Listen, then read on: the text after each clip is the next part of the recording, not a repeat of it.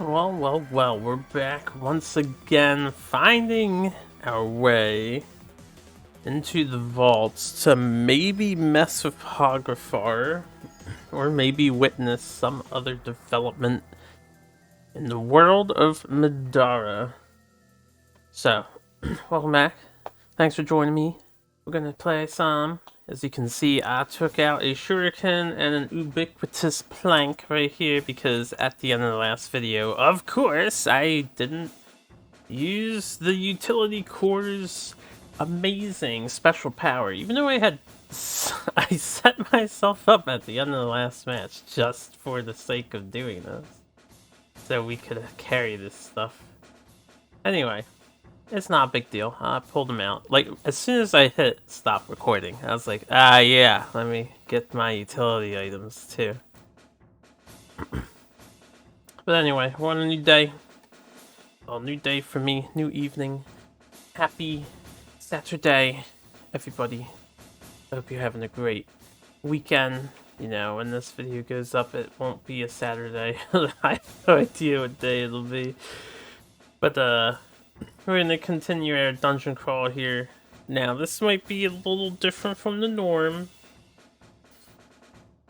I am hanging out with my friends at the moment in Discord. You can't hear them on a split channel, but I may speak to them if, you know, they talk to me or ask me something. Everybody's playing League of Legends at the moment, not me. I don't play that game anymore. So I figured I'm not going to sit around and squander my time, but, you know, I still want to hang out with them. So while they're doing their thing, I'm going to do my thing. We're going to find our way. Let me, tone the music down. It's this Gaia 5 music. Alright, we stop short as Suri holds up a hand. She quickly disappears and reappears a moment later. She warns you that the exit to the next area is going to require a key, and that the creature with the key is strong. Undeterred by her warnings, you press on. Soon you round a corner and come into another room with an altar in it. An animate stands before the altar, surrounded by cave sickles. The hulking form screeches and sprints towards you, its axe raised menacingly. Alright, another animate. More cave sickles. We just kicked the ass out of 4 of these things. You got another achievement to throw my way, game devs? Oh shit, they do. I was joking. I'm actually surprised we were gonna attempt for 4 achievements, what feels like in a row. Not quite in a row, but... Like a blur, if an adventurer successfully dodges 5 attacks in 1 round, read the following hidden text.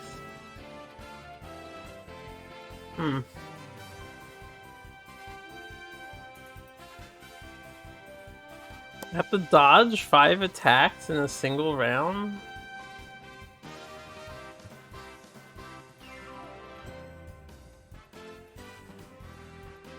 It says an adventurer, so that means 1 character, not like everybody combined, right? 5 attack dodges. These achievements are hard to do. I mean, if I force these things to melee my girl, I can probably dodge them 5 times, but I need to not fail a dodge. And then anytime I dodge, they actually stop their follow-up attacks, so there's only 4 enemies here. It's impossible to dodge 5 times in a row unless the sickle does its ranged attack into melee. Because then that's 2, 4, 6, so we'll probably leave the sickles alive, kill the animate, and then let all 3 target Remy? That's a tall order. Alright, where are we starting?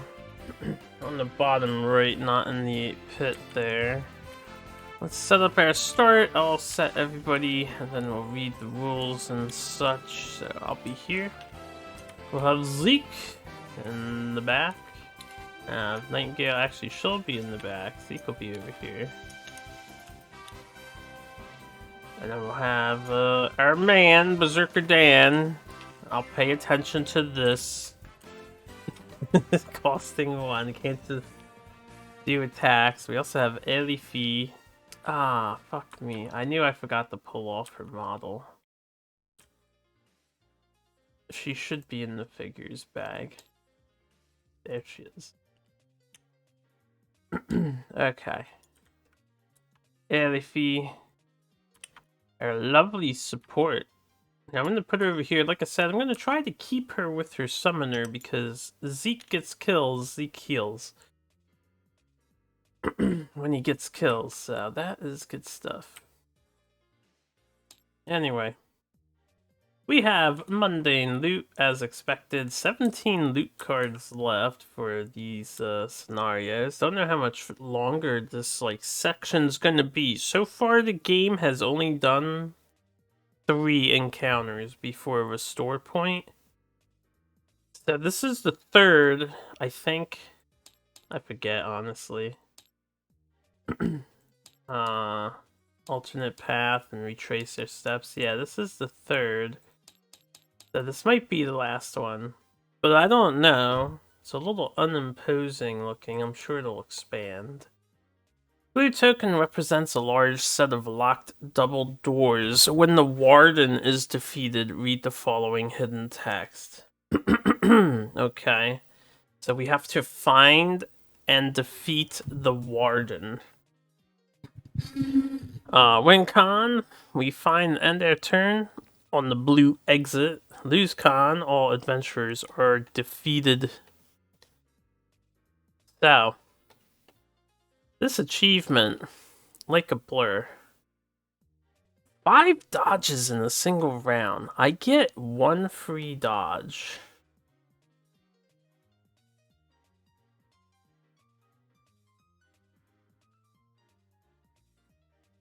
So, I'll need max SP for 6 dodges at least in case I fail one, because I get 1 skull and it's all over. We gotta try next round. He gets 1 free dodge. She gets 1 free dodge with that. And then he gets 1 free dodge. The problem with the occult shirt dodges is, obviously, we don't want to kill these bugs. Alright, so yeah, plan is kill the animate, ignore the sickles, and then Remy's going to try to tank all the sickles. While I'm doing this, no one is allowed to touch this tile. Yeah, because we can see the thing. We're not allowed to go onto this row. But no greeting for the loot, because I'm pretty sure as you walk past, you're gonna see the totem. And we can't see this totem. So that's good. Yeah, I'm gonna try to get this achievement. It's very risky though. If the sickles hurt me bad with some high rolls, and I don't successfully dodge, we are going to have a bad time. Let me set up the characters and we'll get started. I'll only have 3 men tokens. And yeah, I do think the sickles is the way to go, not worrying about the animate. The Nightingale is first. That is nice. We can try to poison this guy, my favorite thing to do. Let us begin. I shall spend an SP and we'll move 1, 2, 3, 4, 5, 6, 7. 1, 2, 3, 4. We're 4 away. So, with that, we want to do corrosive deal because ideally we will corrode this guy. Ideally. Well, I'll take it. I'll try to avoid hitting my figures moving forward. Ooh. Oh, this song's gonna be a spoiler for me. I can't wait to play Romancing Saga 2. I feel like I said that before. But good music coming on. Anyway, 5 and 6, 11, conviction roll. 8 and 8, 16. He gives no fucks. We're gonna flip our book and try that corrosive ideal again. That's a 7. 7 and 6, 13. 6 and 8. 14. He still gives no fucks. He just won't let me have it. Just won't let me have it. Alright. We have a lowly 7. Damn. No poison. Okay, that's fine. We did not poison the guy this time around. That's all for Nightingale, unless I use my ability.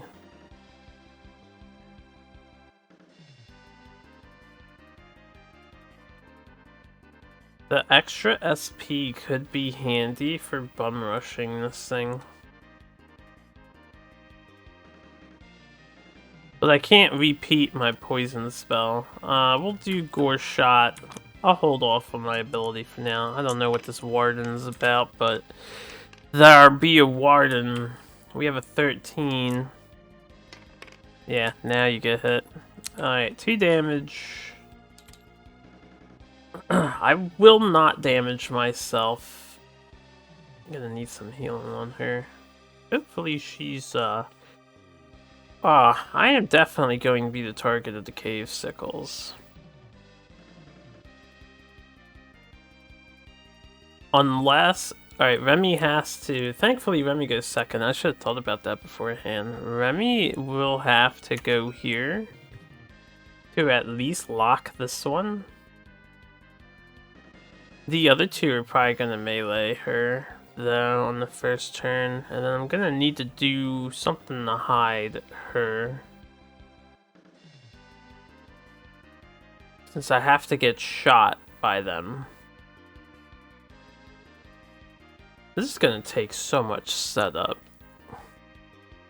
Maybe it would be easier to find the Warden, but I feel like the cave sickles will be safer to do this shenanigan.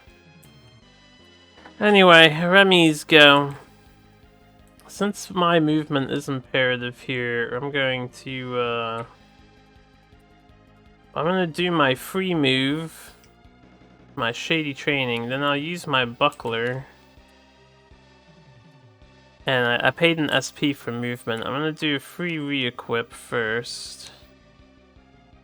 Leave that there. Alright, I'll leave it here. Don't stack. Ah, nah, step. Nah. Silly stuff. Gotta work with tabletop's limitations. Okay.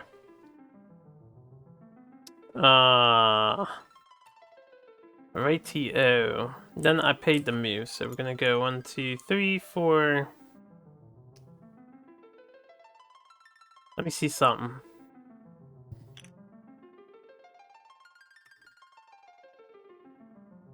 Damn it. I would love to be in this zone. I should just read the blue totem. That's so much text! I don't trust it.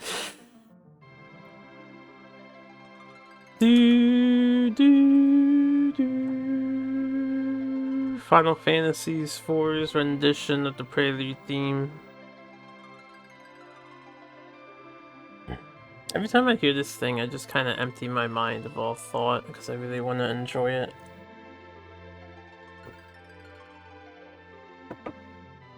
Not too many songs make me, like, just listen in silence, I suppose. The song is beautiful. Alright, we're gonna stay here for now, and when I set everything up so that I get shot and meleeed, maybe I'll end up in the terrain. So I'm just gonna go here. Don't want to activate anything. And then I'm gonna save my stuff. We'll counterattack the animate if he attacks me. Oh right, he's gonna back up.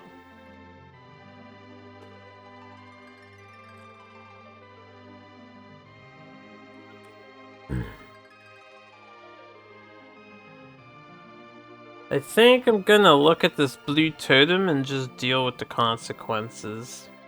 I'd rather the animate move 2 spaces towards the rest of the team. And this ties up 2 sickles. The third sickle, what's his rule? Make a range 4 attack, then move to be adjacent depending with the most damage within range. So, he will attack her. On the flip side, when the sickles go, there will be 5 attacks directed at me. On the downside, I can only dodge 3 of them at the moment. I need more SP.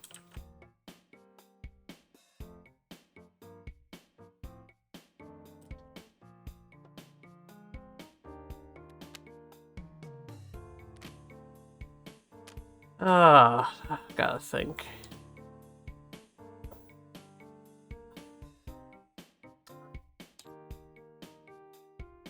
I'm really scared to look at this dude before I'm ready to deal with like potentially the boss. Like sure he could be down here, but he could be up here.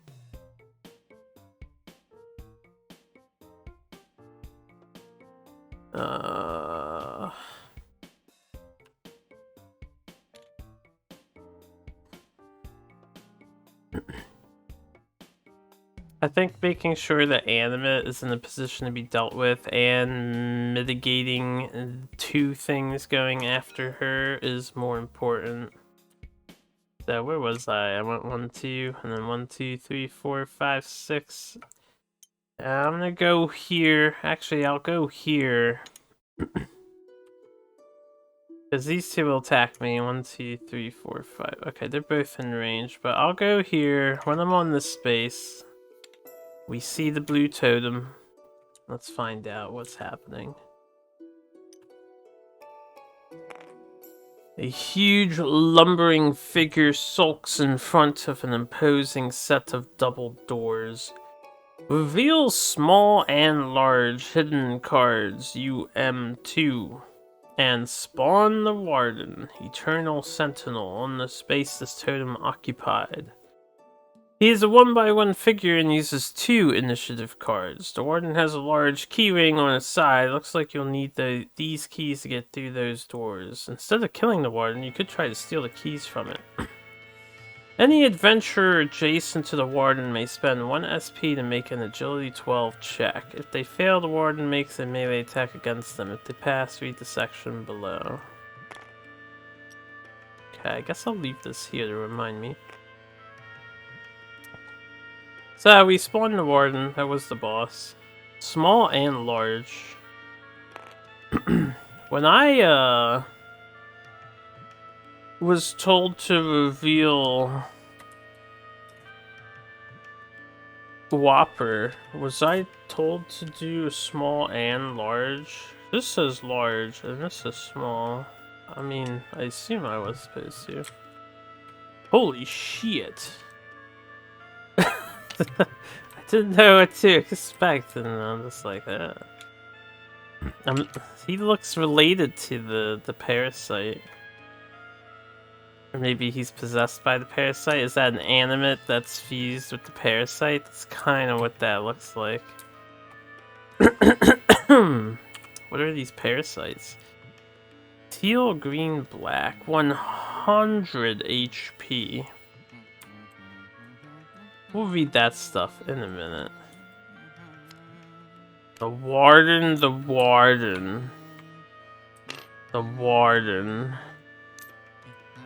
Oh god, it's boss time.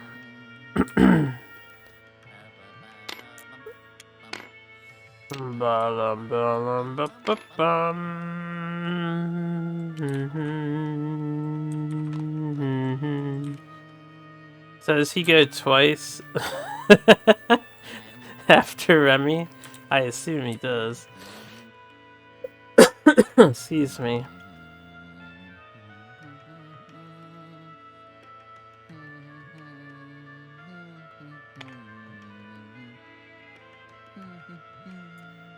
Okay, Warden, what do you do? Let me move your thing over.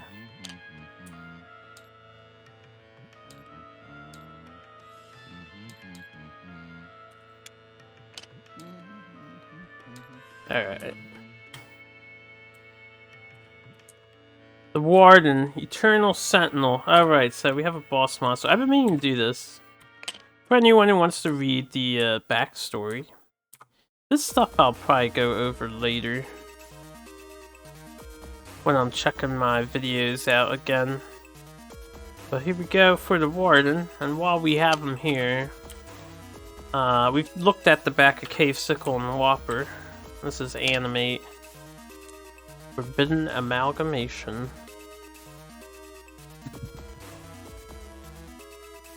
So you guys can pause and read those at your leisure.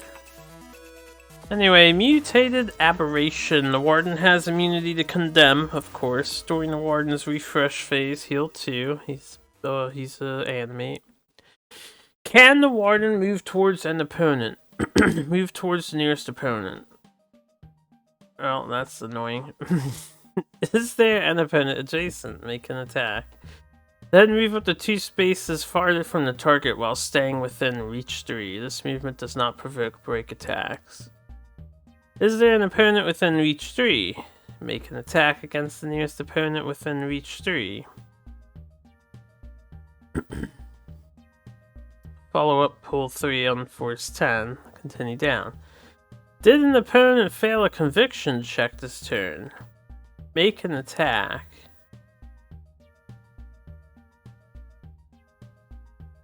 I see, because he pulled you in, he's gonna smack you. Is there an opponent within SOI? Cast a spell 6 against all opponents within SOI, inflict darkness. So what they want you to do is to dodge his attacks. That's 1, 2, 3. He attacks you 3 times in a turn, but he goes twice. So if he goes after himself and targets the same person, that would be 5 dodge chances. That's so much fucking setup, and he's potentially dangerous.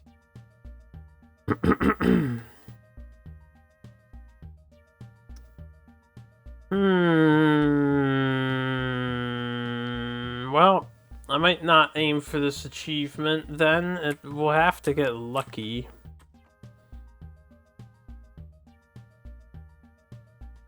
I was kind of hoping it would not be the boss, but I expected as much. What should I do? If I want the achievement, my best chance is literally right now. Because I'm about to be attacked by the animate. If I dodge it, I'm about to be attacked by the bugs. I can't just activate her ability though. Because it's not at any time. I can... I used my re-equip already, so I can't drink that drink.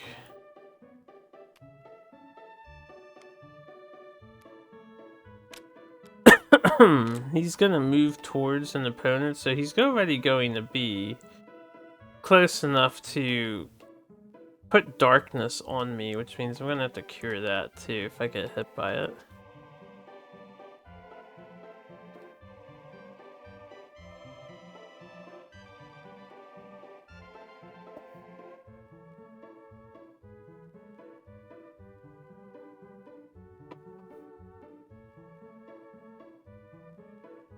To be fair, I have to ask myself, is he that bad? I mean, blue-green is probably slightly worse than blue-orange. He has black, so he has the potential to miss, but I mean, this guy uses black all the time. Just add symbols. Black doesn't have any stars, so it literally just adds physical damage or a chance to miss.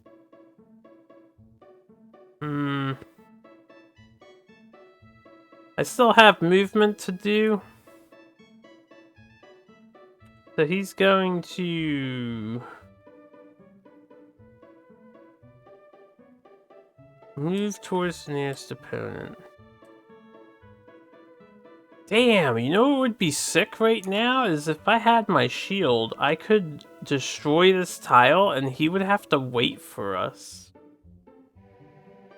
Do I have any way to block that at all?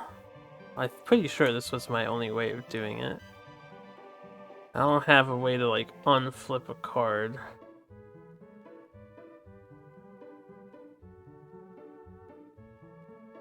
Oh yeah, I have Earth Logo Crystal too.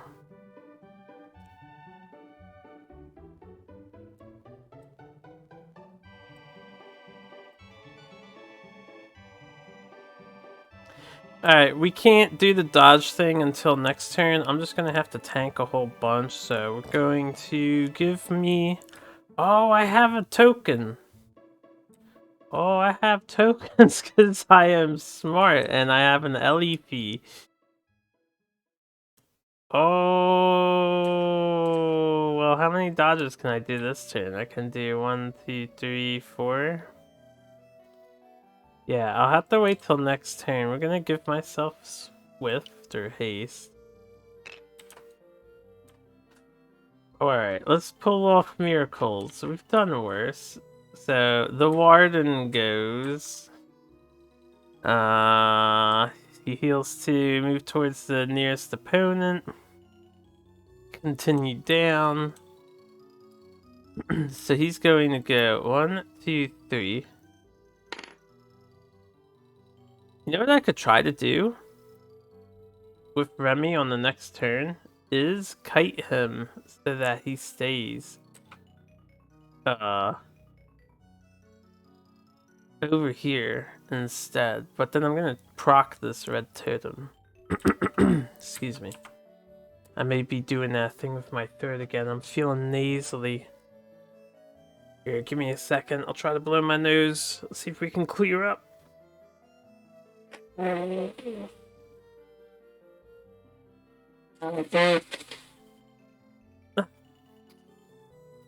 it seems to be a little bit better. Alright, he moved towards the opponent. No one is adjacent. Is there opponent within reach 3? No. Did an opponent fail conviction check this turn? No. Is there an opponent within SOI? Yes. 1, 2, 3, 4. Yes, and I'd say he can see me, so he's going to be a little bitch. And cast a spell 6 with his green casting die, which is a 6. I have 2 white conviction dice. Every single turn he's going to cast darkness on everybody, so we can't dodge and do the achievement. Well, do I reroll this? I can cure it with LEP. So I guess there's no point in me rerolling this, because I have to last again. The darkness, my old friend. Alright. You have -1 defense, and I cannot dodge. And then the Warden goes. So he's going to move towards me. 1, 2, 3. And then, is he adjacent? No, he's not. Is there someone in reach 3? Yes, there is. So he's going to make an attack against me that I can't dodge. I am in terrain though, so that kind of fixes my defense. Yeah, he would roll high. 13! It's actually a 12. 12 over 10 is 2. I have 3 armor, so we block the 2, and then we block this 3. Then I take 1, 2, 3, 4, 5 damage. No, the books don't do anything. I take 3 damage. He has no asterisk, so 3 damage, not too bad. We can heal that. Then he's going to try to pull me. Force 10. So this is just a conviction roll.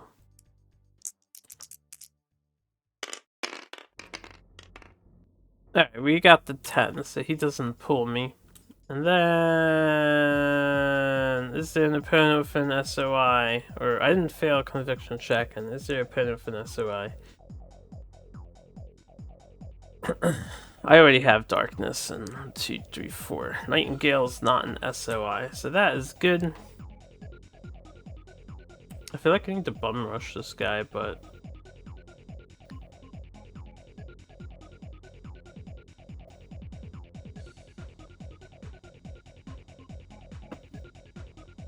if I can chase him away like a normal anime, I can get him backwards.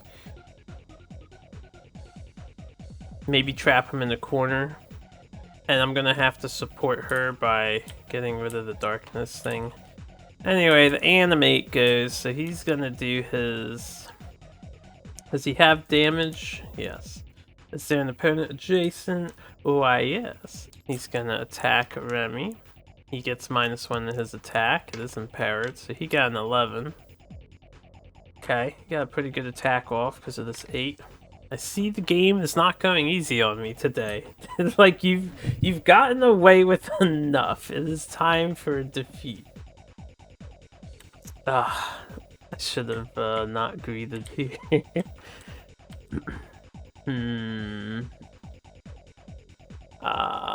Right, so that's an 11 on 10 is 1. This is a 2, 3, 4, 5. So I reduce that to 2, and then this is back up to 4.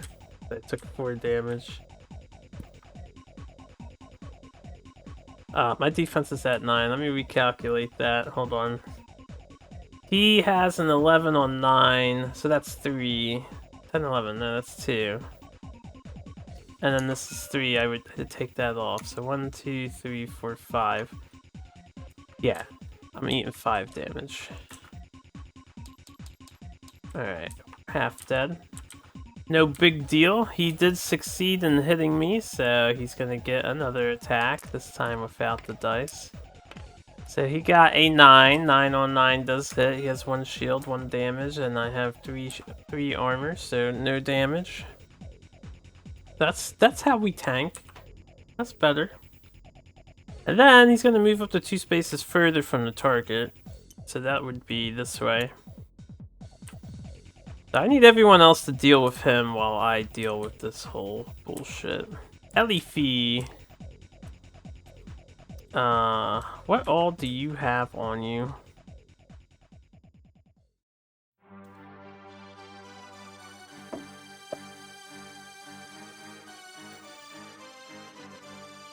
I absolutely want to cast Barrier on my girl.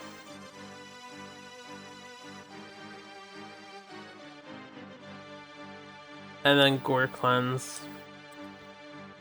Alright, Elifie. We will move...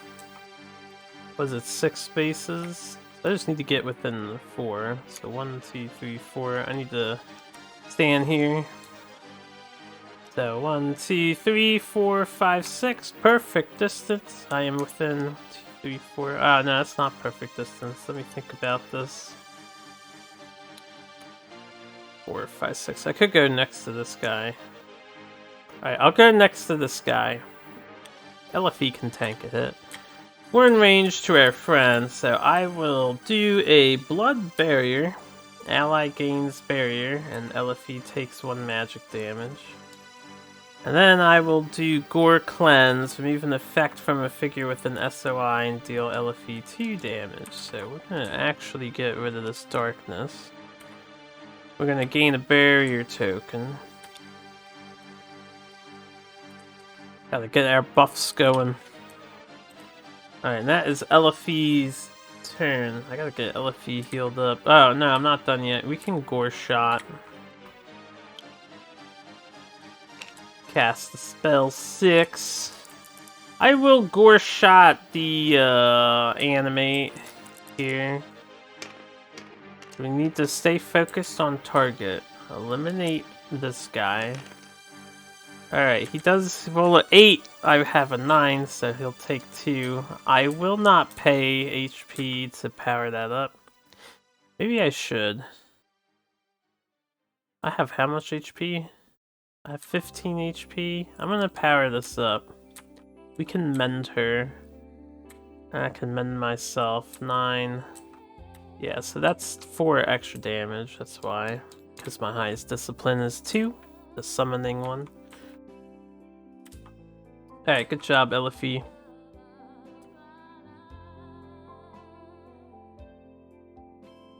Okay. Sickles. Sickle 1, melee attack on my girl. Now I've got barrier and I don't have -1 to my thing. So he is within his buddy's range. He's just gonna melee me. Alright, he got a 14. 4 over 10. It's actually a 13. 3 over 10. So my armor is 4. 3 of it's covered. And then 4, 5. So he hit me for 1. Jesus, man. Jesus. I know I could dodge, but I'm going to save all my dodge stuff. Then we're going to follow up because he hit me. Okay, and he missed. So that's good. That's Sickle 1. Sickle 2, same thing. He's going to attack me. Melee.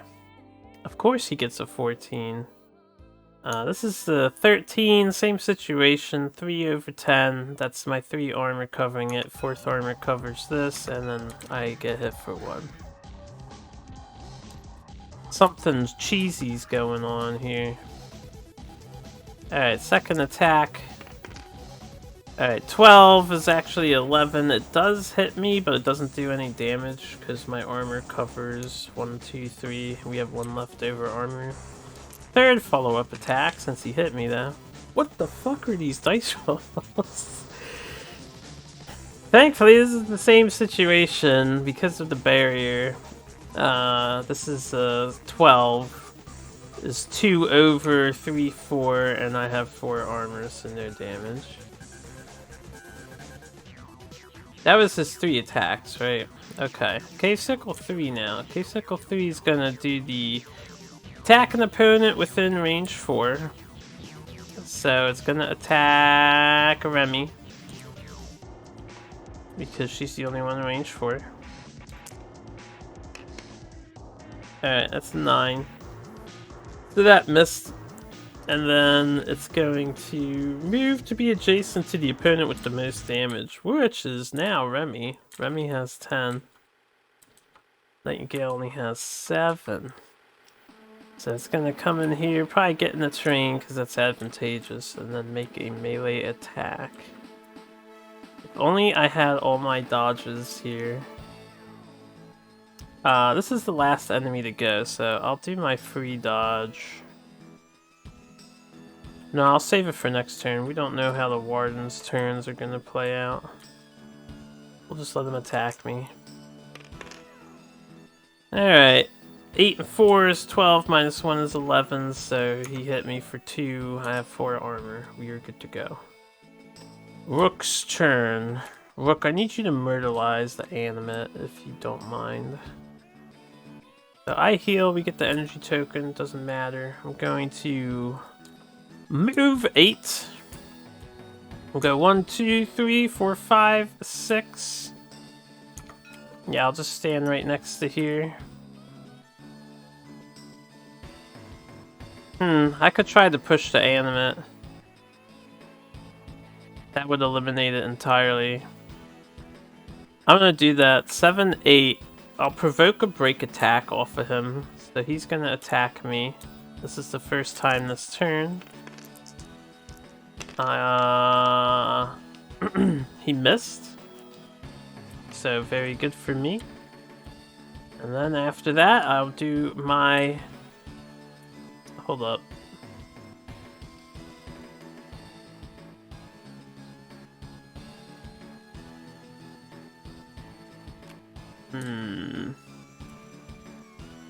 This isn't in my main inventory, so I can't push him.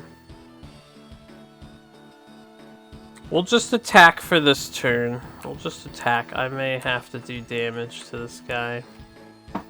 So I don't have the SP. Maybe if I get lucky next turn, we'll get the SP. Where's that black die? Oh, I just took the boss. Well, it's in my favor now. Ah, that's a shame. That's a terrible attack. I won't reroll anything on that attack. We'll just let that go. What was it? It was a 4 and a 2. It's a 6, 7, 8 that I don't hit, and I miss the skull anyway. Oh yeah, this is not used. I am going to an ally with an SOI heals 3 and gains 1 SP. I think now's the best time to use all my items. We're gonna heal up Remy, of course. So she is ready to try and get this achievement for me.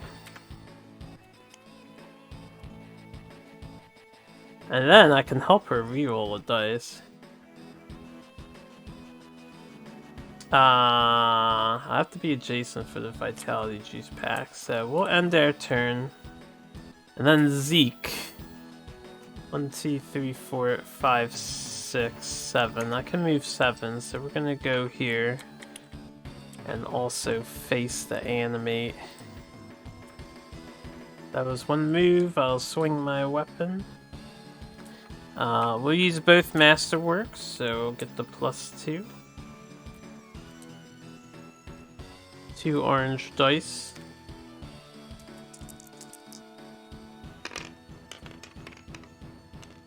Alright, that is an 8. I will reroll one of my combat die with the Sword of Dominions.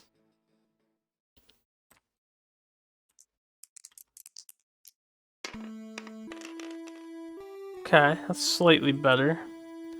So we have a 12. I have 1 star. 12 over what? 9? So that's 3. That's his armor covered. So I did 1 damage. It's actually not a 12. It's actually a 14. So it's +2. Not 9 to 14.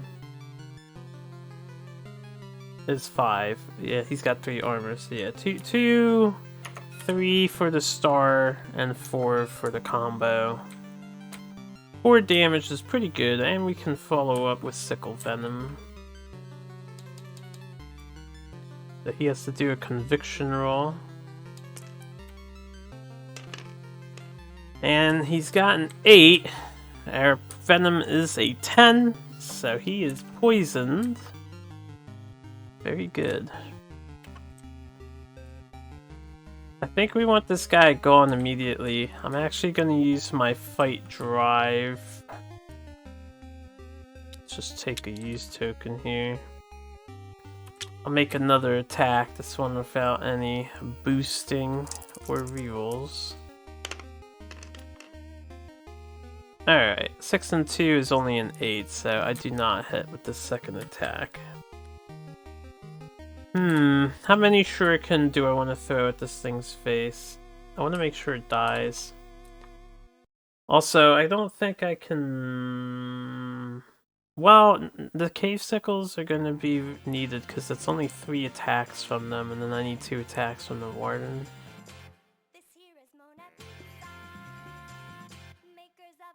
And if Rook goes first, they may attack Rook because of his position.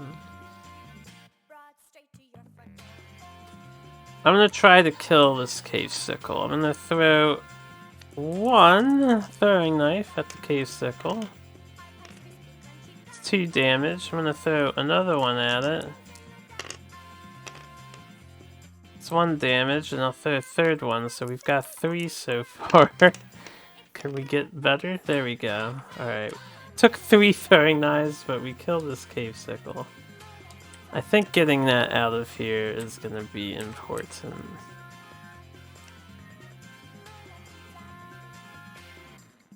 Okay. That was Zeke's turn. Now Zeke got a kill.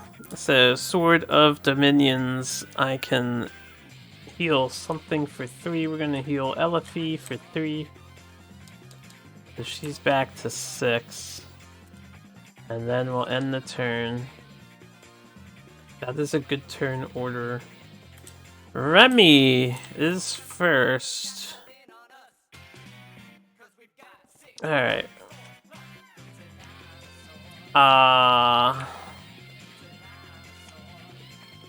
Let's think really fucking carefully here. I want to stay in this terrain. I want the sickles to attack me.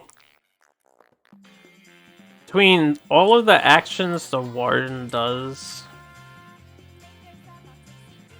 and this sending him backwards, he'll be attacking me all the time because I'll be the nearest. I'm actually, yeah, I'm the nearest opponent in terms of orthogonal movement. I'll make sure I move Rook though, just to be safe. So this gives me 6 dodges. I'm gonna... I'm gonna throw my throwing knife at the animate just to get it out of my inventory. We'll pick up throwing knives again later. The hell did purple dice? I was really blind to that. I was like, where's my purple dice? Alright, that's no damage. He's got 3 armor. I'm going to use my adventurer's pack. We're gonna want this.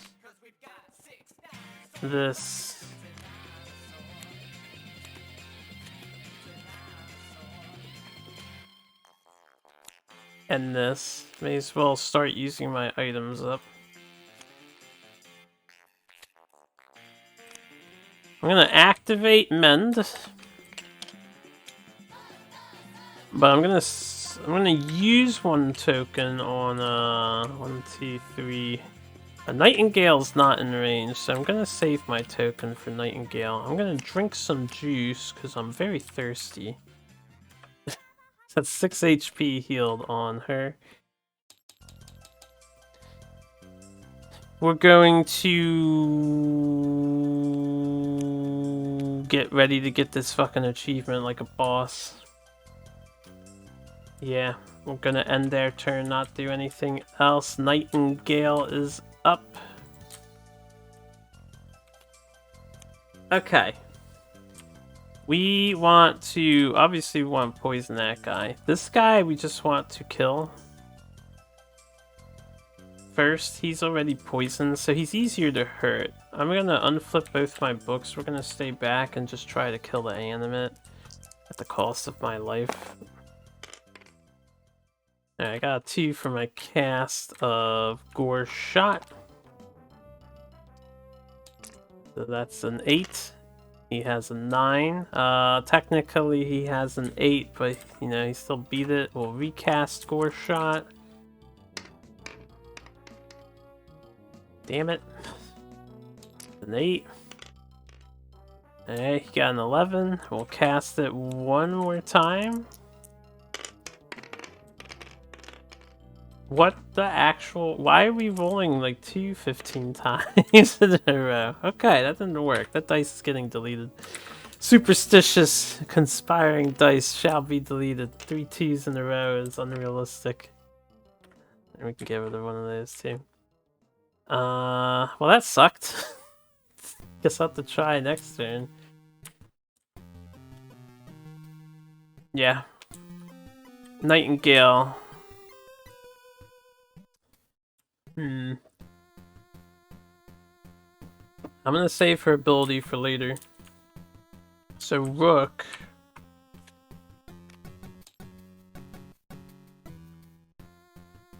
Rook.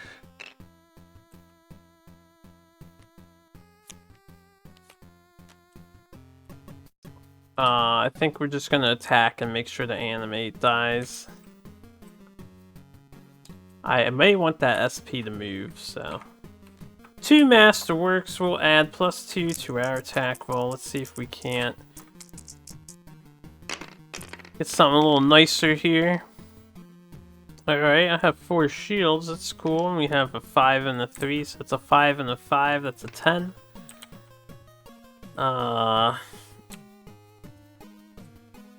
10 on 9 is 1. And then 2, 3, 4, 5, 6, 7 with Hammer Helm. -3, 6, 5, 4. 4 damage. He is poisoned, so I do think he'll definitely die. I'll actually pay for the quick blow and not the force check. Or actually pay for the quick blow. You know, I just realized I can knock this boss into oblivion. He's not immune to that. It's gonna be really fucking hard, but it's possible. Anyway, I got another 9. So I think we got him. 9 on 9. That's 1, 2, 3, 4, 5, 6. He has 3 armor. So 1, 2, 3, and he'll die to poison next turn. That's good enough for me. Good job, Rook. I appreciate your effort and hard work. Can't move out of the way though. Remy's first. She'll be the priority target. Alright, Zeke. Since we killed this thing, Zeke can set up to support more.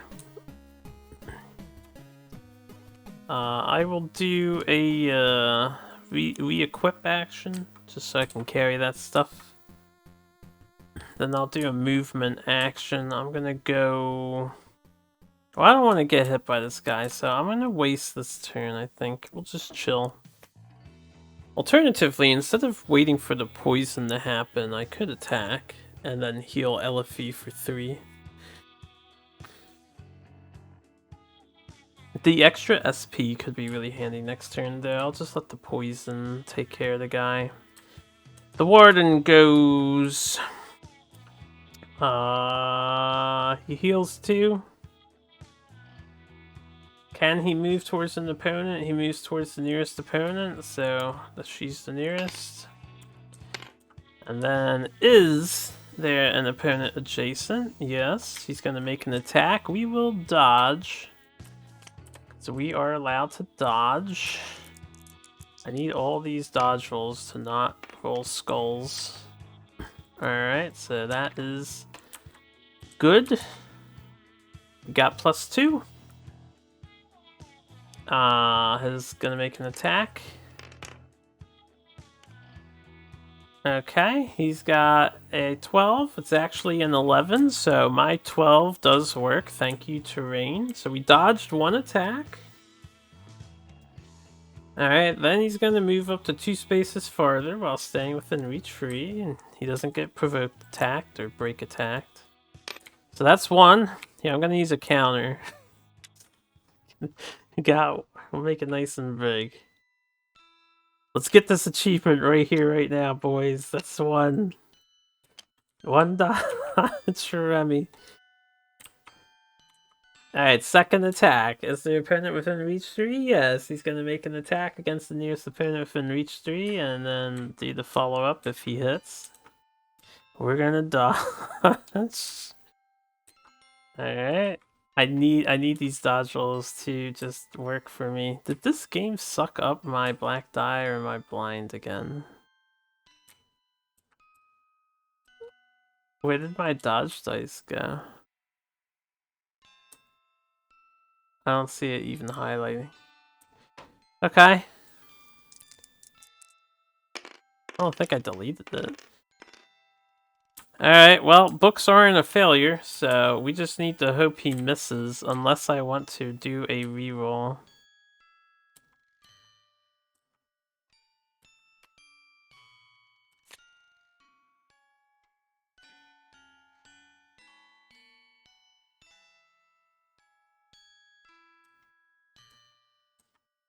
It's all about the dodging. We need 5 in a turn. It's okay to fail 1.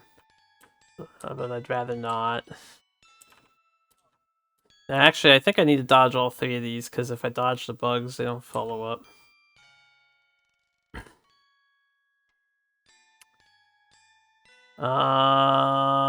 Deciding. We are currently at a flat 10. Technically an 11 since we're in the terrain. What do?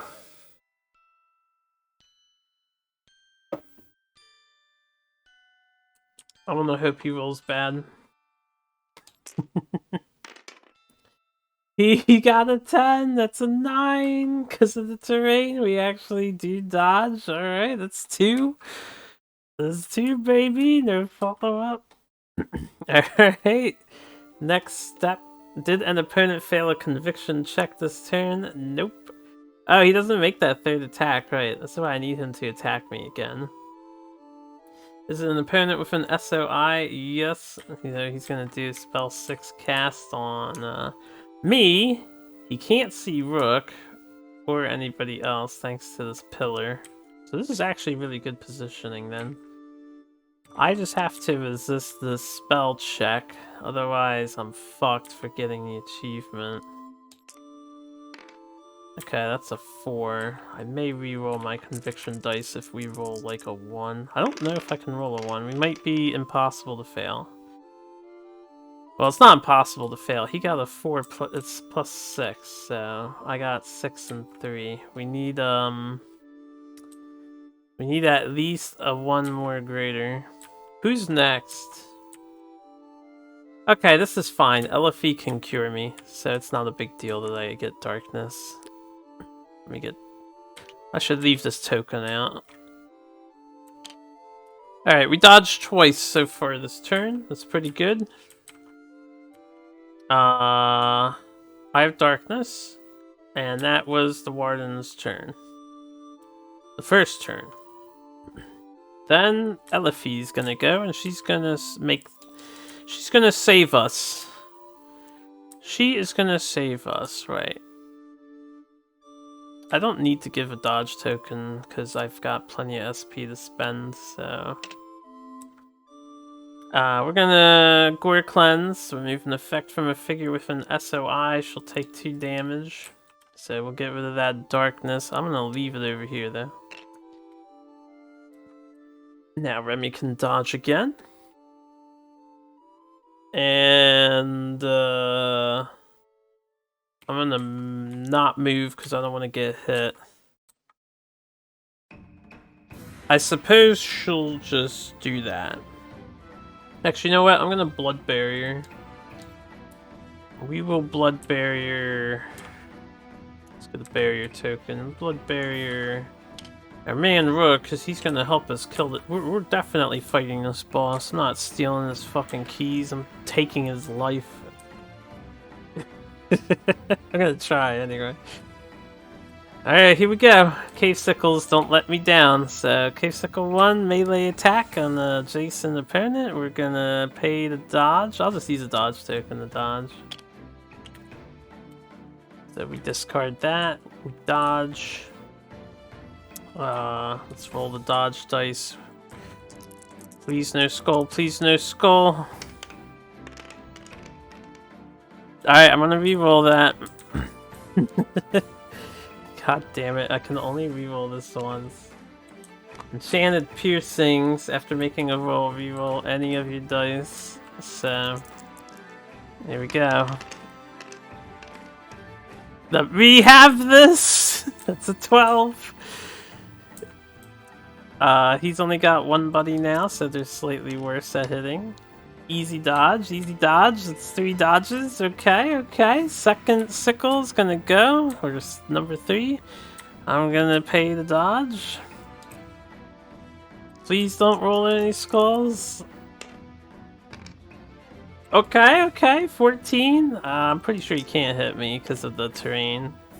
Even with that, he's got a 12, so he misses, so that's 4.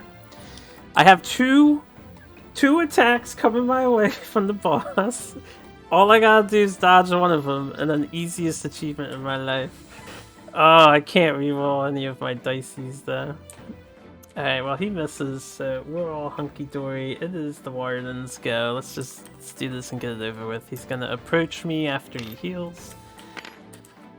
He's going to make a melee attack on Remy. I'm gonna dodge, obviously. Come on, give me a good result. Let me have this. We need another 4 shields. And he needs a bad roll. Thank you! It all comes down to this? No, his roll's pretty good. It's a 14, I'm a 14. No, he hits me. Is there anything I can do? I know, it's not a 14, it's a 13, because I'm in terrain. Alright, easy. Oh, sorry, I was getting hyped. We actually do make the achievement like a blur. If we dodge 5 attacks in 1 round, read the following. You're so fast it's unfair. Gain a random mundane unique item. Wait, who's giving me a random mundane unique item? See you later, hombre. Mundane unique item. Well, we only have 3 of these things left. Oh wow, there's a bow in here, huh? Looks like we got another sword to pair up if this is one-handed. Sword, saber, Espelancer. Passive, if you do not have the heavy tag, gain +1 armor. If you do not have the heavy tag, ignore hindering terrain when making attacks. Exhaust. Counter. This counter may be used even if you are dealt damage by the attack. Wow, you can just counter for free. Damn, this is a white dice, but I may just give this to Zeke instead of the longsword, and I'll just say fuck it to the longsword. Alright, well at the moment, Remy has rightfully earned this Espelancer, which is actually in my inventory since I have room for it. I could equip this actually. Hold up, this helps me tank. And it's a free counter. I lose the ability to re-roll a dice, and I've never used this passive because I always forget about it. And I guess I don't really feel like I need it. I am so hype. We are like a blur. That is 4 achievements in a row. Keep them coming. Team mobility, I'm gonna have to make sure I get a lot of movement. Gain a random mundane unique item. Nice. Very nice. Alright, now we can kill everything. Anyway, that was his melee attack, so he's gonna back off 2 spaces farther, then he's gonna continue down and do this reach attack against me. I may as well dodge again. I don't care if I get a skull now. But you know what? We're going for a new record! That's right, that's a 12. We're gonna make it 6 in the turn. Easy! He rolled a 9. 6 dodges in a turn. Boom. New record set. We are untouchable. Alright. No one failed a conviction check, and he is gonna cast a spell on me, which he's pretty fucking good at hitting me with this. That's an 11 I have to beat. Come on, I have 2 white dice. We can beat 11. Ah, there we go. We're at 13. Alright, no darkness. Okay, that was his turn. The animate goes, and he's poisoned, so he's dead. He has 1 HP left. He just took 5 magic damage. Regain a mundane loot for the animate. 7 gold. 5, 6, 7. 90 bucks when I go home. Alright, boss. Remy has him walled. As long as she gets to go and get her dodge SP back. We just need to get rid of these fucking bugs now. Next turn. Of course, they're all going first. So, Warden. He watched me strike down his ally. He's gonna come in all pissy. His big mouth body. It looks mechanical almost. And his foot turning, like his foot is attached to his arm. From the looks of it. It's just all attached. It's so weird. Anyway, he walks up to me. He heals too and then walks up to me. And he's gonna make an attack on me. I will dodge this. And then I guess I'm not dodging the next one unless I drink my soda. That's 2 shields, so 12. 6 and 5. Oh, that's a 9. I hope I didn't make that mistake earlier. Did I make that mistake earlier? Because he might have hit me. Oh no, I don't think I have my cool sword yet. If he did hit me earlier, I apologize. We have 6. I know I definitely dodged at least 5 times in the turn, but I might have been hit earlier. And I can't check, because if I stop recording, I'll have to upload like 2 separate videos. Fuck, I made this mistake with my friend too. I think the green die is a 6, but it's actually a 9. Oh crap, that might have been an upside down 6. AKA, it might have been a 9 last time. This is a 14, this is a 13. To my 12, so he does hit me here. This is 1 damage. 2, 3, 4, 5, 6, 7. I have 4 armor. 6, 5, 4, 3. So I'm taking 3, 4, 5 because 2 is magic. Alright, so he got me this time. I think I'm probably hurt a little more now that I'm looking at this dice. I have got to pay attention to this dice moving forward. I do think I dodged 5 times in the turn though. No problem. We got that easy.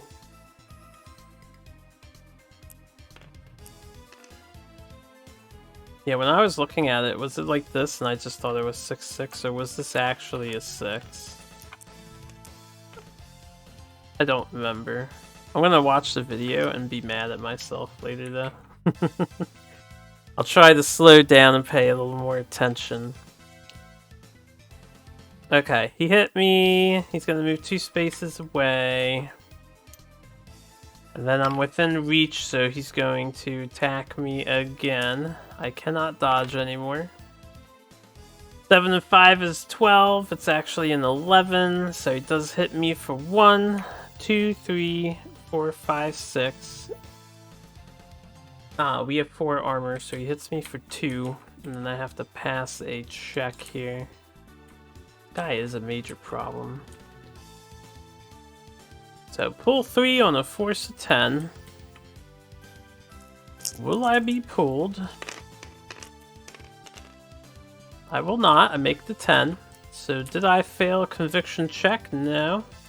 And then is there an opponent with an SOI? Yes. So he's going to cast his darkness magic with a really high value that I don't know I can beat. 8 and 6 is 14. I would have to get double 7s. So I have darkness, my old friend. Just in time for the 2 cave sickles to bully me. Cave sickle 1. I'm gonna push this boss off the fucking board, I swear to god I will. He'll instantly die. Just watch. Cave sickle 1. It's gonna attack me. Not with that. He has a buddy. 13! He's rolling high. So 13 to my 9. It's actually 12 to my 9. 10, 11, 12. So that's 3. And then 4, 5, 6. I have 4 armor, so we're eating 2 damage. I should be able to survive. The second one is going. No, this is the follow-up attack from the first one. This is 11 on 9. 11 on 9 is 2, 3, 4. So my armor blocks all that, and he gets his 3rd follow-up since he hit. And he missed. Okay, now the second one attacks. Alright, second one's got a respectable 13, so it's actually a 12 to my 9. There's 3, 4, 5, 6. We block 4, we take 2 more. He follows up. Alright, 10 to my 9, it's actually a 9, so he still hits. He does no damage because the 1 is blocked. He gets his 3rd follow-up attack, which is 9. Okay, so he misses that one. That's one's an 8 to my 9. Fucking darkness, man. I'm in pain, but we'll be okay. Elify. Alright. We're gonna move. We're gonna go 1, 2, 3. My dice are equal to my man's, and I have magic damage actually. So 4. I'll go here. I'm gonna get rid of darkness for 1 HP. So we don't like this ability. I can delete this thing. We don't need to be cheeky about the 5 dodges. It might be 6. Again, I think I just misread that 9 as a 6 that was upside down for some reason. In my haste. I will, we're gonna do a melee attack, scalpel on this guy. So I rolled 2 orange thanks to my finesse. Oh, that's a dead bug. 8 and 7, 15.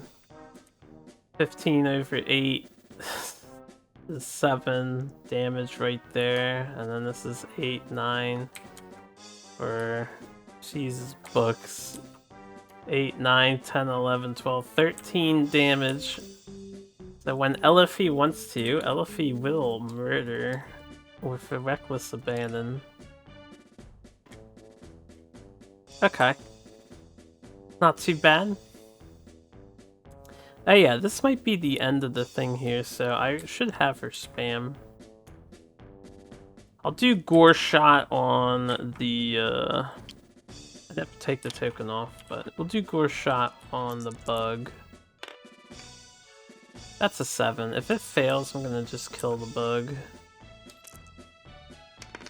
Okay, he fails 13 to 6, so he will eat 6 damage. I'll pay 2 HP for the extra 4.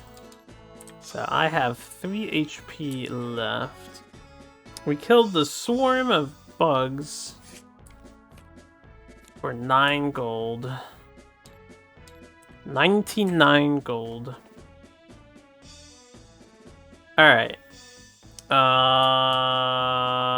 Nightingale.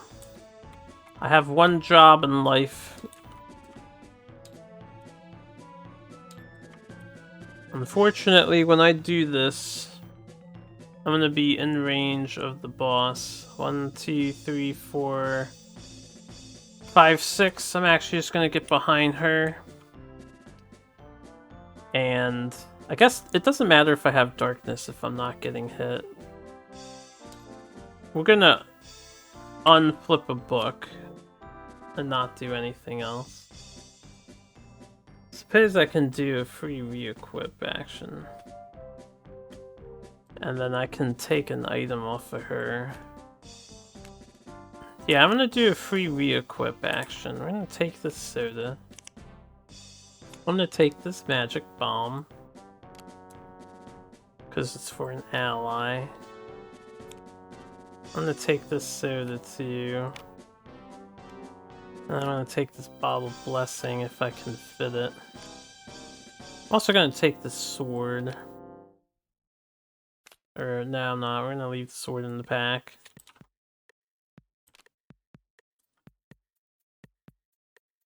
Alright.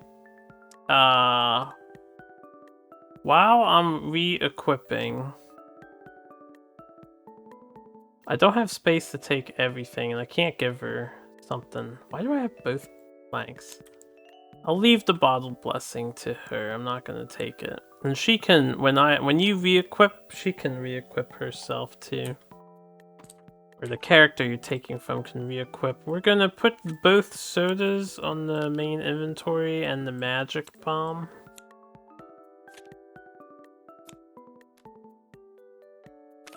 And I'm gonna use the sodas. I'm trying to get at. This is 4? Okay.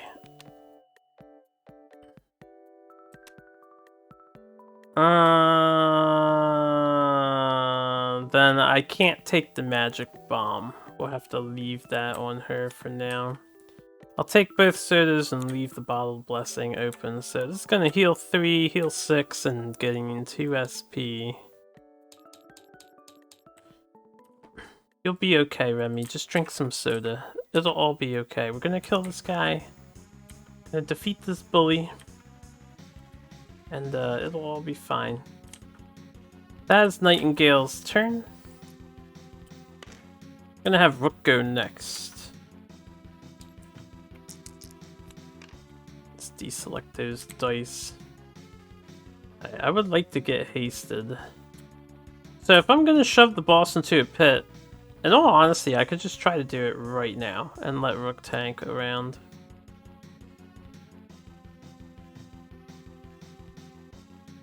There's no reason why I can't just push the boss, because he's not hulking.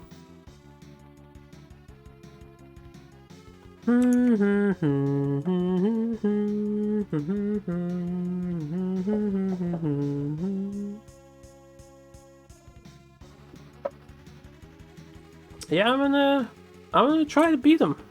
It'll be hilarious. We get like one shot at doing this. This conviction dice are way too good, so I doubt this happens. But we're gonna move. 3-4. I'm gonna stare down the Warden here. I'm gonna attack him. I will make sure I use both my masterworks. All I have to do is roll 2 7s and 4 shields, right? Well, it's the difference in attack, the empowered dice, as long as it's not a skull. Alright, we have a 4 and a 3. Not very good attack. So, I'm just gonna let this whiff. And then I'm gonna use my once per encounter fight drive.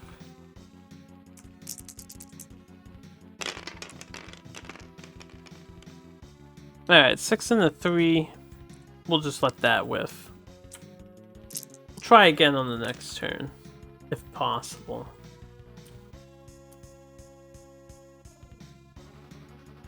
Yeah, we'll try again on the next turn. Zeke's move! What do we want to do? I'm gonna be greedy since this is basically Rook's show. Especially since he's always gonna be at a diagonal to me. I'm gonna reveal this if I walk over there though. That's fine. What's my movement? 8. 1, 2, 3, 4, 5, 6, 7, 8. We're gonna loot the loot. The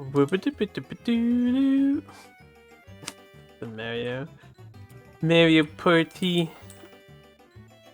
Alright, we have a blue loot token here. Survey says pile treasure, 20 bucks. 20 gold. I do enjoy an extra 20 gold pieces.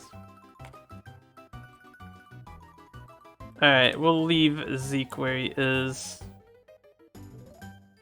I got them backwards, so I apologize from the distance. I thought Rook was next. Zeke got the gold first, and then Rook did his thing. Not a big deal. Remy. Alright, we are going to first untap stuff. Second, I'm going to give haste to Rook. For 1 SP. And then third, we're gonna fly behind the boss. Oh, that doesn't help me. I was thinking if I stand here, the boss has to go here.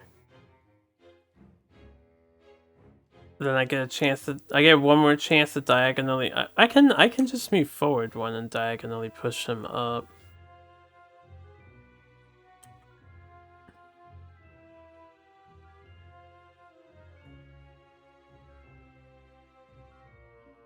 Yeah, I'm gonna move over here with Remy. I'm also gonna heal myself for 6. So we're gonna go 1, 2, 3, 4, 5, 6, 7. Fly over there. Actually, I can force the boss to attack me. Oh, no I can't. This is a non-boss unit.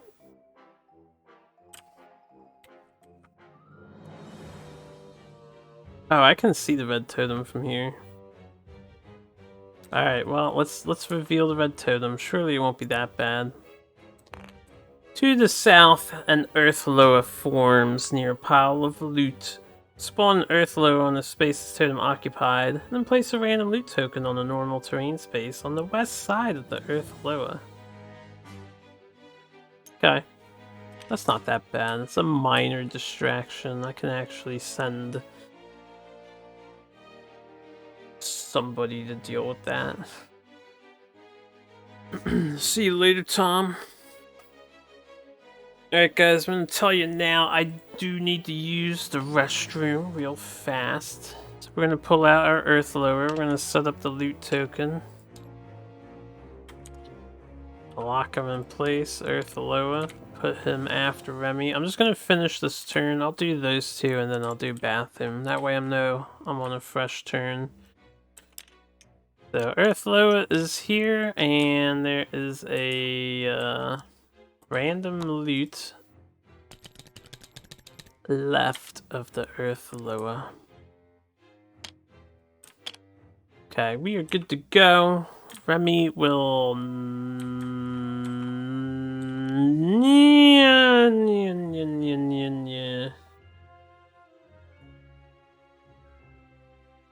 I guess I can attack. Let's just see how much we do. He's basically an animate with a lot of HP. There's a 9. He's a 10. I can't reroll this because I'm not counterattacking, so that is fine. Now that I'm thinking about it, right, wasn't I going to equip this onto me? Oh yeah. I'm surprised the shield isn't heavy, now that I think about it.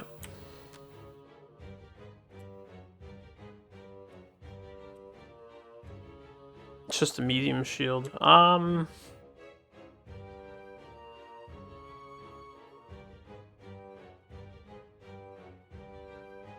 Yeah, let me equip this instead. Gonna use my free re-equip action.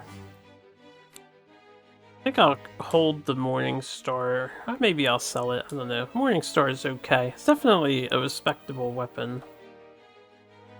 But we have a fucking Espelancer now.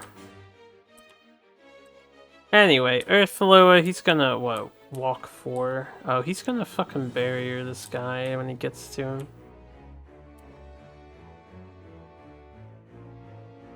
Yeah, he's gonna move towards the nearest opponent. He's gonna go 1, 2, 3, 4.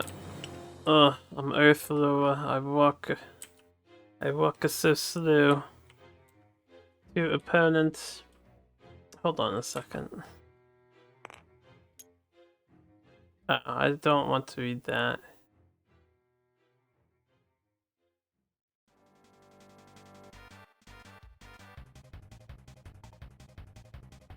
Okay. I was looking for this. I was like, what happens when we kill the Warden? Because I'm gonna try to kill him. I'm gonna do it. I'm gonna shove him into a pit.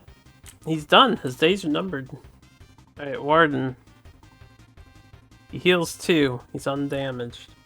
Can he move towards an opponent? No. I don't think he can. Is there an opponent adjacent? Yes, make a attack. Rook went first, so he's targeting Rook with this attack. Rook will dodge. Maybe we get a free counter.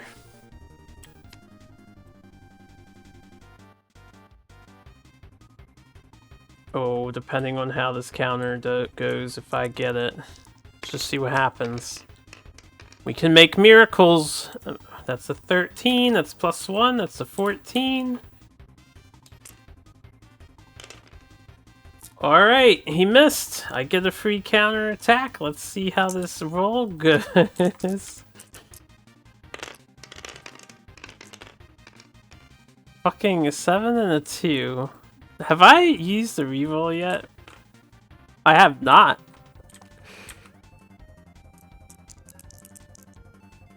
I have not. Alright, it's an 11. We do beat 10. The difference is a 1, so he probably won't die. But I mean, I may as well meme it into existence.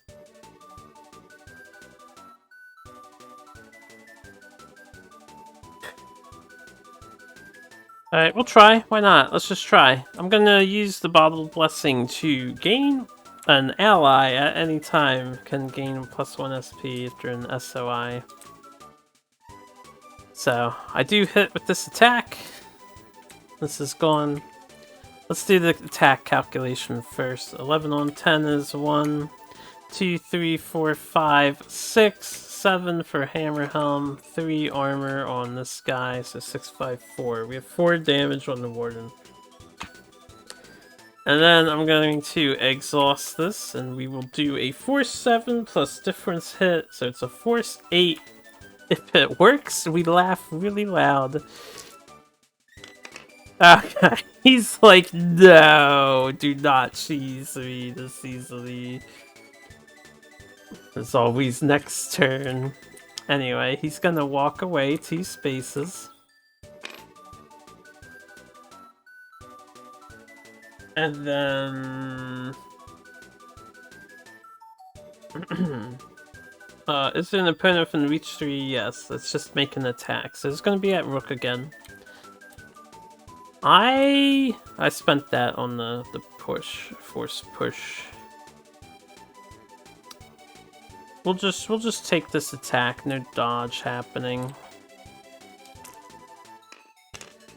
Alright, that's a 12 onto my 11? No, 10. I have 1 armor, not defense. 12 to 10 is 2. I have 1 armor, so it's 1, and then this is 2, 3, 4. Physical damage, so we're eating 4. This prevents 3 of it, so we're eating 1 physical damage. But he's gonna do his pull, so I need to be a Force 10 pull.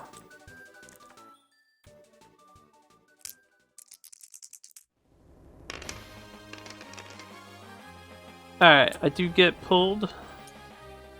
I guess I get pulled here. Oh, he might have just pulled me into oblivion, actually. I didn't think about how this works. It's a pull 3, force 10. Make an attack against the nearest opponent within reach 3. Pull 3, force 10. He might have just killed my guy. I think I get pulled here. And then I die, because that's 2 spaces, and I didn't think about this at all. Which means I'm gonna have to kill him the really hard way. Let's look at pool. Where's pool?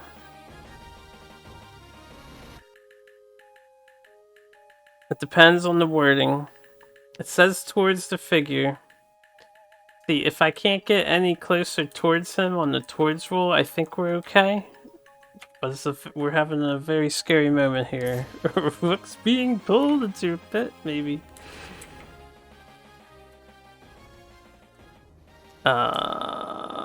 Towards. I have this saved. It's in the intelligent AI thing.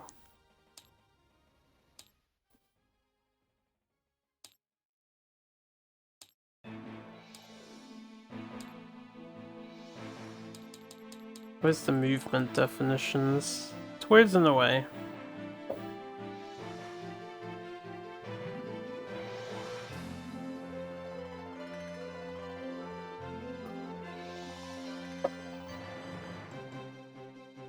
I think it would count as closer. You have to remember, it's not diagonal and adjacency.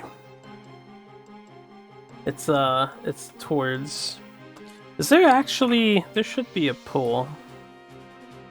I think our guy is dead. Push, pull, command. 42. Pull. It must only move to spaces that are closer to the destination.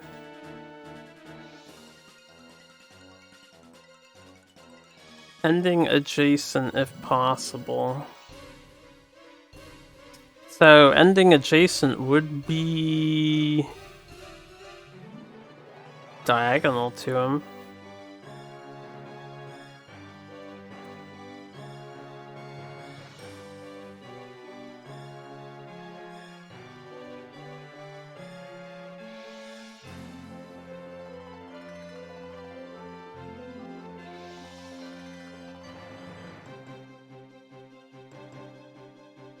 I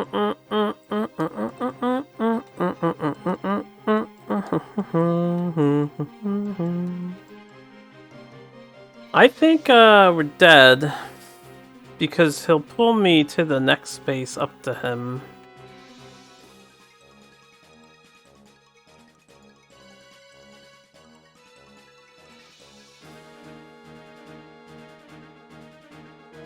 In the future, though, this means I can pull enemies on diagonals to kill them.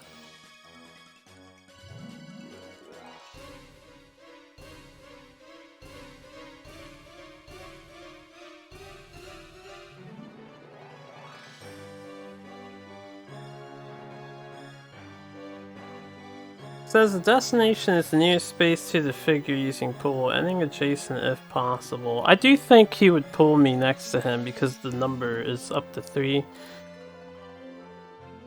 The only thing is this doesn't get me closer to him, so that's why I don't know.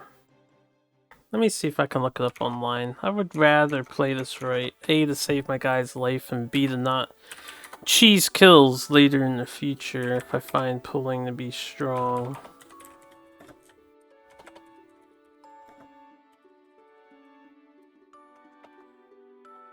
Questions about pull.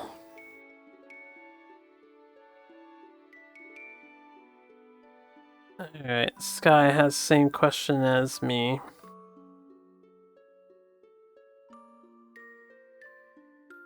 Pull effect. Let's see.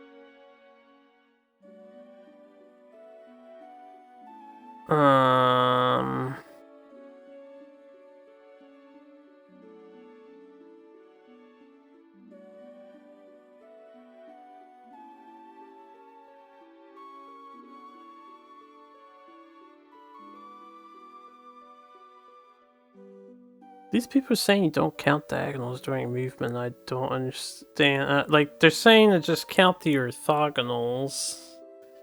Obviously. Doesn't really answer my question. The guy has the same question as me. Only one person responded though, and their response is not clear. Let's try another thread.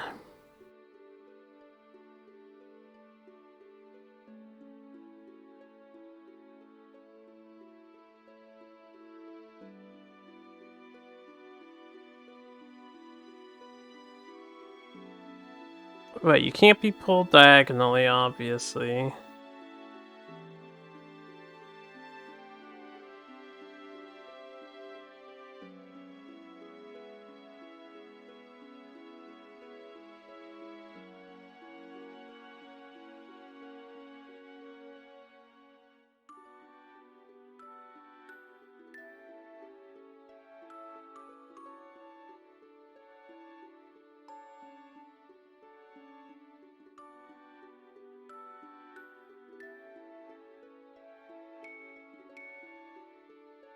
This person has screenshots.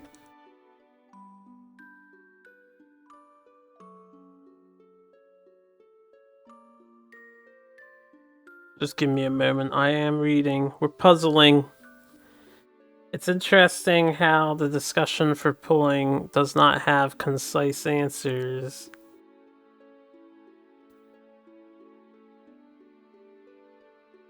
So, for starters, you don't take damage for pulling. Only when you get pushed and you get hit into like a figure or red wall terrain piece. If you get pulled into a figure red wall, you don't take damage. I didn't have that question. I just kind of figured you stop getting pulled when you're adjacent.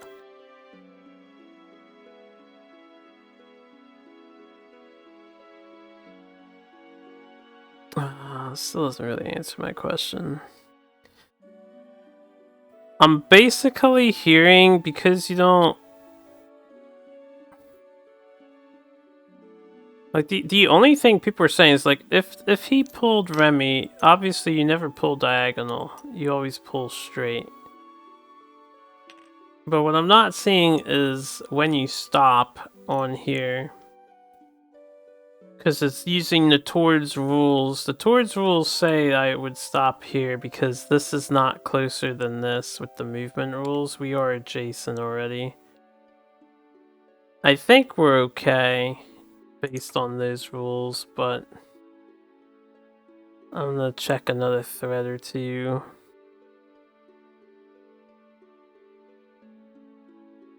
I was supposed to take a bathroom break.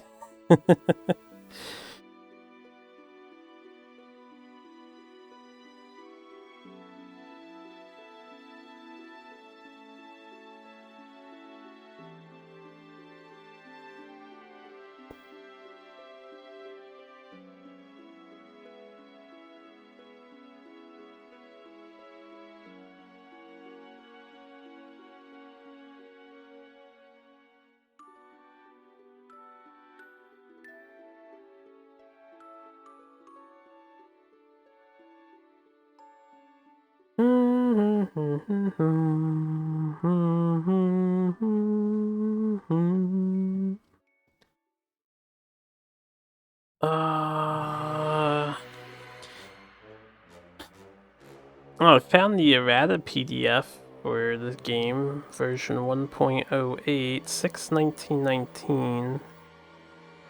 It's quite a while ago.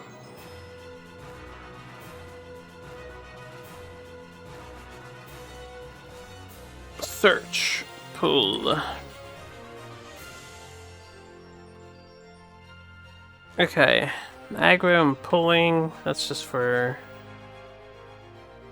an enemy aggroing onto you. They use the word pulling in that sense for, like, getting their attention. There's no errata for pulling the effect. I'm going to say we got lucky. So I think once we're pulled towards adjacency, we stop moving. And the reason why is it doesn't bring me any closer. So we are fine. I'm going to remember to play that way in the enemy's favor too, when future circumstances bring it up. Since I failed a conviction check this turn, he's going to continue with another attack. So let's make another attack. He failed this attack. And then, is there an opponent within SOI? Cast the spell 6 against all opponents within SOI. So we're gonna hit Rook first. And the rest of them were 2, 3, 4, they're too far away. We'll do Rook and then Remy. That's conviction casting. Alright, 12 Rook. Let's see if you want to have darkness or not. That's a 10. Rook has darkness. -1 armor, no dodging for him. Remy. Okay, a 9. How about you, Remy? Oh, she has darkness too. Alright guys, give me a minute to take a bathroom break. I will be back. I'll actually put on my stream break screen this time. Feel free to jump ahead in the YouTube video because I don't have any editing software and all that jazz. If you watch my videos, you know how it be. Just fast forward. Honestly, when I'm playing board games, I probably would opt not to edit anyway. Because it puts the authenticity of the playthrough into question, in my opinion. I'm trying my best. Damn it. Just give me like 5-10 minutes.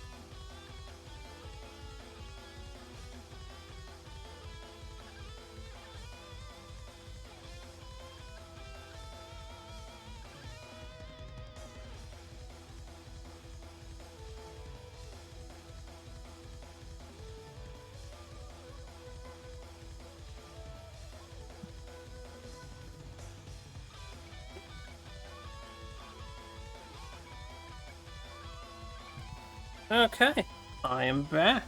But you didn't expect me to be ready that quickly. Neither did I. Let me just get cozy. This is a little cold today. I'm actually wrapped up, well, you know, before I got up, I was wrapped up in my blankets. I'm gonna wrap myself back up in my blankets. With this little pulling question, I guess, settled on in my mind, hopefully we can continue moving smoothly from here. So,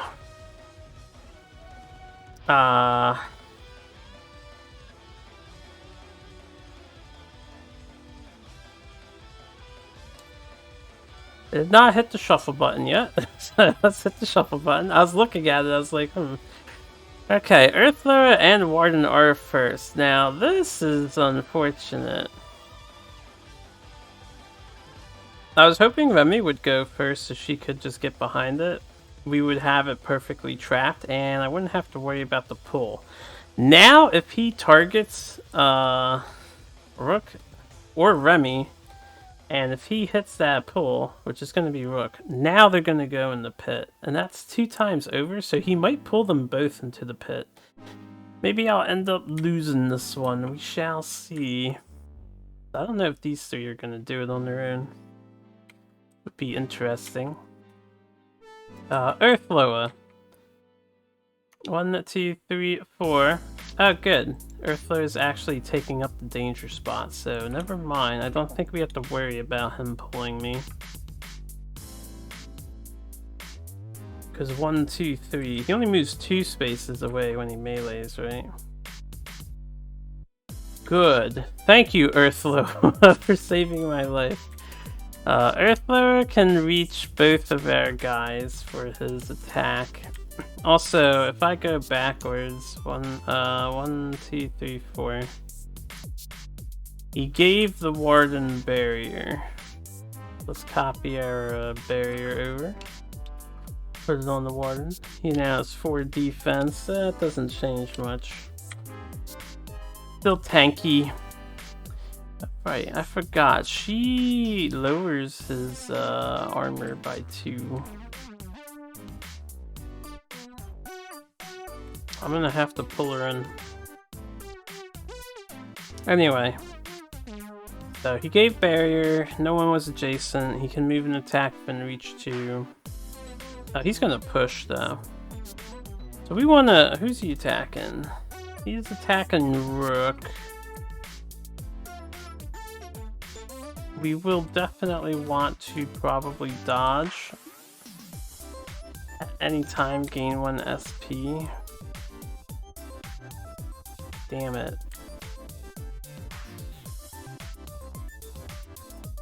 Rook's gonna have to not... Yeah, he would get pushed up. Rook's gonna have to just pass this. We're gonna have to hope the guy fails. I don't think I have a dodge. Oh, hold on. Okay, I can hook him up. She can use her Bottled Blessing. 1, 2, 3, 4. We're in range 4. So I'm going to... I either dodge and hope that it works, or I re-roll dice for the conviction check if I get hit.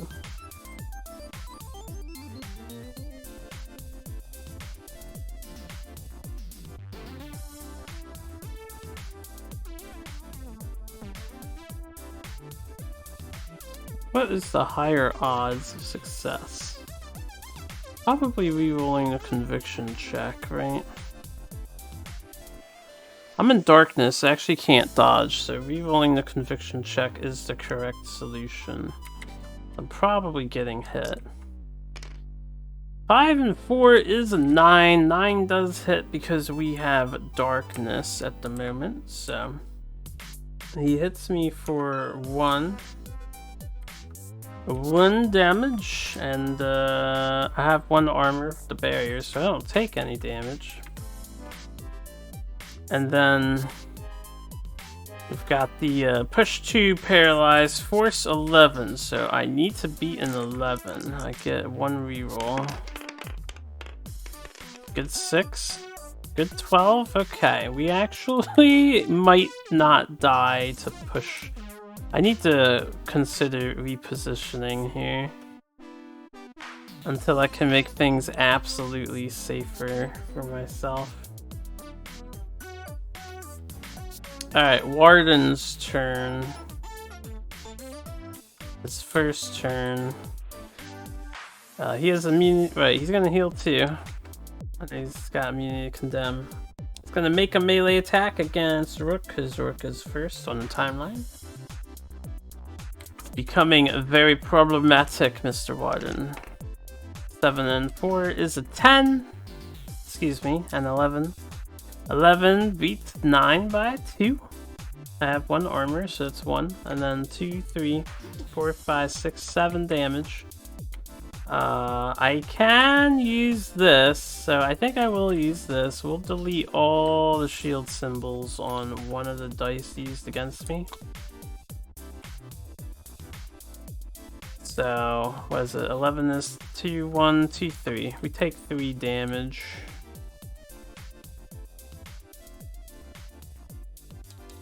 Okay, we're at 4. Then he has to move up 2 spaces away, but he can't because he's got to pass through his buddy here, and that's 3 spaces. So he's going to stand put. And then, is there an opponent within reach 3? Yes, he's going to attack me again and pull me. Thankfully, we're diagonal, so I should be fine on this pull. He actually missed too, so that's even better. And then, did I fail conviction check this turn? No, I did not. And then we already have darkness on both of us, so that doesn't matter. I won't bother rolling those dice. Zeke's turn. Zeke, it would be nice if we could positionally check the our teammates so they can't be pushed. Like if I just stood here, she can be pushed into the pit, but I'm gonna move her here. So if Remy is here, she can't be pulled in. She's get pushed by this guy, and he doesn't have push. Meanwhile, I can push him away, and if Zeke is standing here and I get pushed by this dude, since I have to be pushed away, I can't go down. We go up towards the death trap, which means I'll only go this way. So yeah, 1, 2, 3, 4, 5, 6, 7, 8. We're gonna move right here.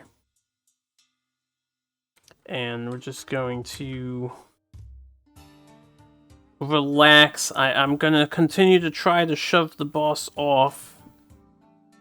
Is there any other variables I need to concern myself with? He will never move, and he'll always target one of these two.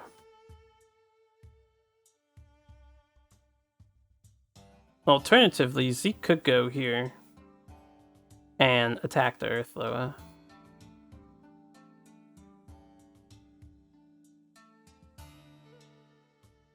And while Rook is soloing the Warden, I can have Zeke try to fuck with this.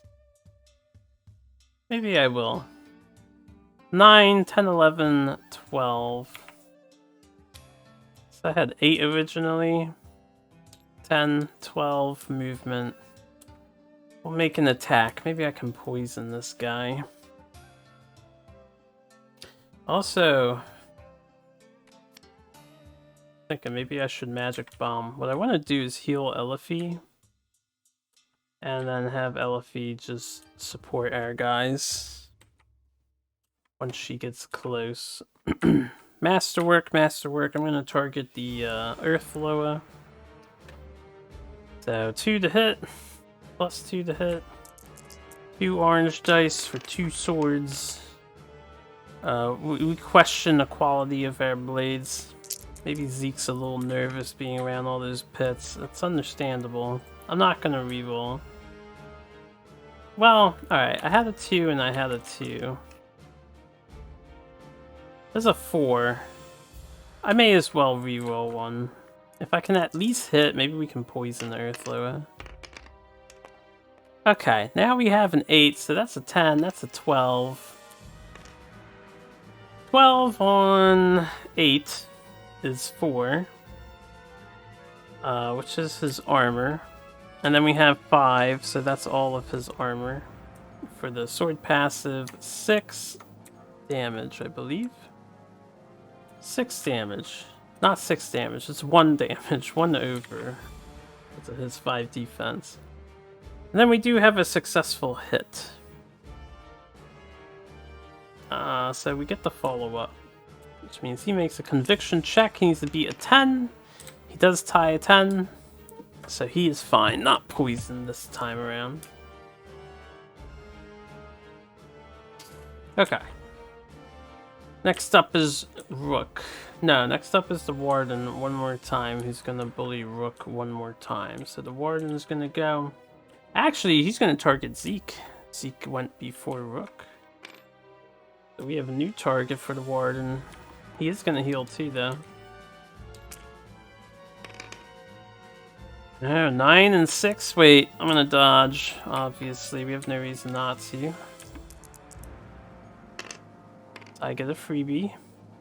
We have a 13, it's a 14 with the occult shirt passive. He has a 15. So he is hitting with 1 over. And then it's going to be 2, 3, 4, 5, 6. And I don't have a barrier. See you later, Joe. So we're taking 6. Everyone's winding down in my friends group. Alright. That hurt. Fucking 9s on the green. I want green dice. Okay, then he's gonna move up to 2 spaces further from the target, which he can do. Oh, this might actually kill Zeke. I didn't think about this. I need to block this space off. You know what? Remy can fly across at Zeke's sacrifice here. It depends. Do I have SP left? I do not. Does anybody have a, Nope. Alright, we'll let it happen. Zeke dodges or Zeke gets pulled. We have 2 rolls to the void here. He missed, so we dodged the dangerous pull move. I did not fail a conviction check, and I am within SOI. He can't see the other 2. And those 2 have darkness. I'm just gonna cast for Zeke. It's a 5. I'm gonna try to resist the darkness magic. Gonna not do it with 2, especially when that dice got caught on the thing. That's okay. That's a 4. I also have darkness now. Help, we can't see! The boss is blinding us all. Alright, Rook. It's your turn. It's your time to shine. I think I forgot to give him the haste point last turn, because I know I gave him haste. Now that I'm thinking about it. Rook, you have literally one shot at pushing this dude. And that's all we need. You're in the perfect position. Literally the perfect position. Rook. Rook. You see this guy? You see this Warden? See how he's just skateboarding on a sword tentacle arm? Like, tied to his feet? Just like, trip him up. Tear into that mass, trip him up, and then kick him like the Spartan warriors from 300. You just kick him into this little water ravine that doesn't seem very far down, and probably wouldn't kill a monster like this. I'm gonna add 2 to our attack. We're gonna create our combat dice pool. We're gonna shake the dice. We're gonna blow on them for good luck. Go like...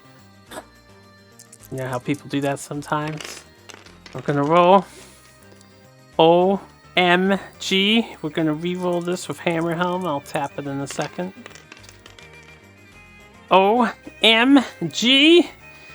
This could be the one, boys. That is a 14. The Hammer Helm reroll. This costed me 2. Let's do the damage first. So 14 over 10 is 4. He has 4 armor now, so that's a flat 0, and then I just add my symbols. We have 4, 5, 6, 7. So 7, 8 for the passive. We did 8 damage. We're gonna obviously exhaust this and pay an SP to try and push and paralyze this nerd into oblivion. We have a difference of 4. So he needs to make a 7 and 4, 11. He needs an 11 or higher. Do we kill him? He got the 11. Oh, woe is us. We cry every time. Alright, we're gonna have to continue beating him into oblivion. I'm gonna do... Oh man, I really wish that was equipped to me. Does anyone else have a bottled blessing?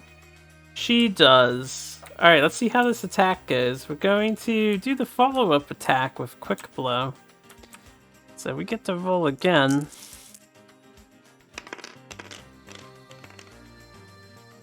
Alright, infinitely less impressive. I do hit.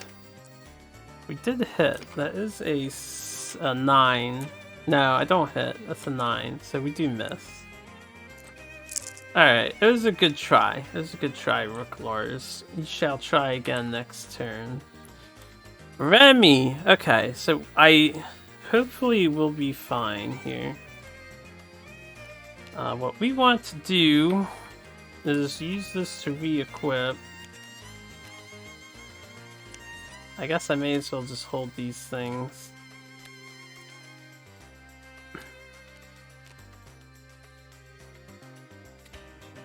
I will give Zeke haste. I don't think he has it yet.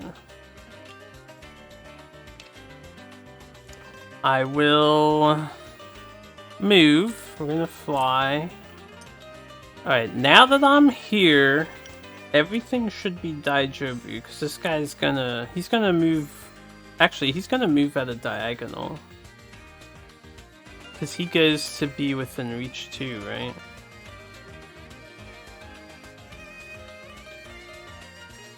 Okay, he's gonna go at a diagonal, so this is a problem if I go here. He will go to push me down a pit.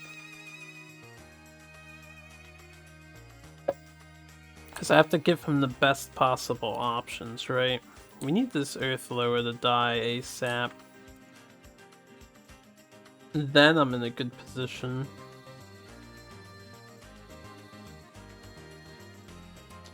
So instead of going here,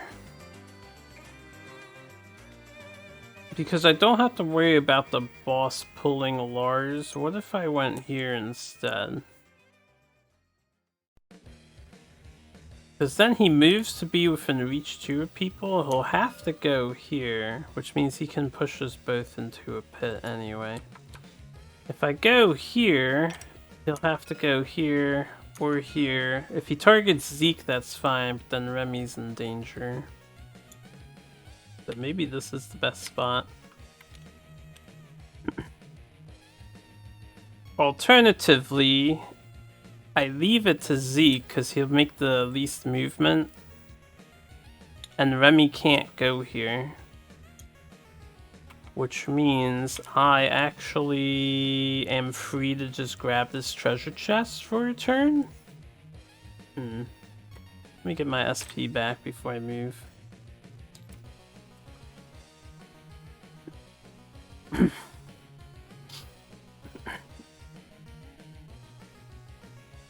Playing games as I do.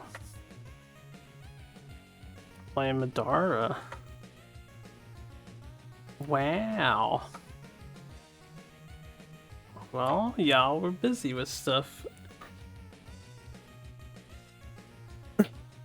I'm in the middle of something. I was like, no. Oh, I'm talking to my friends.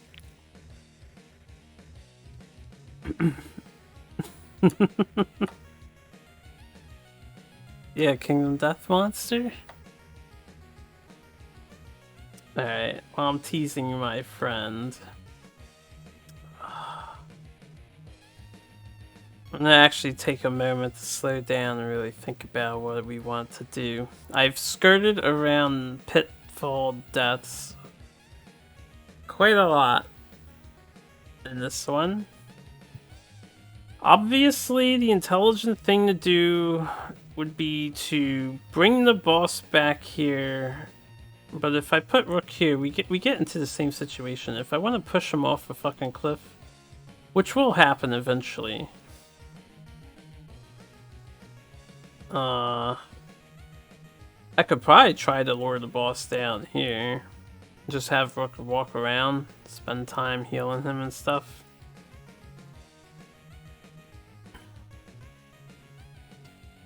I think the best thing for me to do is not be next to this Earth Loa. You just know the way the RNG goes, I won't get a chance to move again. At the same time, alright, I could go here. Again, he'll take minimum movement, so if he targets Remy, the Earth Loa will move here. Then I'm in a good position, and if he targets Zeke, he'll move here. Because once somebody is here, Remy, we just get Zeke away. I can go fuck off and get the loot or something. After attacking and maybe poisoning this guy. Then I don't have to worry about the Earth Loa if I can corner it.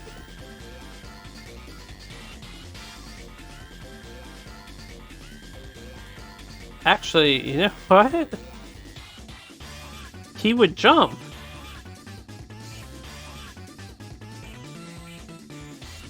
Unlike this guy's movement that's locking him down, if I go here and he's here and then I go here, on the next turn he can jump 1, 2 and then go 3 to abide by his AI rules. He could also jump 1, 2 and then 3 to abide by his AI rules. So that puts me in an awkward situation too. I mean, on the bright side, I'm forcing some jumps out of him, so it's probably still my best play. And no matter which way he jumps, I'll still be pushed straight or back. So yeah, it's still my best play.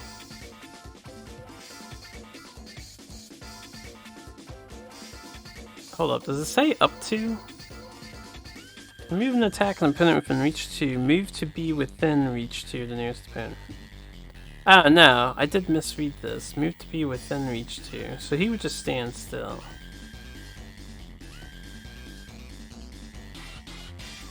He wouldn't move. So then it's fine. He won't jump. So this is the play. We're gonna go 1, 2, 3, 4. We're gonna move over here. I'll pay the SP.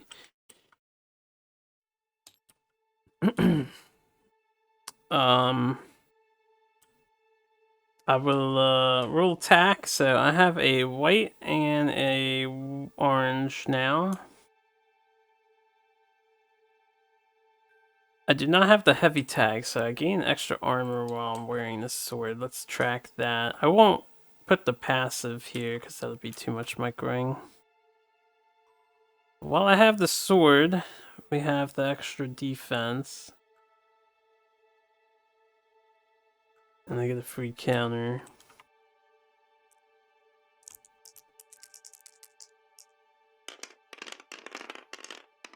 Alright. Attacking the Earth Loa. I rolled a 9. See if he's a 10. He's actually an 8, so 1 over. He has all his defense though, and I have no symbols to spend. I need 2 shields. So that did not do any damage, that attack. I'm gonna keep this one. We'll just stay in position here for the time being.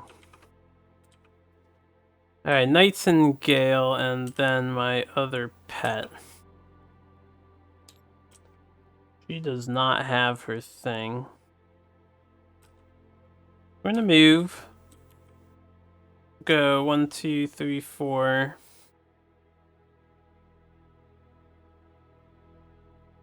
Uh, 5, 6, 7.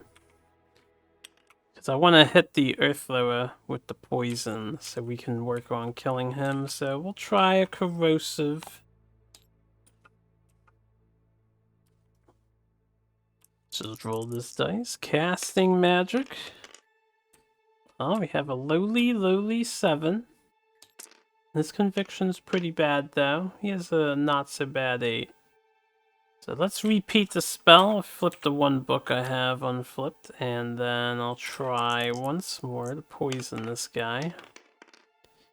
We have another lowly 7. Okay, didn't get him this turn. Maybe next turn. I'll do my free re-equip action. You know what I could do is put a plank down if I'm still worried about being pushed. I think we'll be okay. I think. I could put a plank down here, though. I could also put a plank down here. We'll end our turn. Now we're gonna have Elifie go. Elifie. We're gonna walk up towards the boss. 1, 2, 3, 4. I don't want to be adjacent to it. I can't see him from here. I can see him from here. 5. So this works. Yeah, we can see that. I can't see this thing, though. I would love to reduce this thing's armor as well, but we're reducing the boss's armor by 2 just by witnessing it. Oh, you know what? I should probably go here.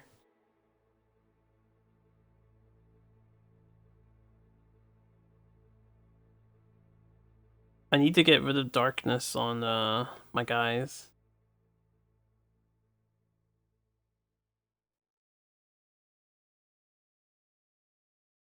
Six.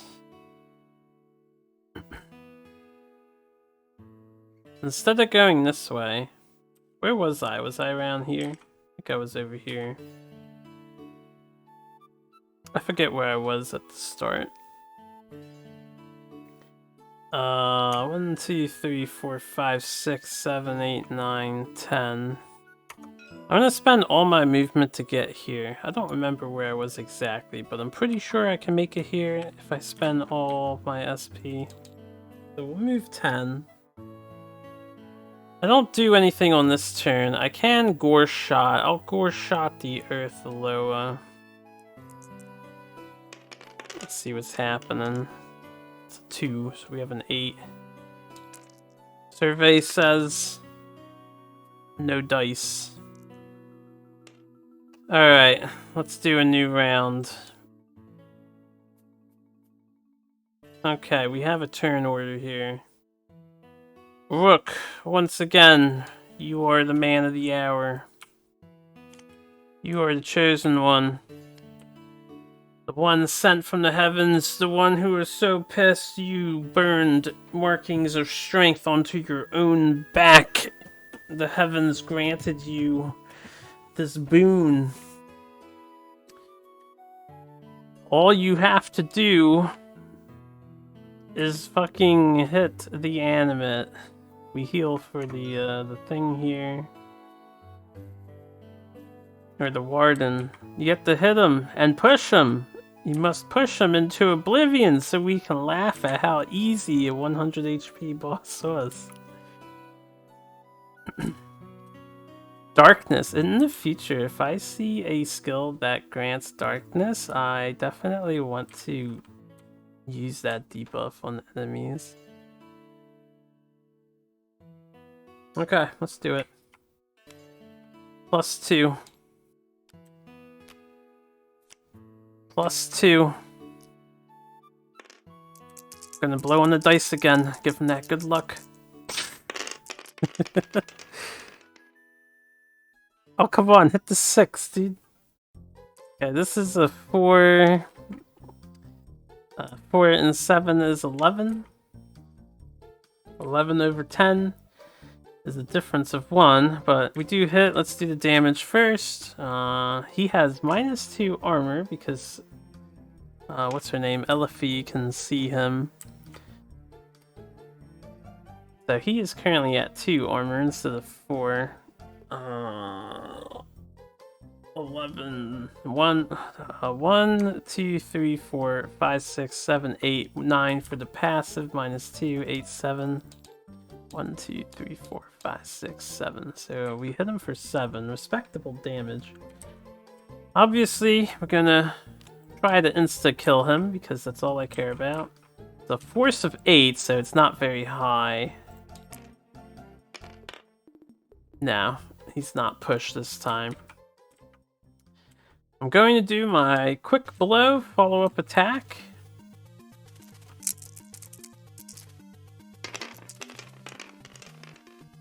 Oh. Oh my. If only I had the +2 for this. The 13. We're gonna do something here. At any time, an ally with an SOI. Can I see him? I can't see him! Does anyone else have a blessing? Put that plank down. I might put that plank down so she can help. Yes, Zeke can do it. Alright, Zeke is gonna give him 1 SP. This is it, baby. He's getting pushed. He's getting pushed. First, we're gonna do the damage for the quick blow follow-up attack. 13 on 10 is 3.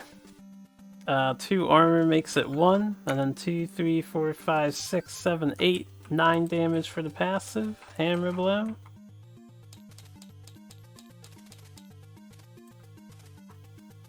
And here we go.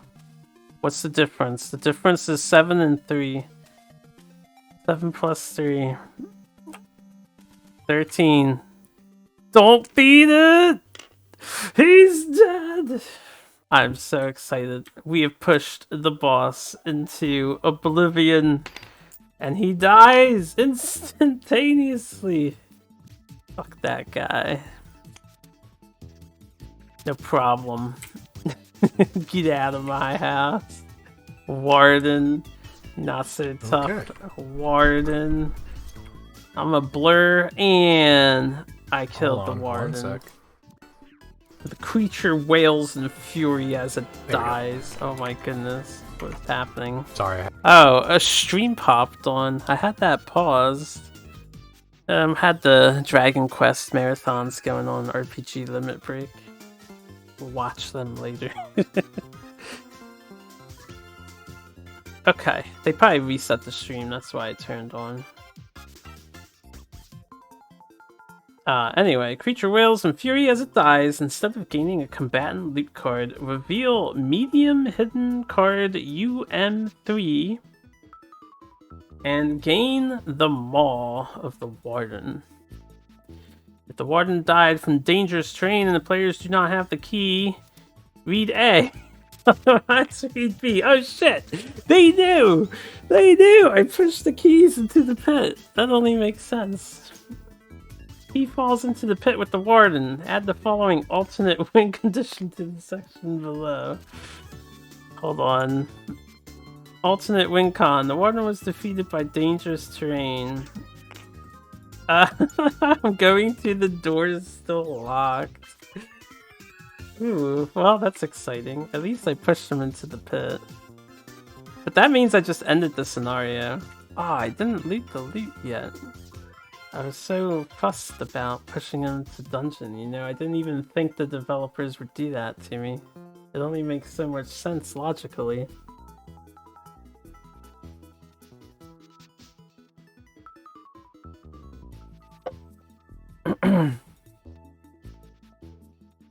Alright, well, we're done the scenario. I'm missing out on this red loot. I won't read what it does, but I was curious. It's probably gold. Probably not a big deal. And we didn't kill the Earth Loa. Let me get LFE off of here. Let us clear the table. I did not expect this to end like that. Alright. I used so many items in this scenario. And clear these status tokens. And then I guess I'll keep the Since I can divvy out barrier and haste, I'll keep these here. I'm taking 2 heals with me into the next area. So that's nice. First thing we do, we have UM3.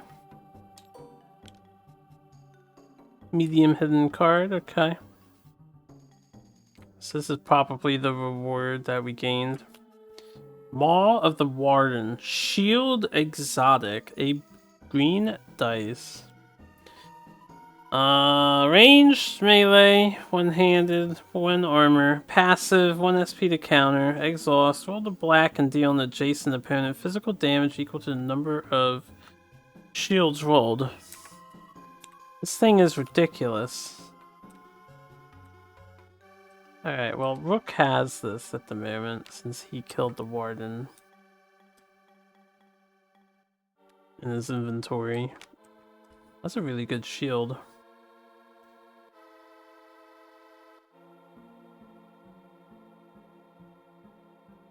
It's only an exhaust too. I get a free potential 4 damage every turn and no penalty for a skull. And a green dice. That's very tempting over this thing, honestly. Although this thing's power is cool, I'll probably carry both these shields. Kind of want this one for the movement tech too. I'm just gonna be carrying shields in the future. Alright, so we got our thing.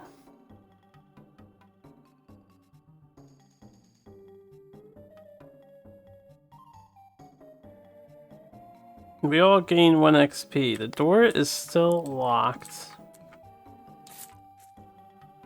It only makes some. Now I wonder what happens when you go through the door as opposed to the door being still locked.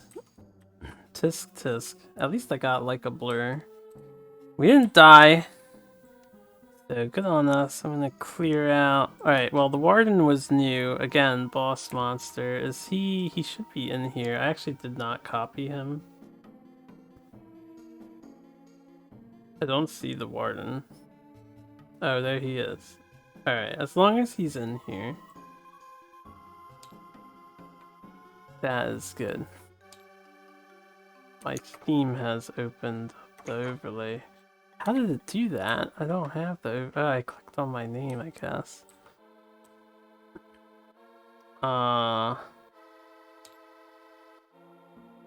Okay, I'm gonna save his thing here just in case I need to pull from it.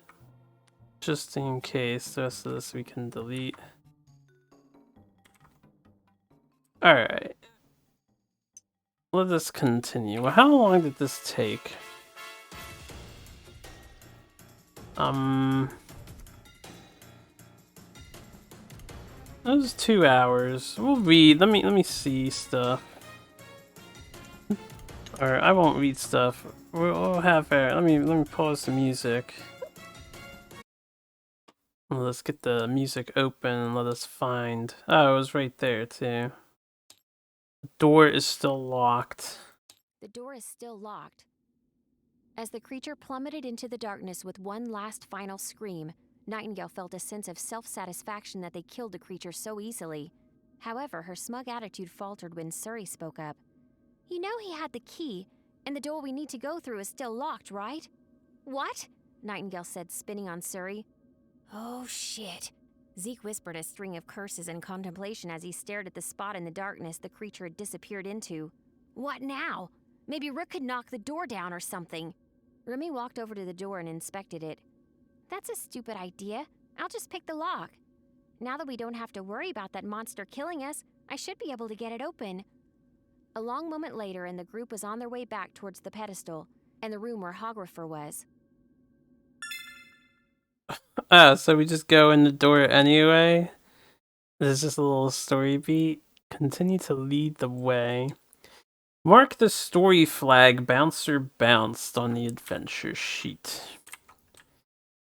Okay, it looks like I did miss out on something, but that's okay. The bouncer has been bounced.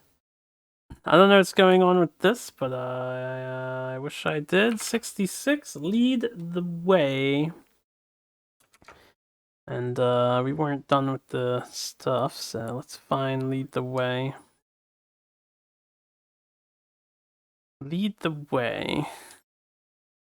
Lead the way. You sure this is the right way? Nightingale asked for the 10th time in the last few minutes, shifting uneasily on her feet. I feel like these halls are looking familiar. Yes. Surrey didn't sound annoyed. No matter how many times Nightingale asked, her tone never changed. Why does it matter if we find the place again, Nightingale? Rook asked. Nightingale opened her mouth to remind him that it wasn't her knight's place to question her motives, but caught herself before she actually spoke. She tried to answer the question, but in the end, all she could come up with was, there must be something important on that pedestal. Maybe our first big find is real adventurers. Might as well check it out at this point, right? Remy came in beside Nightingale, gesturing non-committally with her wings. We've got to be close. You are. Surrey stopped, pointing at a low doorway. The big room you wanted to find is just through there. Nightmares Manifest. Oh, well, they're about to read it. Okay, story time. Uh-oh. Looks like, Nightingale's gonna have a not-so-great experience. Nightmares Manifest. Zeke kept his weapon drawn and eyes alert as they crept into the massive room. There was no way anything like Hographer would be sneaking up on them, especially since he was sure the monster wouldn't let them escape a second time. Nightingale practically sprinted across the huge space, eyes locked on the pedestal. Not even during the mast had she been so laser-focused. There was no sign of Hographer save for a dark stain on the floor. No body either, for which Zeke was grateful. Thief or not, that man hadn't deserved to be eviscerated by a giant head. Zeke stopped a few steps away from the pedestal, watching the doorways. Get whatever was on the pedestal and we'll run, he called just loud enough that he was sure she could hear him. We can figure out what it is once we're gone. I don't understand, Nightingale muttered, her voice agonized and angry. On the pedestal in front of her, there was an empty space where something of value once was. It was just here. We came all this way and... Suddenly, Nightingale threw her head back and her whole body began to shake. Her scream came so loud and painful that Zeke retreated a step in horror. Something black and oozing emerged from Nightingale's wailing mouth, gathering in the air in front of her. Zeke repressed a gag of revulsion as the strange mass grew larger and larger. Nightingale's scream shifted out of the human range, joined by 100 discordant voices from the monster's many mouths. Nightingale stumbled backward, collapsing onto the stone mere inches from the ledge. She lay there gasping like a fish, clawing weakly at her throat.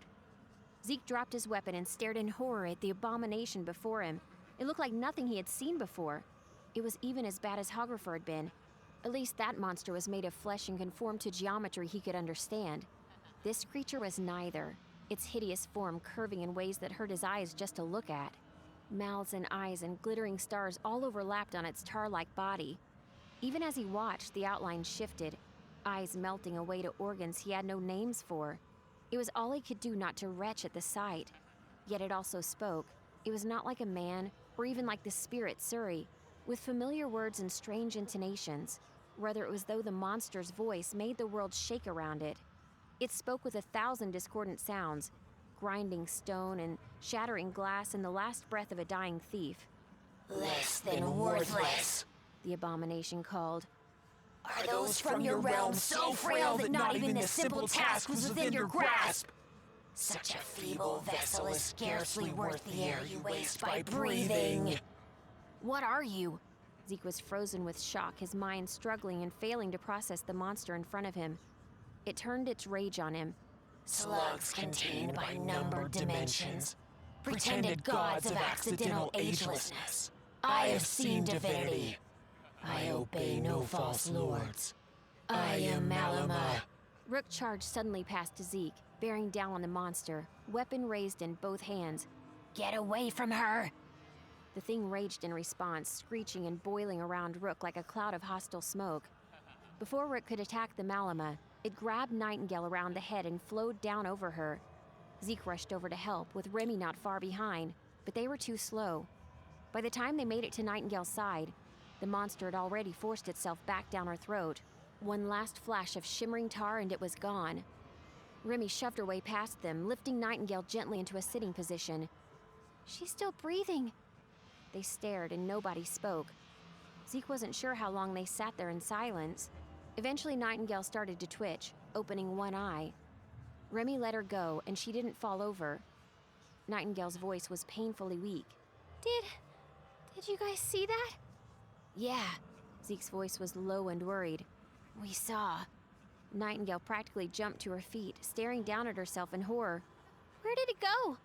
She patted at her own body as if it was a foreign entity. We'll just get Balthazar. He knows about all kinds of monsters. She stumbled away towards the door, panicking now. Let's go. Night. He sounded hesitant, but he put an arm up to slow her retreat. He already left on the memorial hunt, remember? He's gone. Right. She stopped, her tail whipping about behind her so fast it looked like it hurt. What about Kezia? Or even Yoel? I know you don't like him, but he is your brother, Rook asked. My mom's probably gone by now, and Yoel's an asshole. I'm not even sure he'd know how to help me. He might even just lock me up in a dungeon or something. She swayed a little on her feet. Zeke caught her before she could fall, careful not to step into the path of her tail. Rook frowned. Okay then, what about Shayless? Nightingale didn't slow down, her eyes darting about as she spoke. Oh yeah, if she knows enough to be a teacher at the Institute, she's gotta know about whatever the hell just happened to me. That sounds sensible. Rook's voice was quiet but urgent. We should get her as quick as we can. After making all that noise, who knows what might come this way? Surrey bobbed nearby, looking concerned. I sensed that creature as something from my world. Something that shouldn't be in this realm. Nightingale was still for a moment longer, catching her breath. She jerked away from Zeke, heading for the open doorway.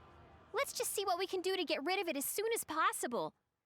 With Surrey's help, they made good time back to the surface without encountering anything that might slow their way. Nightingale seemed to be recovering as they went. By the time they made it back to the surface, she'd stopped swaying, and the color had mostly come back to her skin. I'm just gonna pause here.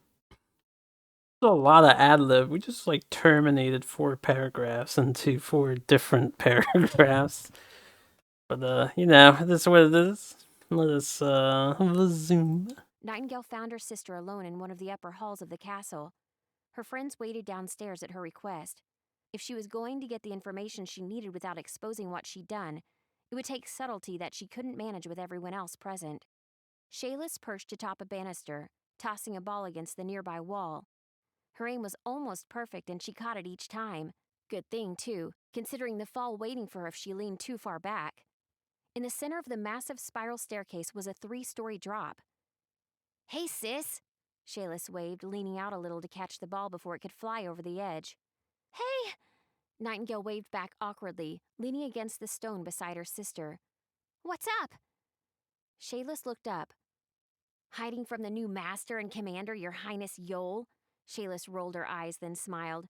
So, I heard you had some fun in the city. Nightingale looked away, afraid that Shayless would see the lie in her expression. Yeah, we've been having a great time. Just enjoying our new freedom from the Institute. She said it with a forced smile. Shayless went back to bouncing the ball. Just make sure you're being careful. Middara is a dangerous place. Yeah. Nightingale turned, on the pretext of casually looking down at the drop below. So, some people in the city were talking about some kind of monster. Have you ever heard of a Maluma? Shayla stayed focused on the ball. Her tone unchanged. Maluma?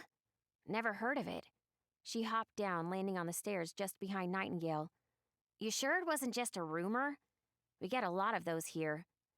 Nightingale tried to hide her disappointment. If Shayless didn't know about the Maluma, Yoel sure as hell wouldn't. That only left one option, one that Nightingale didn't want to have to resort to. Yeah, probably. Nightingale started walking away. Thanks anyway, sis. You're the best. Shayless watched her as she hurriedly scurried away. Nightingale hoped that she wasn't too suspicious. Nightingale found her friends waiting for her in the great hall, gathered nervously at the end of a massive table. The room was deserted and there was no trace of Yoel or any of the city's other nobility. Rook rose as she approached, hands folded. What did Princess Shayless have to say? Not much, unfortunately.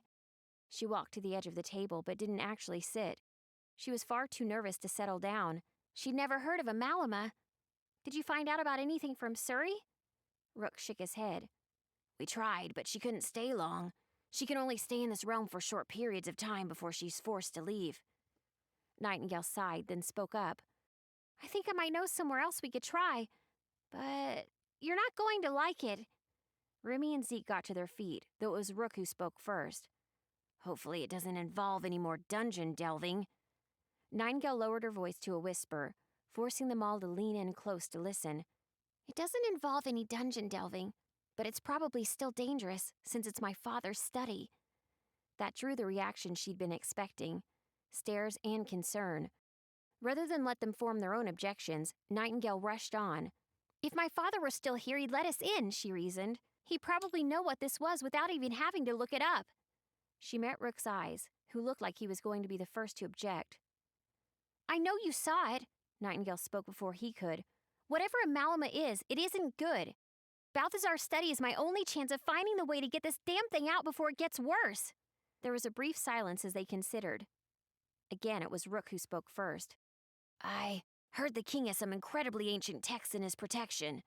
He sounded hesitant, but also a little excited. I suppose studying them would be a rare privilege. Remy reached into her bag, drawing out a little pouch. She rolled it out on the table in front of them, revealing an intricate-looking set of lockpicking tools. I could probably get us in. 10 minutes later, and she did. The study itself was a 2-story affair with packed shelves filling every spare inch. The lower floor was mostly desk space, while the upper had a wide stone balcony and shelves on both sides. Zeke stopped briefly to take in the massive spectacle of Balthazar's study. The group began searching in relative silence, all conscious of the clandestine nature of their search. Nightingale would take personal responsibility if they got caught, but even so, she doubted Yule would be lenient. Rook was by far the fastest of their group, scanning whole shelves in seconds and selecting a title or two to add to the growing stack in his arms.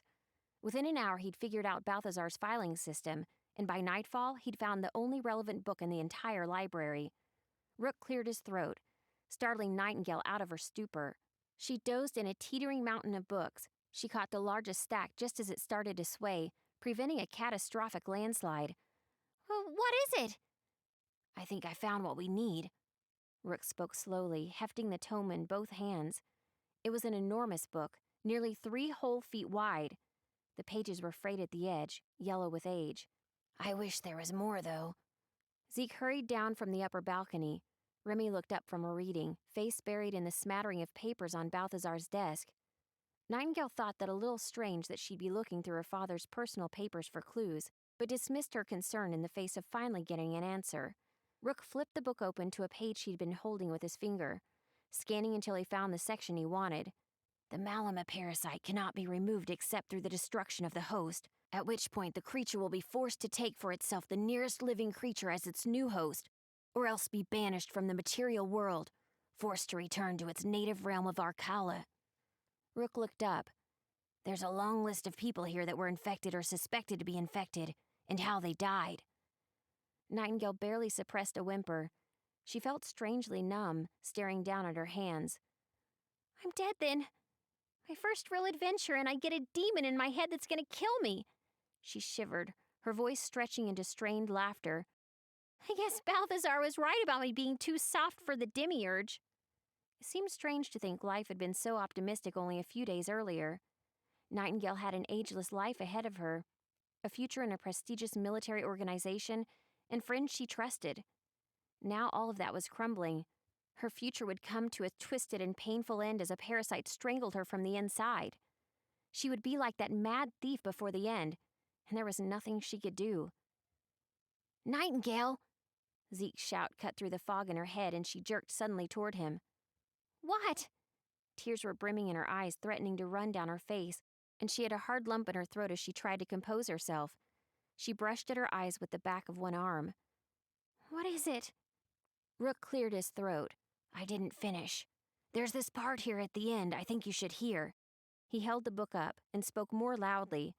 It is widely known that practitioners of the ancient Theodosian magic employed Maluma as familiars.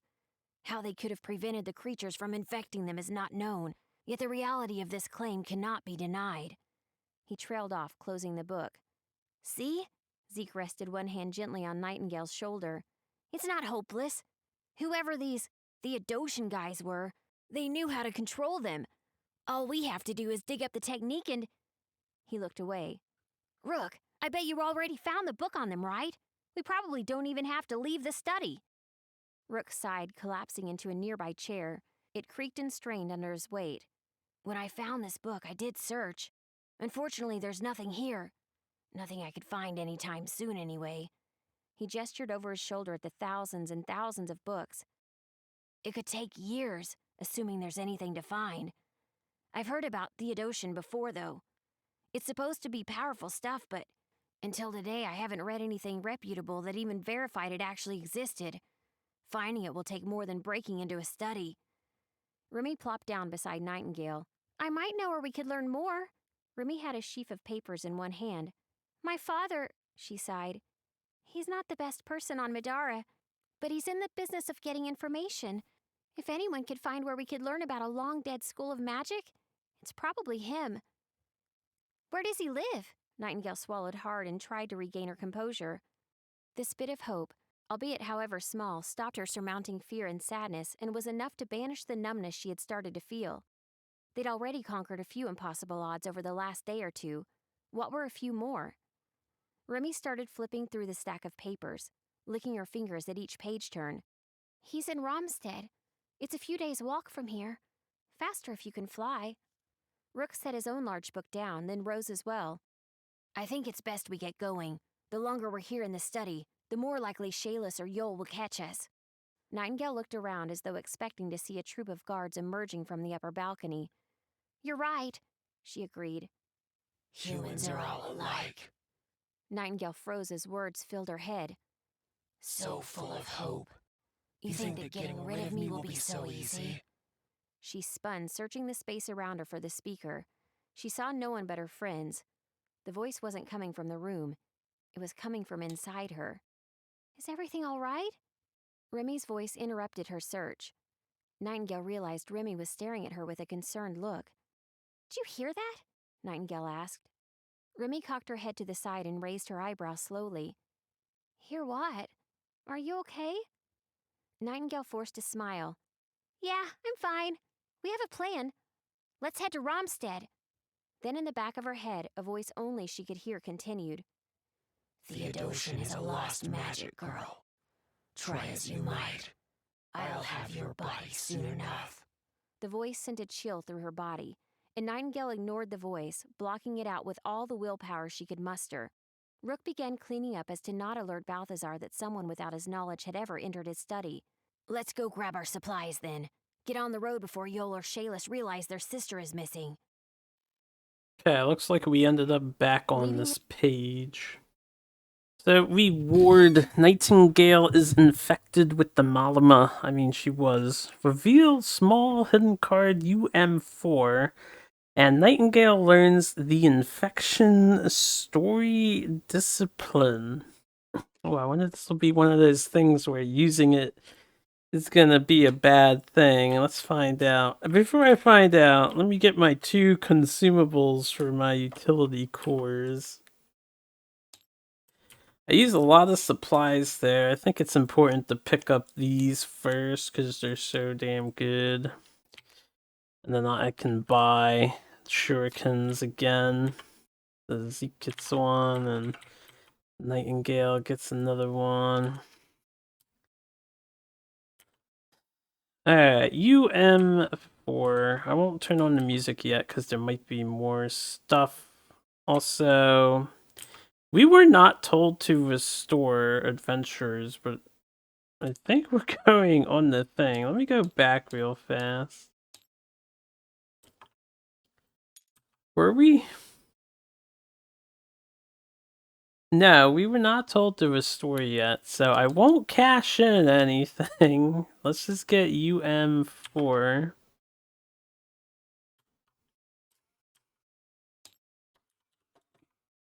Let's draw. Nightingale is infected and has learned a free anima discipline. The infection. Exhaust. Deal yourself 1 irreducible damage to reduce the SP cost of an action or ability you are making by 1. I don't see anything telling me to keep track of this, so... Assemblage story. pretty good. Take 1 damage, and I can make something cheaper. We can, like, move for free, basically. Oh, that's the wrong person. She has this. It also doesn't count as a leveled spell, so that's important to note. Alright, let's continue to leaving the city of Alenia 71. That is right here. The city of Alenia. Nightingale pulled her hood a little lower. Her attempt at anonymity was somewhat spoiled by her horns, which poked from holes in the top of the hood. Her family wasn't the only one that had been granted horns by the advancement, but they were some of the most publicly known in Alenia. The sooner they were out of the city, the happier she would be. Rook, too, was concealed in a traveling cloak, so much as someone his size even could be hidden. "There's Remy and Zeke, just off the road there," he said. Nightingale followed his gesture out the city gates and into the thick forest just outside the city. Zeke was harder to spot, but Remy hadn't even bothered to hide. The white feathers under her wings almost glowed in the rising moon, making her impossible to miss. "You think the guards will give us trouble?" She kept her voice at a harsh whisper. "Only if they notice you.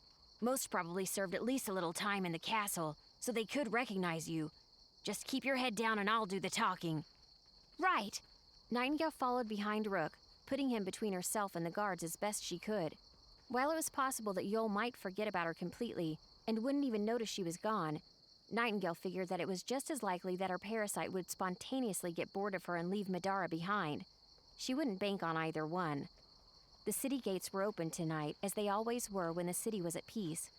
Even so, there was very little traffic on the road just now. The constant stream of trade carts and carriages ended when the sun went down. As most sensible traders knew the perils of night travel, a pair of armed soldiers emerged from the guardhouse as they approached. Their armor clinked beneath city colors. Both had heavy crossbows, though only one actually carried it. "Little late to be leaving the city, isn't it?" Nightingale stood still on Rook's other side, only listening to the female officer. Her voice was suspicious, though heavily laced with boredom. Rook nodded. "Not later than we've traveled before. The forest has no dangers my sister and I can't handle." Nightingale kept her eyes down as Rook recited the lies they had practiced.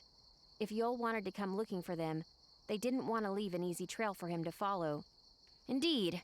The officer walked around past Rook, looking Nightingale up and down. Nightingale didn't recognize the officer. She had undergone some striking features during her advancement that wouldn't have easily been forgotten. Mercifully, though, the officer didn't seem to recognize her either. "You're both armed and," she nudged at the heavy packs they wore, "apparently well prepared." She stopped right in front of Nightingale, watching her face as she asked, "There aren't stolen goods in those packs you're wearing, are there?" Nightingale didn't flinch. While she supposed that technically they had borrowed some of their camping supplies from her father's stockpile, she had no doubt he would have happily allowed her to take them if he'd been there to ask. "No, ma'am," Rook answered, his voice level. "Has there been a problem with theft in the city lately?" She stared a moment longer into Nightingale's face, then finally turned away. "No." She sounded almost reluctant. Thanks to the vigilance of the constabulary, she lifted a clipboard that had been hanging from her belt, proffering it towards Rook. "I'm going to need you both to sign this. You'll see there's a place for your destination and when you expect to return." "We understand." Rook took the clipboard, scribbling down their lie. He passed it to her, and Nightingale signed with a fake name. The best part of living in a world without Earth's technology was the fact that there would be no database to search. The guard took her clipboard back, glanced at their responses, then stepped out of the way. "Safe travel," she waved, and the other guard turned to walk away. "Don't get into trouble. The Alenia City Watch doesn't rescue lost tourists." Rook waved respectfully. "We won't, thank you." They hurried through the open gate before the guards decided to change their minds. Zeke and Remy waved at them from beyond the city gates. The two had left before them to make their departure less suspicious.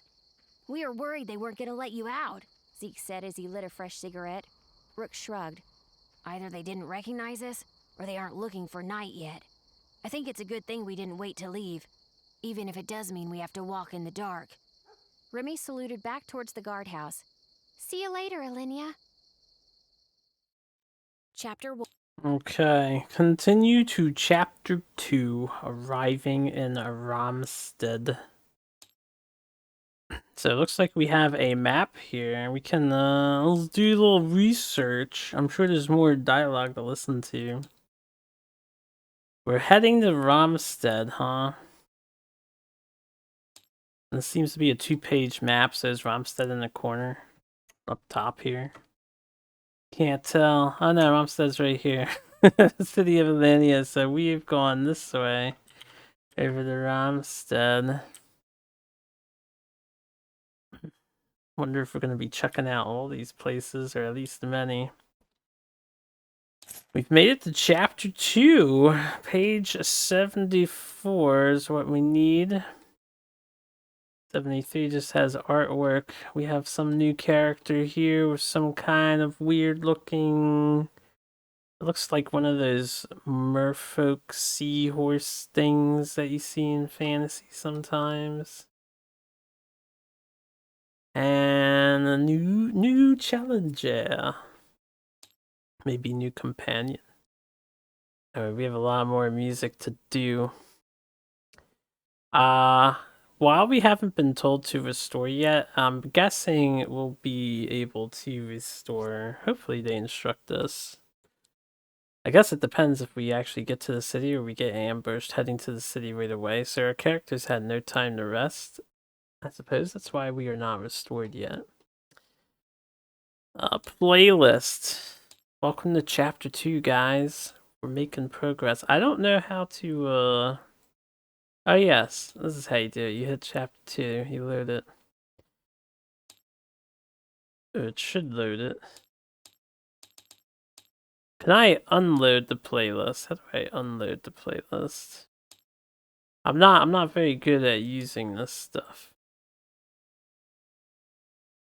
I can add songs. Back. I don't know how to like clear the music player.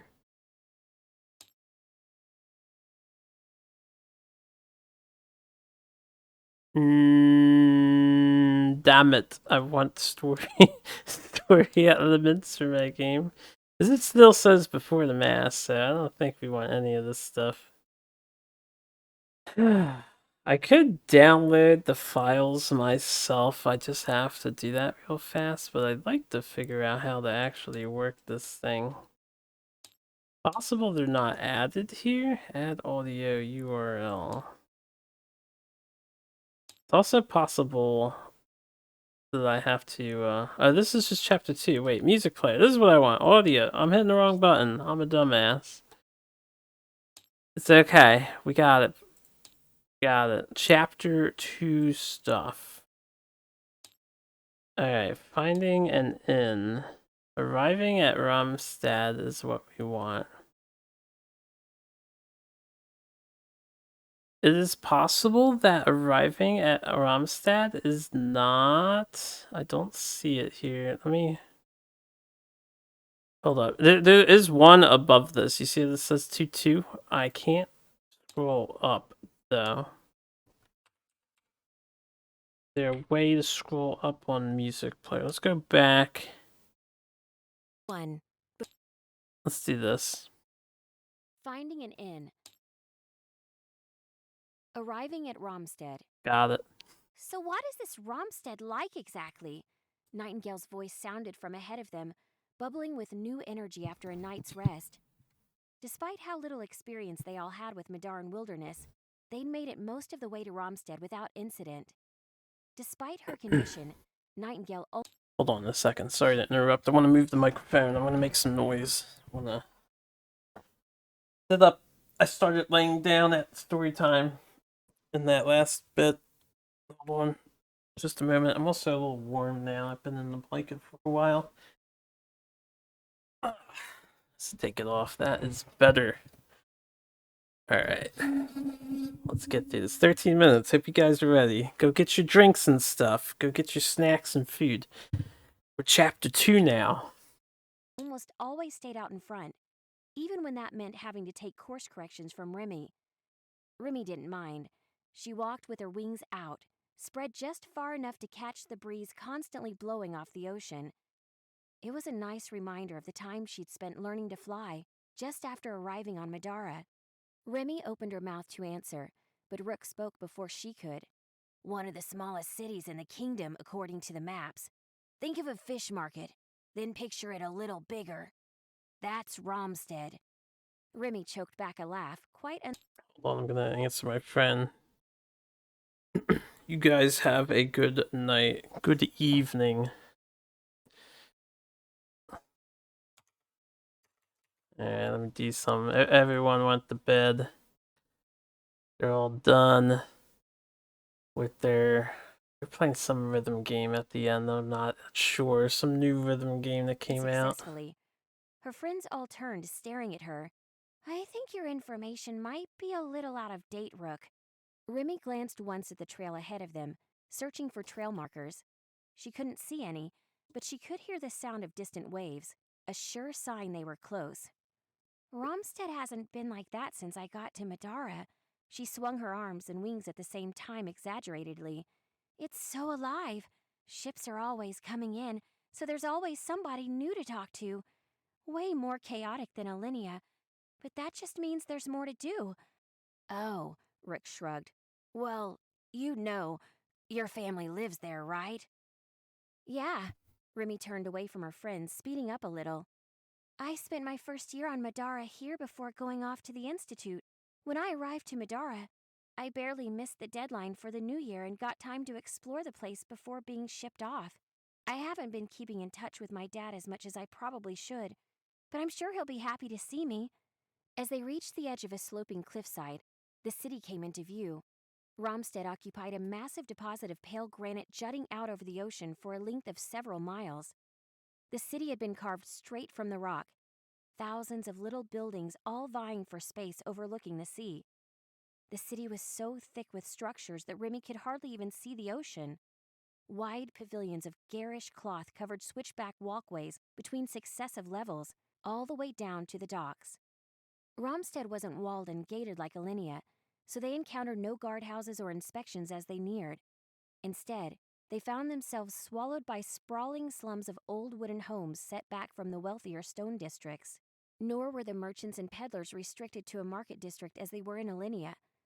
No sooner had they made their way inside than they were accosted with the shouts of peddlers and street performers. Remy found herself smiling as they walked past the street vendors hawking fresh fish, pearls, and exotic wares from Midara's distant shores. Whoa, it's like Pike Place. Nightingale beamed, remembering the city she was from on Earth. She watched a man toss a fish towards another merchant and clapped, So cool! Come on, we have a long way to walk still. Remy pulled at her wrist, and Nightingale hesitantly let herself get pulled away from all strange street performers and exotic foods. They were dragging their feet a little by the time they made it to the edge of the highest level of the city and reached the thick stone balcony overlooking the sea. Where's your house? Nightingale glanced down the switchbacks where it appeared the houses grew more modest the further down one looked. Only the finest, largest mansions were up here, where there was both safety from storms and a perfect view. Remy gestured to one side, to a wide boulevard lined by towering mansions. This way. We're almost there. Thank God. Zeke's voice was low and a little annoyed. You think your father keeps cigarettes? I smoked my last one an hour ago. Remy shook her head. I doubt it. I don't think I ever saw anyone smoke, even the staff. Rook chuckled. I think you've got a problem. In a few hours, it'll be your problem, too. Zeke smiled as he said it, but his expression was deadly serious. The street leading to her home was far less crowded than the market had been. What few people they passed were all well dressed, in bright linen and silk instead of rough cloth and armor. Many had sturdy-looking mercenaries escorting them, an even higher mark of privilege than all the fine clothing. Remy stopped at the finest house on the street. This is the place. Her friends gaped, and Remy could hardly blame them. The mansion was built in the Moorish style, though the many arches and fine stone had also been built thick enough to prevent easy entry. Even the path leading to the door was elegant, with a bright geometric mosaic and dozens of exotic plants. You live here? Nightingale asked. Don't take this the wrong way or anything, Remy, but was it wrong of her to feel a little smug to see that look on Princess Nightingale's face? Probably, While the place wasn't as grand as Balthazar's castle, it made the Zhang manor that Zeke and Nightingale had been living in look like a one-bedroom apartment. I know I'm not royalty or anything. Remy started walking again, squaring her shoulders for an uncomfortable reunion. But my father's an important merchant. He must be a skilled capitalist if you live like this, Rook said. You've got me all worried about what you'll think when you see my tiny farm. Though I guess it was a great idea coming here regardless. We'll get night cured in no time. Yeah. Remy stopped in front of the massive oak door. She reached for the handle. You sure your father will be okay with all of us staying here? Nightingale asked. We could probably find an inn or something for the night. Come back in the morning? Nah, it'll be fine. What are friends for, right? She knocked several times and the hollow sound reverberated through the house beyond. Footsteps sounded on the other side and several heavy bolts rattled as they were unlocked. The door slid open, revealing a tall, thin woman in the red and black Moretti colors. Hello, Mia. Long time no see. Remy? A skeptical expression turned to a grin and she bowed. Your father will be delighted to hear you're back. Mia didn't fit the bill as a steward. Instead of a face lined with wrinkles or hands covered with the calluses from hard work, she was tall and beautiful, with a short, tight dress that had pieces of cloth that fell in an elegant pattern down to her boots. Remy's shoulders relaxed, her wings slipping into a more comfortable folded position behind her. Maybe this wasn't going to be as hard as she thought. I was hoping to speak with him right away. Is he home? Mia reached up, scratching idly at the precise bun she was wearing. Aye, he's in a meeting now. I'm sure he would be happy to interrupt it and visit with you, though. That would be wonderful. Mia opened the door the rest of the way and led them inside. Where the outside only hinted at extravagance, the interior had been furnished without restraint. A wide courtyard of pools and fountains was in the center of the house, each glittering with semi-precious stones. Fine artistic pieces were displayed along the halls in plinths of exotic wood. They walked the length of the house until Mia stopped beside a door almost as thick as the front. Just give me 1 minute. I'm sure your father will drop whatever he's doing to meet with you, and your... Her eyes flicked briefly to Nightingale, then back. Friends. She vanished inside the door, snapping it shut behind her. Does your father's servants all dress so... Zeke shrugged. Inviting? Inviting? Remy cocked an eyebrow. I've never noticed, but yeah, the girls all have the same outfit, and she's not a servant. More of a steward, really. Never noticed? Wow. Okay. Zeke patted at his pockets and then dropped his arms. I really need a smoke. Not in here, you don't, Remy snapped. Zeke sighed and the door opened again. Mia stepped out, followed by a pair of men so large they scarcely fit out the door. Remy didn't know them by name, but she could easily recognize her father's mercenaries for what they were. She looked back, trying to be reassuring as her friends stared. Remy felt relieved as the mercenaries hurried away down the hall, taking their armor and enchanted-looking weapons with them. Go on in, Mia nodded respectfully to the open door. He's waiting. Thank you, Mia. Remy strode past the steward into her father's open study, followed closely by her friends. Compared to the huge windows and flowing light in the rest of the house, her father's study was gloomy. She had to pause for a second to let her eyes adjust. The fire crackled against one wall, though metal shutters covered much of it and only let through a few flickers of the light. Soft carpet muffled their steps, leading the way to a ring of comfortable-looking leather sofas. Her father was waiting in an armchair, arms folded. Annoyance turned to joy as he looked up and met her eyes. Remy, I had no idea you'd returned. It was easy to see why there were so many bad rumors about Malik Moretti. Even sitting down, he looked imposing, a solid figure with wickedly curved purple horns and serrated spikes poking out from his armored shoulders. His eyes were the hardest part to get used to, red and always faintly glowing. Remy wasn't intimidated anymore, and she let only her excitement show. Just got back. I came straight home.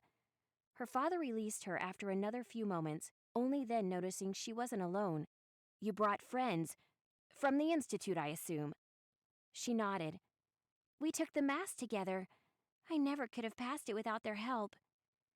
Then on behalf of the Moretti family, you have my gratitude, he said. Though he was no longer looking at her, Malik seemed to be staring at Zeke and Nightingale. Please, sit down. I'll have Mia bring refreshments and we can talk. A few minutes later, and they were all sitting and enjoying glasses of chilled juice. So you graduated then. 2 years of hard work has paid off at last. Remy nodded. A few nights ago. That's fantastic. Malik touched her on the shoulder, grinning. I'm sorry I couldn't attend the ceremony in Alinea myself.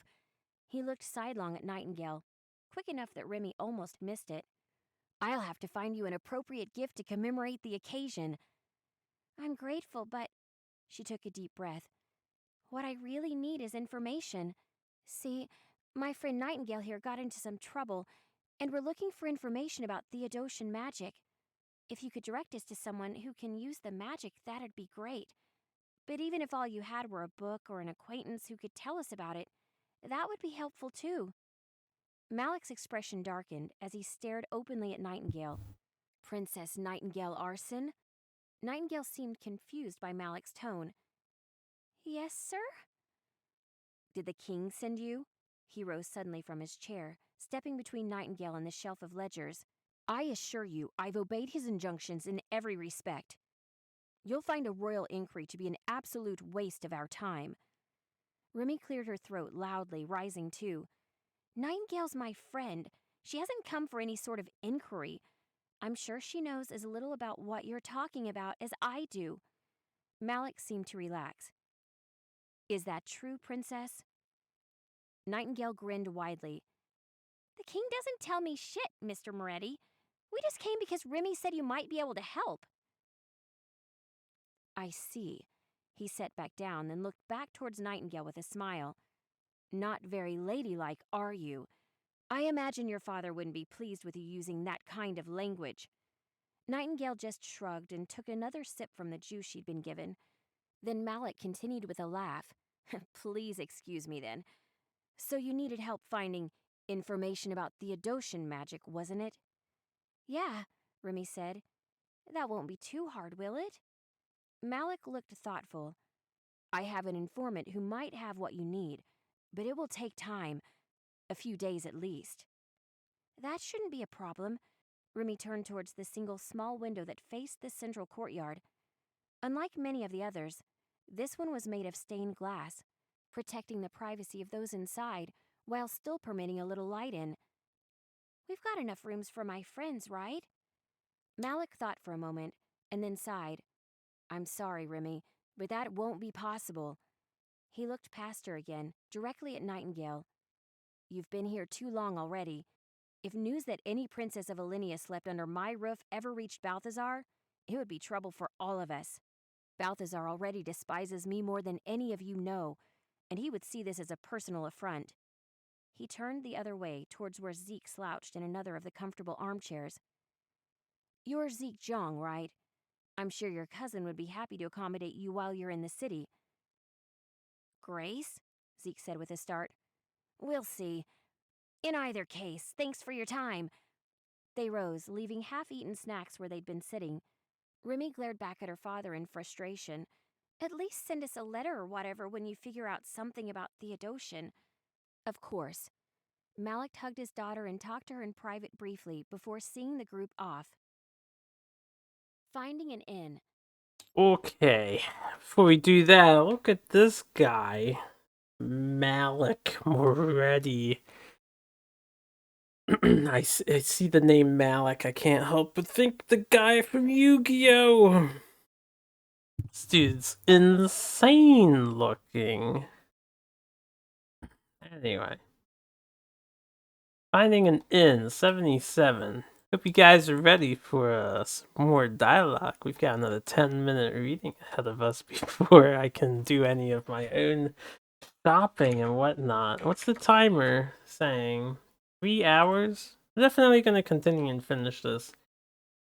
And we'll see from there if I want to push it to Your 4. father looks like a supervillain, Zeke said as they walked back down through the streets of Rhamstead. I mean, I'm not saying he is a villain. I'm just saying that the advancement dealt him a perfect hand. I got my wings and innocent looks from my mom, Remy said, flapping her wings in Zeke's face playfully. Zeke batted at them, but it was no good. I really need a smoke. Let's just find somewhere to go quickly. Sorry we couldn't stay at my place, Remy muttered sheepishly. Nightingale patted her on the back. It's no big deal. Your father has a nice place, but we'd probably have been cooped up in there till he got the information we needed anyway.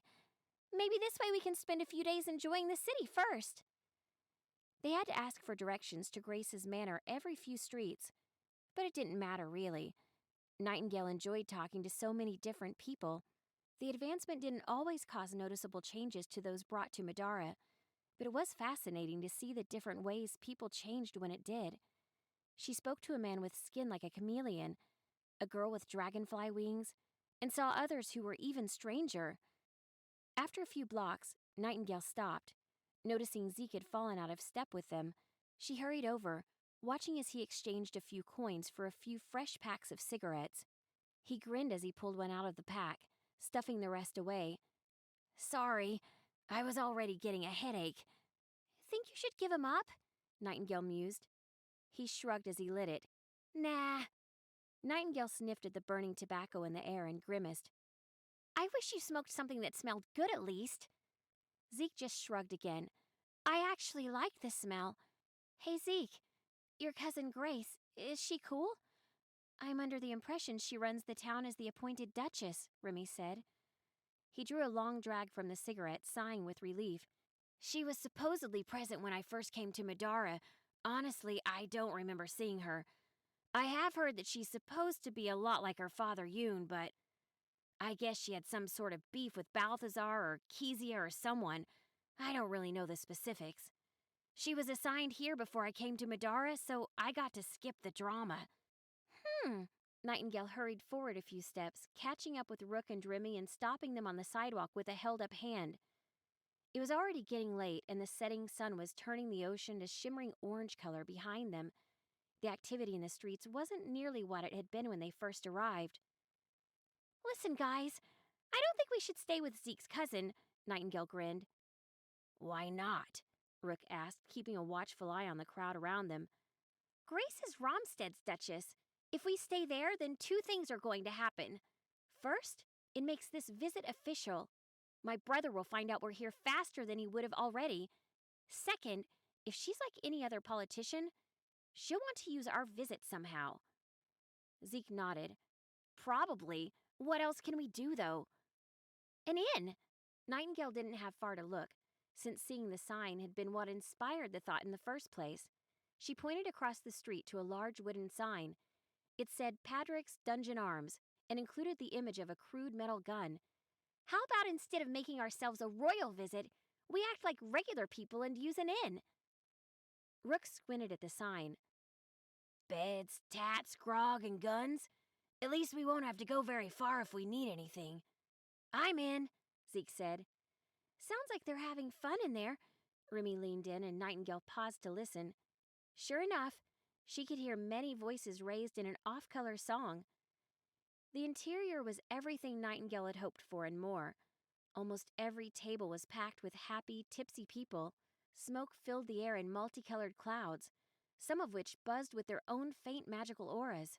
Cards and gambling filled most of the room, while another, slightly cleaner corner of the room was busy with a tattoo artist hard at work on a reclining guest. On one end of the room, there was a sturdy wooden counter with weapons of various kinds hanging just behind it. A barmaid with dark skin made her way through the crowd with a tray of drinks, dodging between patrons and poise as she deposited their orders. A muscular man reclined on a crate by the counter, tinkering with a fine flintlock pistol. He also wore intricate glasses, and one of the fullest russet beards Nightingale had ever seen. Hey! Nightingale blurted, causing the man to jerk so violently that he nearly fell off the side of his crate. What the hell? The man shouted. Realizing she must have startled him, Nightingale lowered her voice. We're looking for the proprietor. Is Padrick here? He nodded. That's me. He paused with an incredulous look. Then after a few moments he continued. You here for board or booze? Both. 2 rooms and enough drinks to help us relax after a long journey. Sure thing. I think we've got a few vacancies left. It was hard to be sure, but was that suspicion on his face? Maybe Patrick just wasn't very friendly. "It's 2 gold pieces a night. Take it or leave it." Patrick huffed. His voice was deep and had a gravel texture to it. Nightingale had no idea if that was a lot of gold for a room, but Patrick made it sound like she was getting screwed. She was about to bring it up when Remy popped in next to her. "I'll get it." Remy leaned over and dropped a small handful of coins into Patrick's hand. Nightingale gave her a look. "Where did that come from?" "Daddy gave me some spending cash before we left," Remy said, smiling. Nightingale wasn't sure why Mallet got a bad rap. He was pretty all right if he was paying for her booze. She searched for an open space for them all, but could only find a few seats at the bar. "If we're going to be proper adventurers, we should at least have a few drinks." "I'll pass."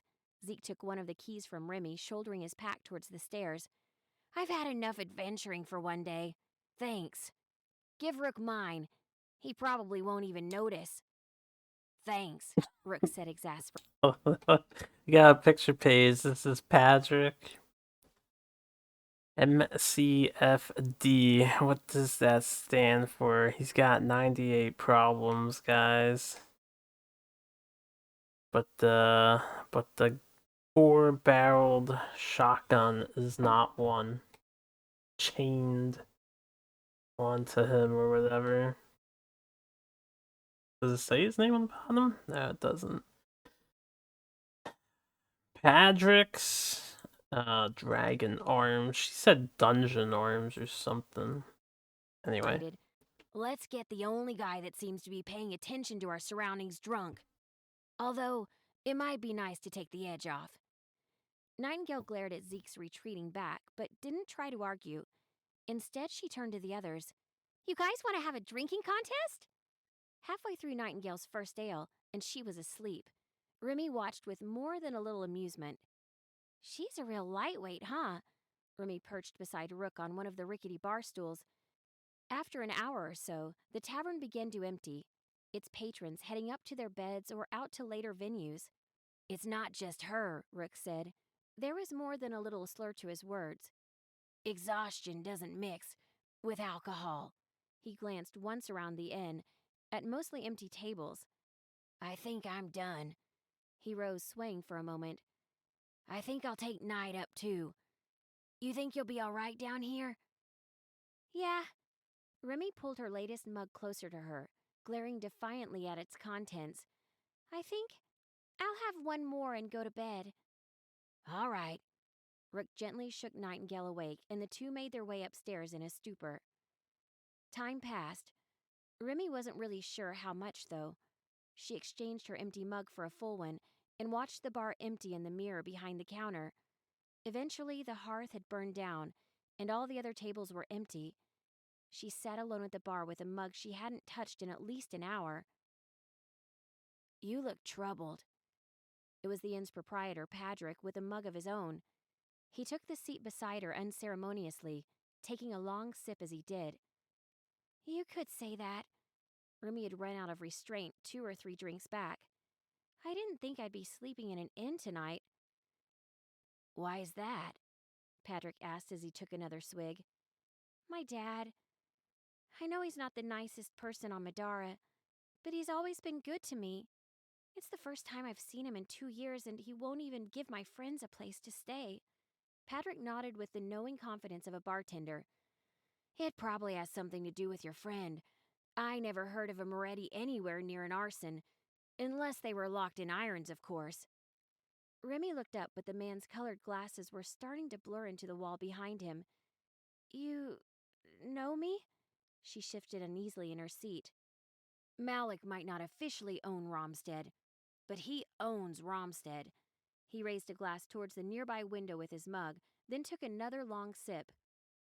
"You sure it's cool to spend time with the princess? I doubt your parents are any happier than hers about the whole thing." "Nah, it's cool." Remy got to her feet, tossing her pack onto her shoulders. She had to try 3 times before she got it. "We graduated together. Institute. Balthazar was at the graduation even." Remy set her mug down, not even noticing that she'd sloshed a portion of it onto the floor. I think I should sleep. Long day tomorrow. Patrick didn't move from the stool. Go slow, don't puke, or I'll make you clean it up. Yeah. Remy threw a hand as if she was knocking his words out of the air. I'll be fine. Plus, you couldn't make me clean it up. My dad owns the city, remember? I'd send his goons after you. She gave him a toothy grin and a lazy wink. Then she lifted her finger up in the shape of a gun. Pew, pew! She slurred and added a fake recoil to her fingers. Remy stumbled away, making her way upstairs. Patrick watched her leave, frowning at her comment. That pew pew, though. A commotion downstairs. Commotion downstairs. So we spent the night at Patrick's. We got a flag check. Oh my. Despite last night's act, Rook was neither drunk nor particularly tired. The advancement had granted him an incredible fortitude. So when he heard the sound of breaking glass and shouting through the floor, he was up and awake almost instantly. He hefted his weapon, then kicked Zeke's cot with one foot. Zeke woke on the third kick and spasmed, shoving violently at the empty air. He looked as though he were about to shout at Rook for waking him, until he heard the screaming. Rook couldn't make out the words, though the hostility was plain enough. They snuck out into the hall, Rook moving far quieter than anyone his size should be able to. Nightingale was already waiting there, crouching by the stairs with a weapon in her hand. Once they were out and onto the landing, voices from downstairs carried clearly, "Damn it, Patrick! I thought you cared about this city. About me." Rook didn't recognize her voice, though her fury was impossible to miss. Nightingale feigned a tactical SWAT hand movement that made no sense to Rook and then crawled closer to the stairs. Rook simply nodded and followed her with Zeke behind him. Together they snuck closer, Nightingale at the lead as they tried to get a better view. "I do, Aisling," Patrick said, sounding more than a little defensive. "Why do you think I've been helping you all this time? You never would have learned where that damn artifact was if I hadn't." "Then why are you bailing on me?" the girl responded. Something heavy smashed with the sound of splintering wood. "You think I'm safer doing this on my own?" By then, Rook had made it far enough down the stairs that he could glance over the banister at the speakers. Patrick had his back to the bar, surrounded by debris.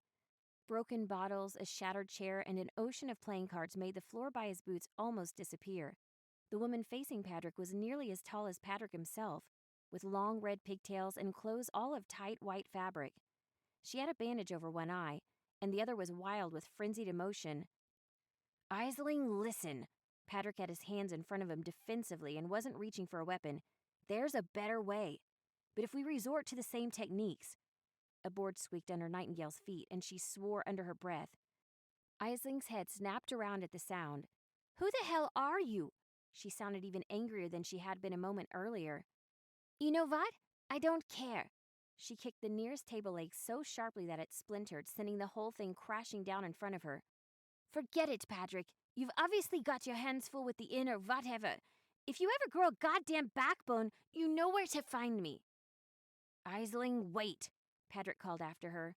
She ignored him, vanishing out the door and into the early morning light. They made their way down onto the ground floor, a mixture of shame and curiosity on their faces. Instead of screaming at them, Patrick got a broom from behind the counter and started sweeping up broken glass. "Hey, so you guys hear all that?" "Yeah," Nightingale said, now fully awake. "Pretty much." Patrick leaned back on the counter, sighing deeply. Look, you guys keep your mouths shut, and you can stay tomorrow for free." "Keep our mouths shut about what?" Remy's voice came from the stairs, sounding strained. She stumbled out, hands rubbing gently at her temples. She didn't exactly wait for an answer. "Anybody got an aspirin?" "I've got black coffee." Patrick ran one hand through his beard, glancing behind the counter and into the kitchen. "Well, I had black coffee. I could put another pot on, though. Just let me get this mess cleaned up before anyone else wakes up." Nightingale reached out, touching Patrick's arm. "Hey, Patrick, it's a deal. We won't tell anyone." "Good." He relaxed visibly, picking up the broom again. "Thanks." After a few moments, Zeke approached, waving a piece of paper in the air. "No way," he said with a dumbfounded look. "Check this out, guys. The piece of paper in his hand contained a picture of a grotesque-looking animate. Nightingale snatched it out of his hand and held it up. Ha! We've seen this guy before. Actually fought him. Hey, is this a reward poster? Does this mean we get a reward if we killed him? Patrick snatched it out of her hand and looked. You guys killed a warden? It was strange that Patrick was helping them as much as he was, but his inn offered a wide selection of impressive gear, and there really wasn't any reason not to shop before departing. Well, Yeah. let's pause the side quest there. That's a lot of reading, as expected. We're in a new town, new chapter. Flag check. Yeah, we bounced the bouncer. He's been bounced. Hadrick looks impressed. If the party could kill such a horrible monster, they must be more experienced than he thought. Each party member gains 1 XP. Unfortunately, the one who posted the reward was killed months ago. There's probably no chance for a reward.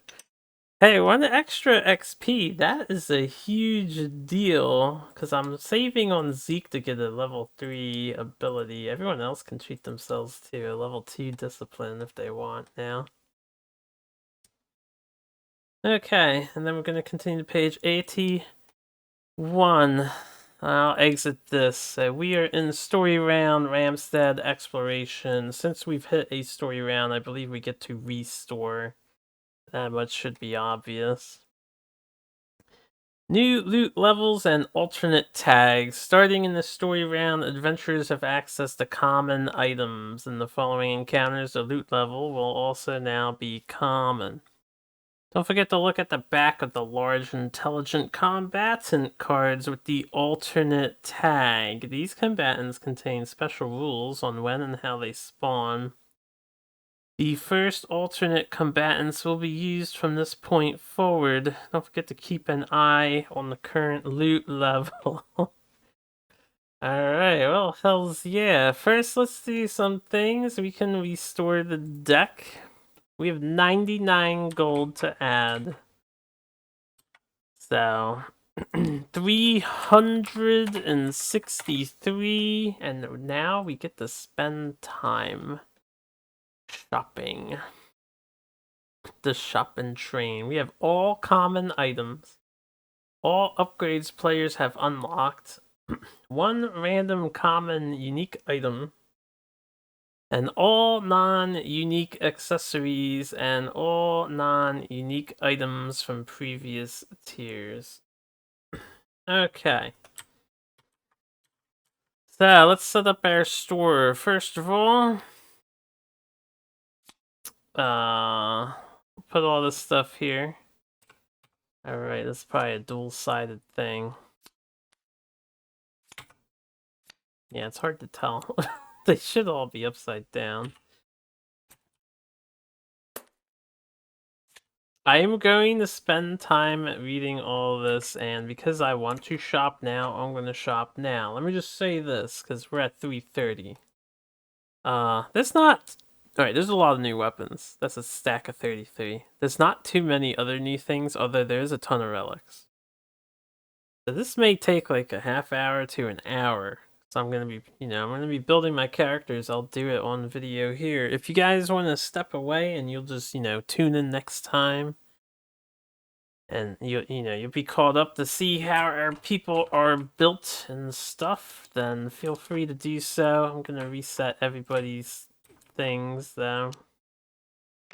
Oh, we have much to do. But new story round, common items, I'm very excited. Once I reset everybody's things, definitely want to upgrade. I have plenty of money. Can put Elifie back in the bag. Oh, I can't wait till Zeke hits level 3. We're gonna have level 3 summons available to us. I am so excited. Alright, these are gone now.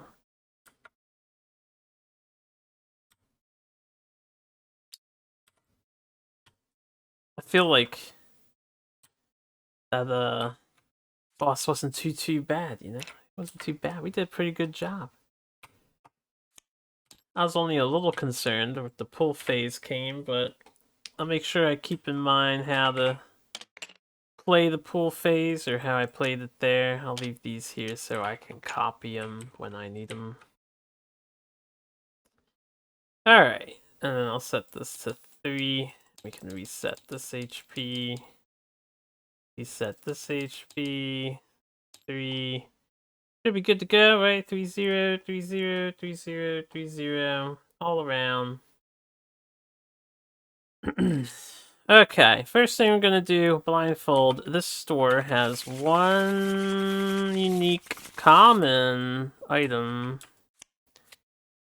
Not mundane. One random common unique item, limit 1, so we actually got this cloak here. I will name it like I did with the other one. I guess I'll put it in the name. This is unique Rhamstead exploration story round. So it's unique to Rhamstead.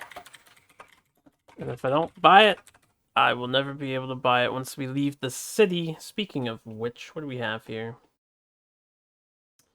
We have one side quest to do, and then the main quest. We can attempt a 1 skull or 2 skull bounty. We have still not... I'm going to look at page 13 again.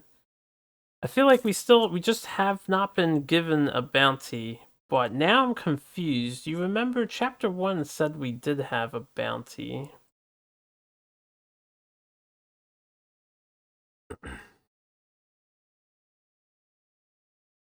Let me see something. If I go to page 82.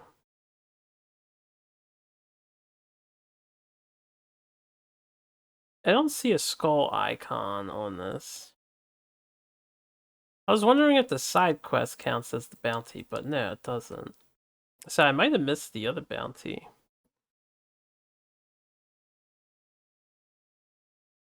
Ah, the alternate tag is the bounty thing. I wonder how you get a, I'm curious. I didn't pay attention at all.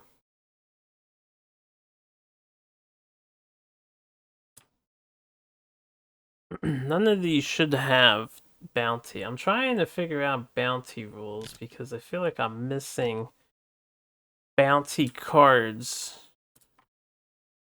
I don't know where I would find bounty cards at. So I do recall, first story page said there's 1, 2, 2 skull bounty difficulty in the first chapter, but now that we're done with the first chapter, I don't think there's gonna be one. This guy doesn't have alternate, and I don't see a bounty thing on his name, so I don't think it's the Whopper. Which means it's also not the Warden. I'm not sure. I'm actually not sure. How we do bounties. And page 13 of the rulebook does not describe the bounties. I could, I guess, look it up. A set of encounters that can be attempted during the explore phase of the story round. Only one bounty may be attempted each named story round. A set of encounters. Is there a bounty? Oh my god, there's a bounty book. I'm blind. I've never paid attention to this button before. We have a bounty pack. Ah, I might retcon because I would have tried the bounty. I might pretend I'm still in the old city without buying anything here and attempt the bounty with just my guys as they are. I'll even hold off on disciplines. But we have bounty text. Intro, the Blighted Terror. Hold on a second. Yeah, before I read anything new, although what happened to the accessory that I had pulled out? Did I accidentally delete it?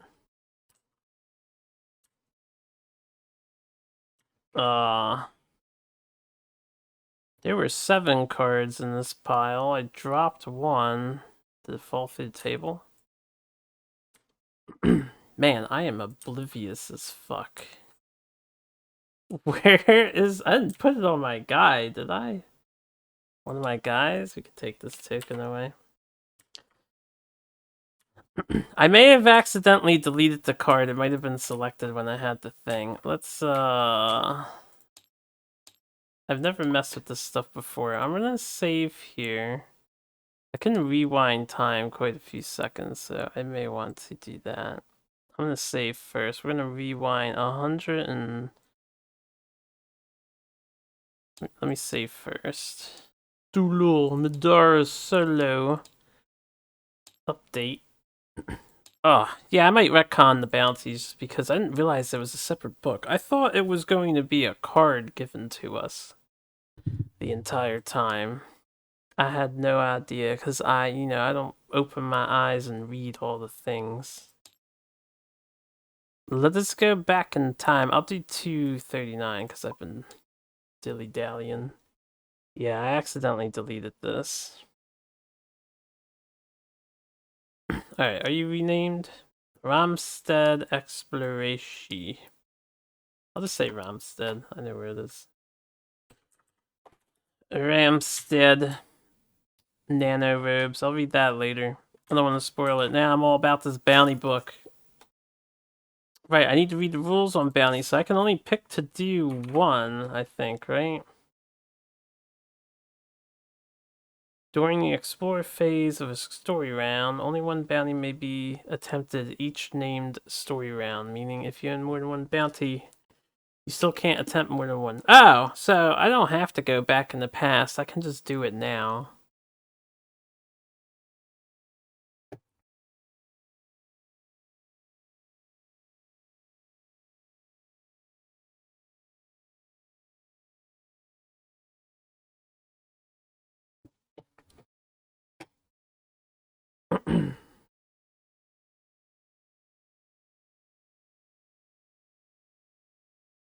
I missed a few attempts to complete it, though, in the past.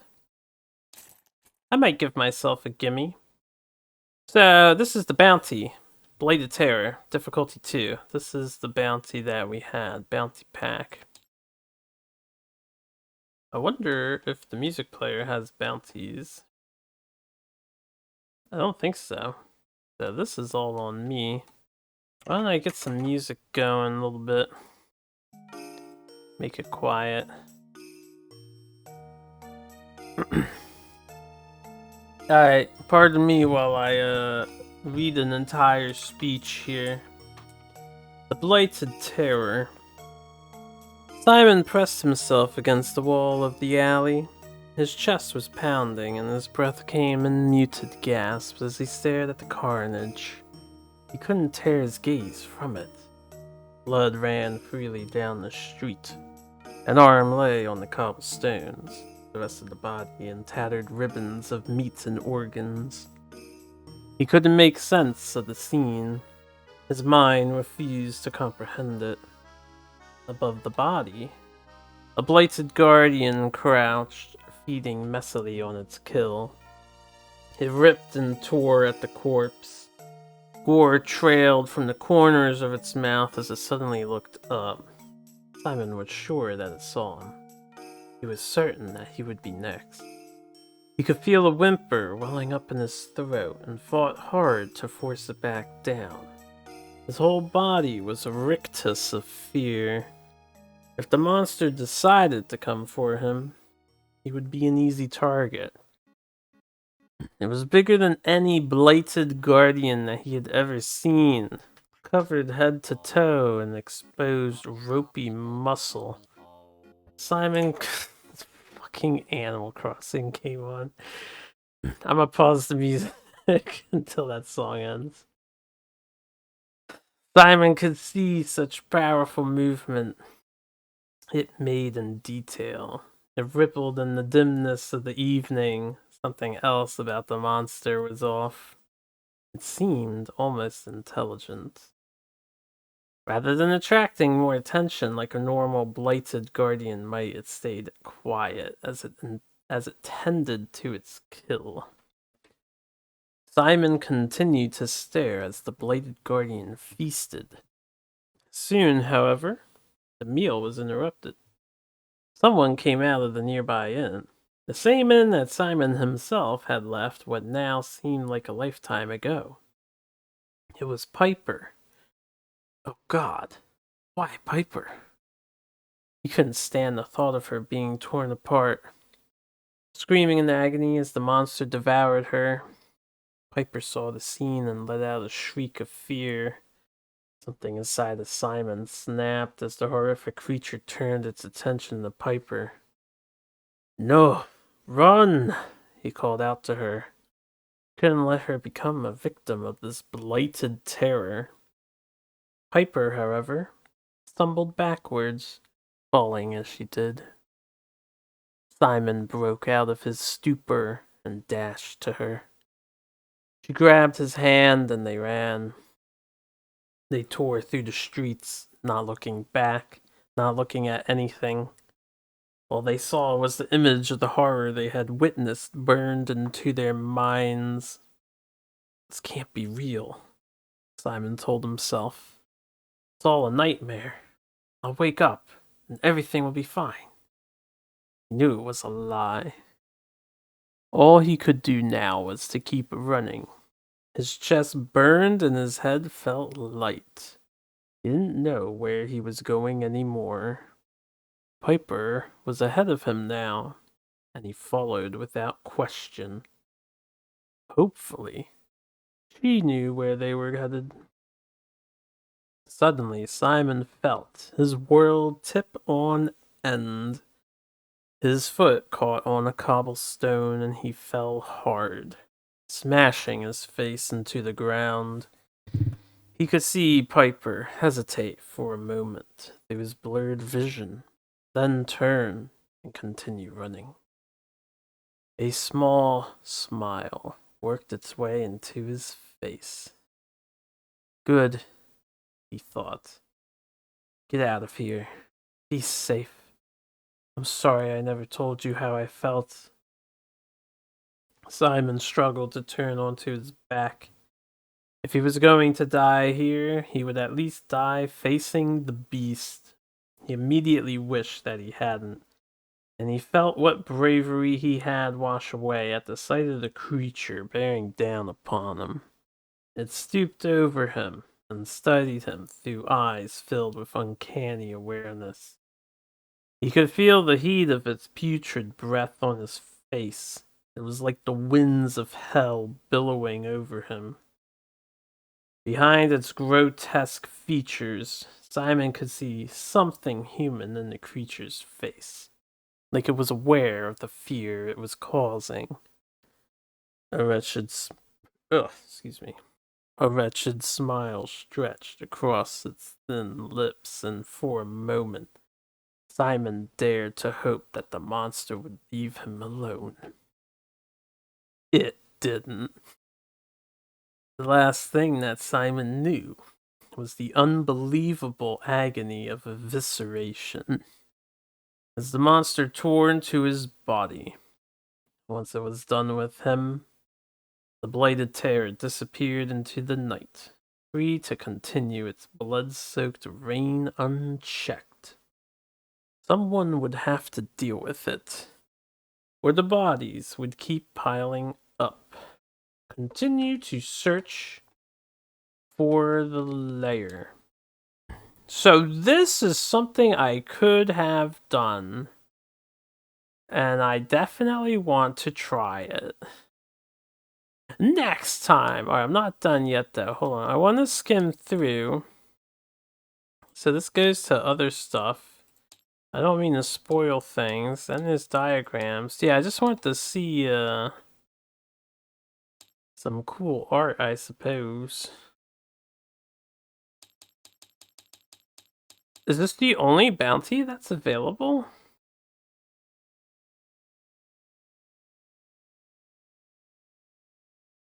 Difficulty 2, Middara, bounty pack. bounty book.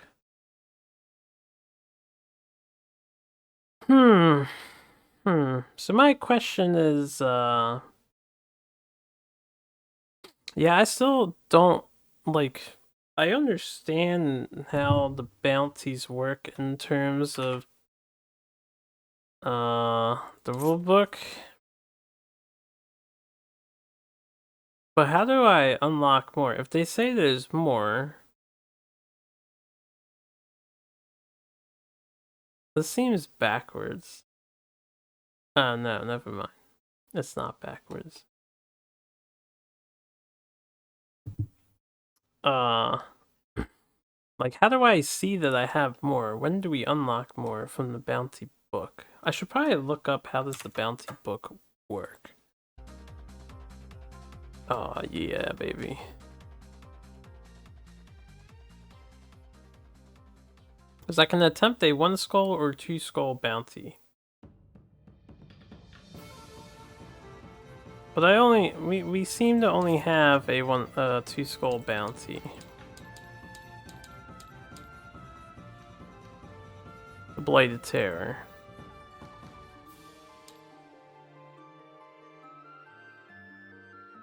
I don't want to hit pop out. So I am wondering if we will get more bounty books, but from these card packs are definitely not going to fit a bounty book. So I'm wondering if you have to get them from online. So you know what? Give me a minute or 15. I'm gonna look up Middara. How to unlock bounties.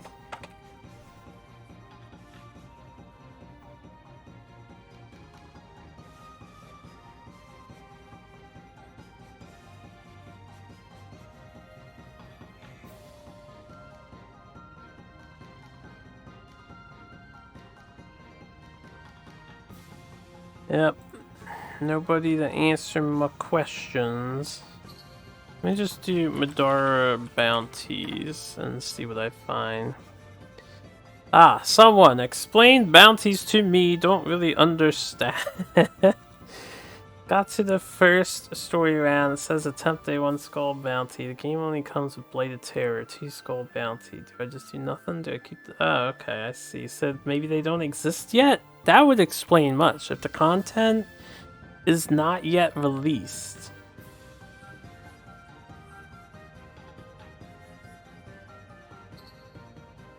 The one that's included with the box. It's a poor way of doing things.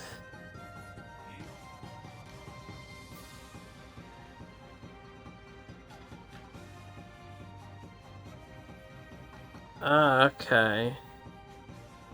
So there's only one so far. This is why this doesn't make any sense. Yeah, that is kind of a poor inclusion. And these posts are back from 2019, so there might be more.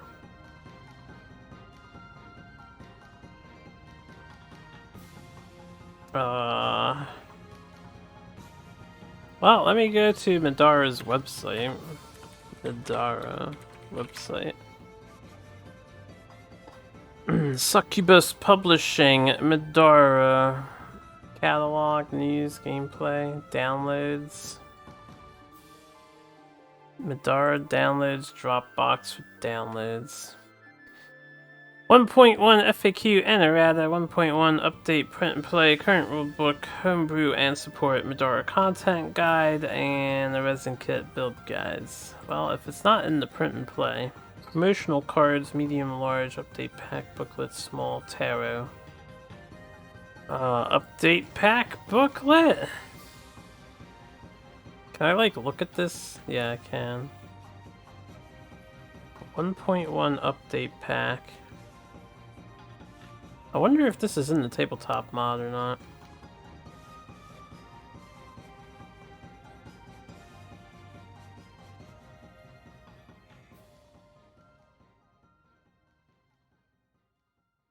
I think this update pack is just the updated rulebook while I'm scrolling. That's what it seems to be. I'm waiting for more pages to load towards the bottom because the first few pages It seems like it's just the updated rulebook and adventure book stuff. So it seems like there's only one bounty. So I didn't miss anything. I don't have to go back. And we can do this bounty now if I want. Hold up. I'm scrolling up.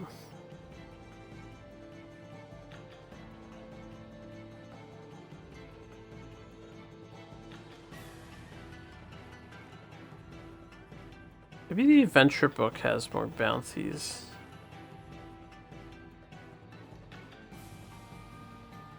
Nah, I found sickle bombing and stuff. Yeah, that's a cool picture of Rook. Dude's masculine AF.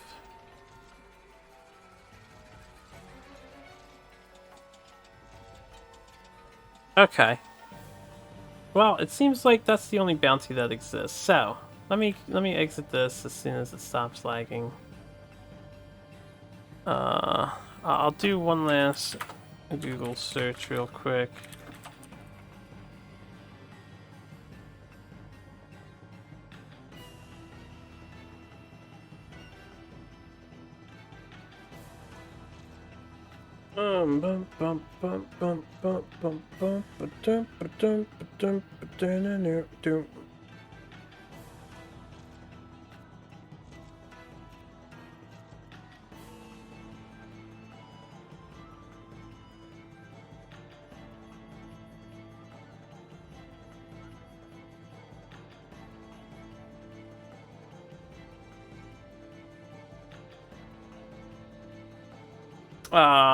Well, as far as I can tell, there is no other stuff. I'll try to look more into it, because it has been 2 years. I have to, like, go on the Kickstarter and find out what their, Yeah, I see the Kickstarter here now. I'm gonna look at the Kickstarter page later and see the updates. The complete trilogy. So we have part 1 of a trilogy, huh? Wave 1's available now. I am excited overall. I don't know how bounties are gonna come into play. This is the only one available though. Anyway, we can do that later. It's apparently challenging. If you fail it, you can try it again in the future though. In the future story round, so I only get one shot at it.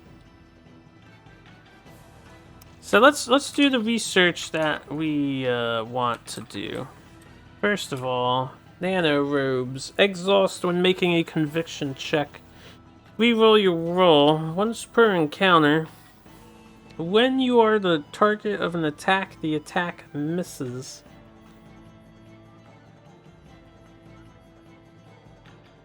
$70 for that. Constantly rerolling a, well, I guess once per turn reroll of conviction checks. Debatably, I don't care about that. Debatably, I don't care about that.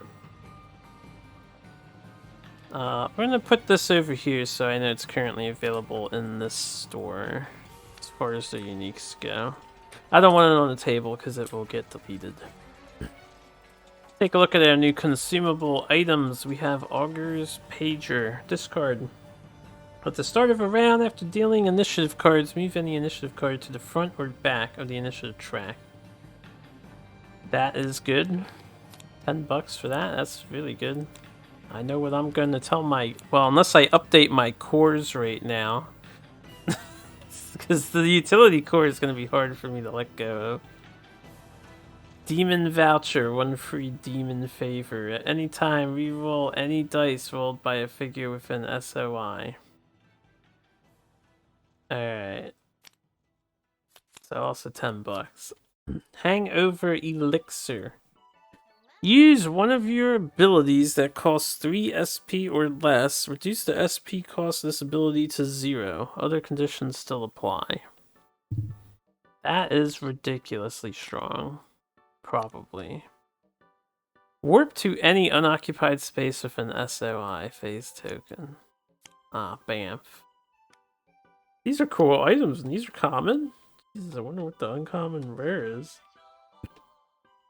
Alright, we have 18 relics here. Let me pull these out, because I'm going to want to look at them, probably. Doom Break Exhaust at any time. Gain +1 SP. When you use this ability, roll the black. If skull is rolled, flip this card.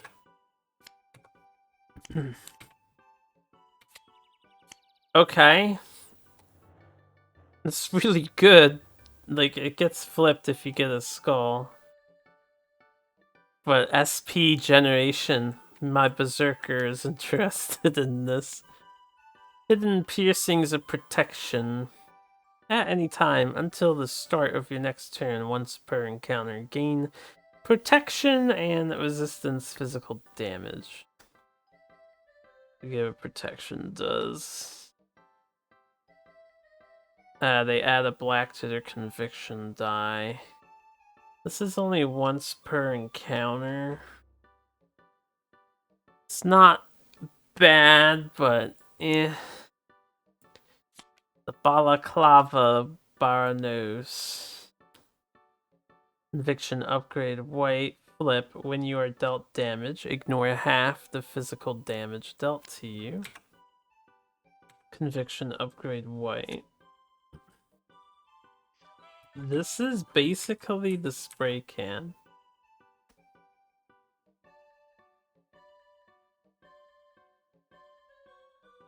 Oh yes, and you know what's great about this accessory? And I didn't consider this before, but these accessories, maybe I should have bought a bunch because they, no, that's a waste. Damn, that doesn't work. Yeah, the value went up. I'll get $30 if I sell this because it's $60 now. You get half. But it would only pay for itself unless I hold it until we get uncommon. And we can get a lot of gold at the end. Anyway, this is okay, but it's only a one-time flip, not an exhaust. The spray can's better. Flip. After rolling for any reason, add a white or purple.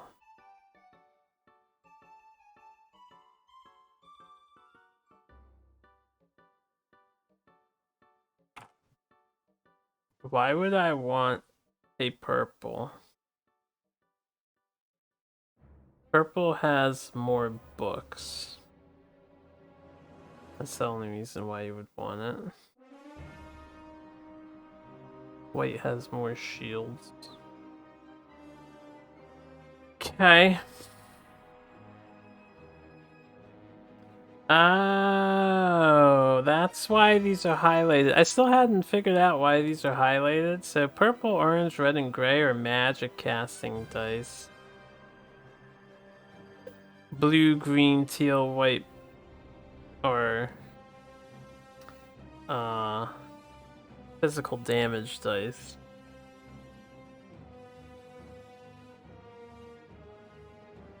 I understand now.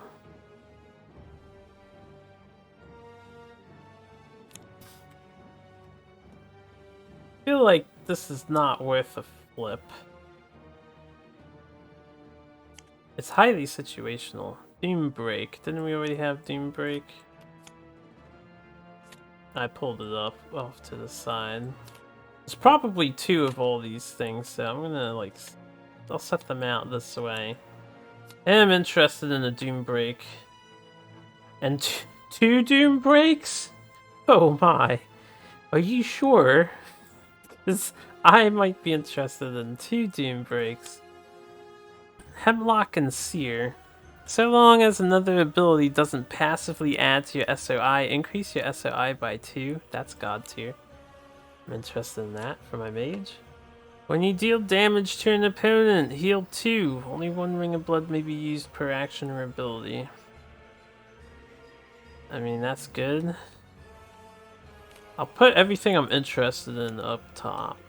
Wand of the Depths. Spellcraft. Wand double-sided. Casting upgrade orange. Orange has books. That's a big upgrade. Combos with a wand. Exhaust. Place a water terrain token on a space within SOI, so I would need a second wand to do that. Exhaust. When determining the force of a spell against the target in the water, add +1 to the roll.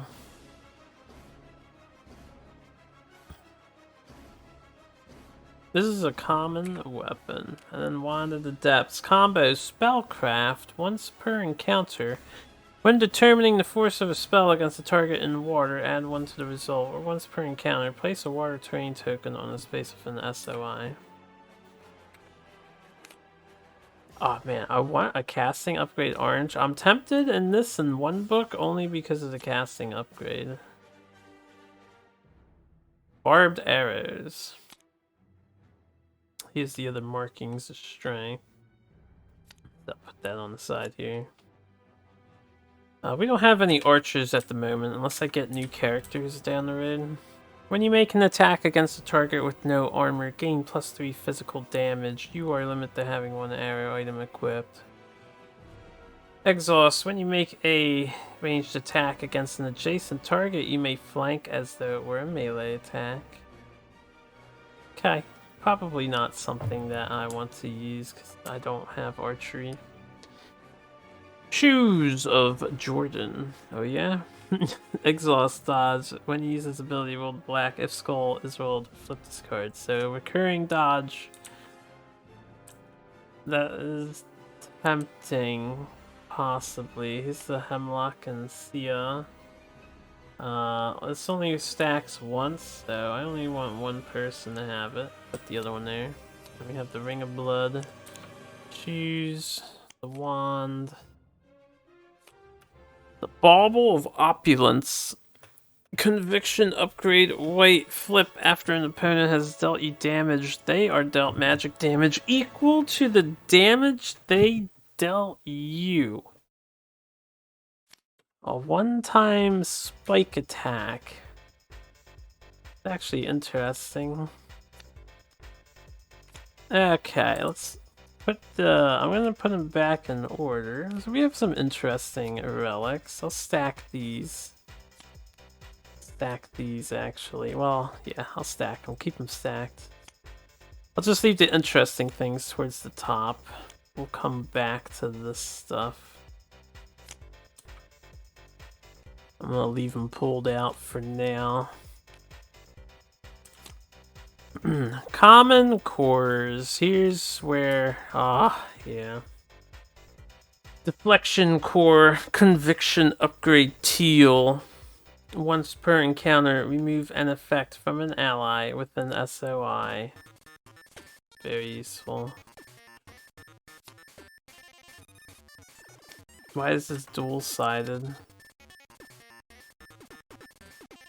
Oh, it has a flip ability. These are upside down. Well, let me pull this one out now, then I'll look at the rest. So, conviction upgrade teal. When making a conviction check, pass the conviction check. Once per encounter, remove an effect from an ally with an SOI. And then you always have those two things, even when you use the flip. That's pretty good. Ghost canister. At the end of each encounter, if you've had this core equipped since the beginning of the encounter, gain a single consumable item of your choice from loot level lower. Ah, so I want to upgrade to ghost canisters. Conviction upgrade is orange. Exhaust. When an ally with an SOI provokes a break attack, they may dodge. How much gold am I fucking rocking? This stuff is not cheap. It's like 50 bucks. I have nearly 400, but I buy like I buy cores for everybody. It's 200 bucks. So I can't get everything I want. Stuff is expensive. Gonna have to prioritize, which means I probably won't get this.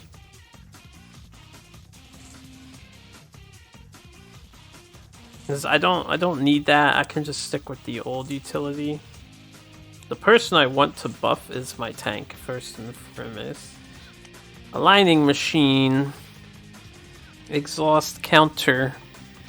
Exhaust. After resolving an attack you made, if the attack missed the target, make a attack against the same target. Oh dear god, my berserker wants this so much. Quite possibly. And then the last core, we have a gene tweak. 2 health, 2 armor. Exhaust, dodge. Exhaust, when you're dealt damage, roll the black. If skull is rolled, to reduce the physical damage to 0.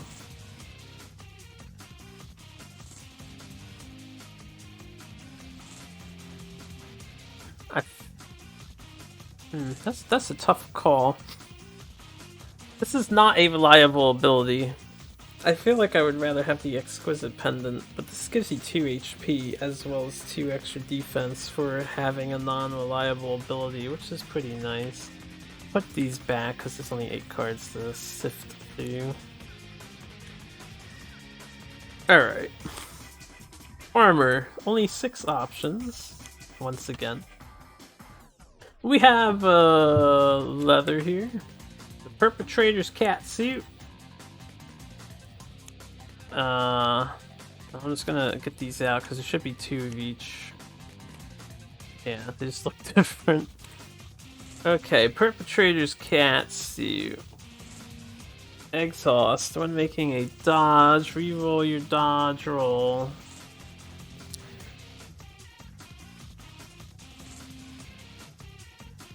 Reduce physical damage being dealt to you from melee attacks by 2. Flip. At any time you cannot be targeted this turn. It's basically Zeke passive. 8 HP though. Barbed Breastplate. When you are dealt damage from an attack, ignore all physical damage dealt to you once per encounter. When an adjacent opponent hits you with an attack, they are dealt 3 physical damage. Are you fucking for real?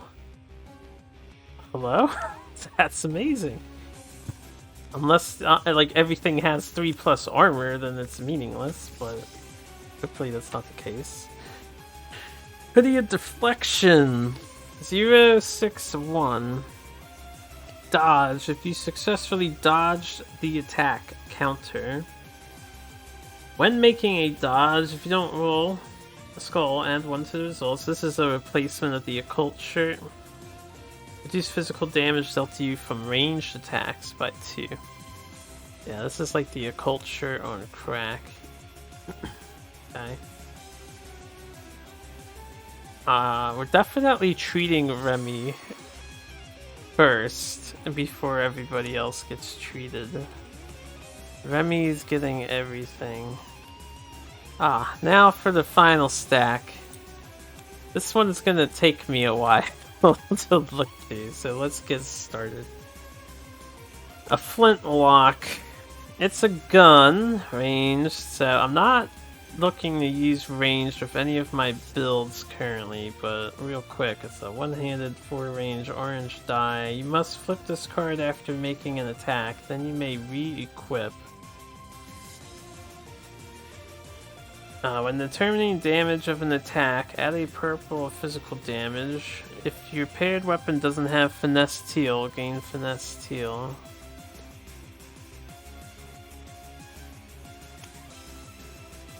And then passive, at any time you may spend 1 SP to unflip this card. So you basically have a teal dice that you have to flip, and, well, if you pair it, I assume there's a second flintlock. You get a teal dice and a free purple dice of extra damage, and then you're just stuck with an orange. Also, apparently your equipped ranged weapons have the melee icon instead, so this doesn't even shoot, you just beat people over the head with it because it's only got 1 bullet. It's very thematic. Until you reload it. I actually like that. I don't know why it makes your other weapon have a melee icon, but interesting. Inscribed casting rod. Okay, this is a casting upgrade teal. This is a casting upgrade orange. Orange is the... Look at the book again. Orange is the magic die. Teal only has a book. When I'm casting, it wouldn't matter which one of these I'm using actually, because I don't spend books when I'm casting. You can only spend them when you're attacking. So either or, if this becomes less interesting to me if there is another weapon, but I'll put this back. Okay, for now. So upgrade Teal. This is a two-hander. I probably won't use it because it's two-handed. When determining the force of a spell, you may discard any amount of energy tokens from this card to add +1 to your roll. Exhaust when you fail to affect target of the spell. Alright, this is like the upgraded staff, so it does the same thing as the staff. Except it's way superior. Holy shit. So I know what this thing does. This is pretty incredible. Straight shiv. Oh my goodness. The Looty Booty Pounder. We'll read that in a minute. This is the upgraded knife. Or Thieves' Dagger. Backstab, if you have a light weapon in your other hand, you can throw it once per encounter for a free orange throw? That's good. Follow up, if backstab is used during your attack, you can move up to 2 spaces for free. That's just superior dagger. I'm interested in this. I'm interested in Lady Booty Pounder, the Great Hammer, the Heavy. Alright, this one's heavy. This one is also heavy. This is my one heavy allotment. The Looty Booty Pounder.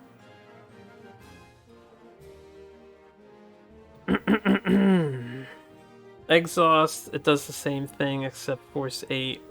Passive, spend 1 SP to roll the black against each figure adjacent to the target of this attack. For each shield rolled against them, they are dealt 1 physical damage. Oh my, you make like a shockwave. And I can cash in books for gold if I get 4 books.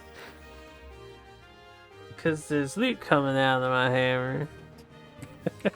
Probably want that for my berserker. Ocean Cleaver. Okay, this lets you move a space diagonally. So this is like the long sword redux. Or short sword redux, yeah. Exhaust, reroll 1 of your combat dice. Finesse Teal. For each adjacent opponent, your attacks gain +1 physical damage. This ability does not stack with another Ocean Cleaver. A lenient edge. Longsword. Combo, light, finesse, red. Oh my. But red is a magic die. Still, bigger numbers. Actually, why don't we put that to the test? Red should be equivalent to teal. No, it's a 9. It's equivalent to a green. It's actually not equivalent to a green. Green is 4, 5, 6. This is 3, 4, 5, 7, 8, 9. I would say green is probably better unless you want the books. Alright. It's combo sword, you gain the +1 physical damage. If you have a second long sword in your hand, you gain +3 physical damage for starburst instead of 2. Alright, the Privateer Crossbow. Exhaust an arrow you have equipped to unexhaust this card. You can exhaust this card for 3 armor piercing. You can exhaust this card. A figure within range 4 is pulled 4, force 10. Ah, handy. Like a harpoon. Alright. Sailor's Guard. This is a shield, a buckler. Passive, 1 SP to counter, exhaust 1 space diagonally, exhaust at any time, gain -1 to armor and +1 defense until end of turn.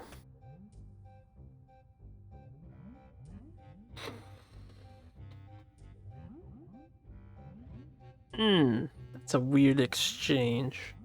90% of the time, I mean, unless your opponent has A, magic damage, the defense is better than armor because it works on everything. And B, armor piercing. Guess it's okay. Not a bad effect. Has some utility. Another lenient edge. Figurehead of Rhamstead.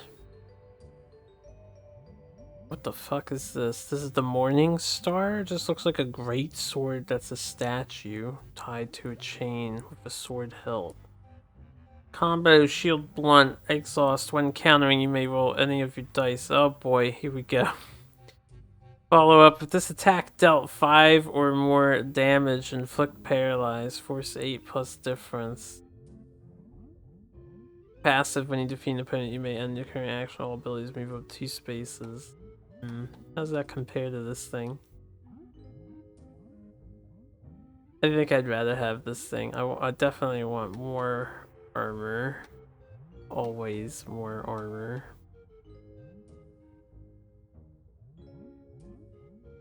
Okay, this is a copy. The Apocryphal Antiquity. Spellcraft Blunt Tome. Oh, baby. Casting Upgrade Orange. After resolving a spell you cast, so long as it didn't have the per encounter flip condition, cast the same spell again. I got new books. I don't even need that other thing I was looking at. When you deal magic damage to an opponent, heal 1. Only 1 Apocryphal Antiquity may be used per action or ability.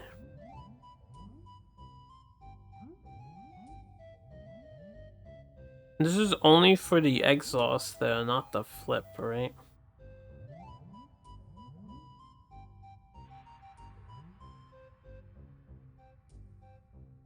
Yeah, I assume they don't want you to heal 2. They only want you to heal 1 at a time. This is God tier upgrade for me. We're just sticking with dual books. Where's the other book? I'm gonna pull this to the side. Alright, what we got here? Captain's Hammer. Blunt Warhammer. Oh, how does this compare to this thing? It's much cheaper and it's one-handed. Empower. Okay, I know. Warhammer. Gain 1 armor heavy. Doesn't stack with another Warhammer. When you defeat an opponent, another ally with an SOI gains courage.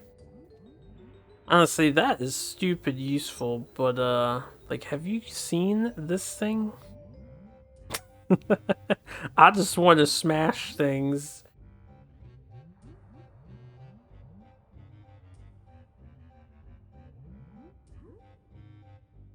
Like, I have 2 follow-ups that all cost SP. Assassin crossbow. This is the new one-handed crossbow. This will interest my character in my friend's game. Yeah, that's fine. If your paired weapon doesn't have finesse teal, gain finesse teal. Yeah, because 2 of them just give each other finesse teal. 1 armor pierce. It's basically the same, just stronger. When opponents are choosing a target, your initiative card is considered to be at the back of the track. Oh, I like it. I like it. Yo, a Scythe. Anime Scythe. I'm gonna pull this book out. This is like a guaranteed purchase. Spellcraft. Scythe Heavy. Actually, Spellcraft. Very piratey looking.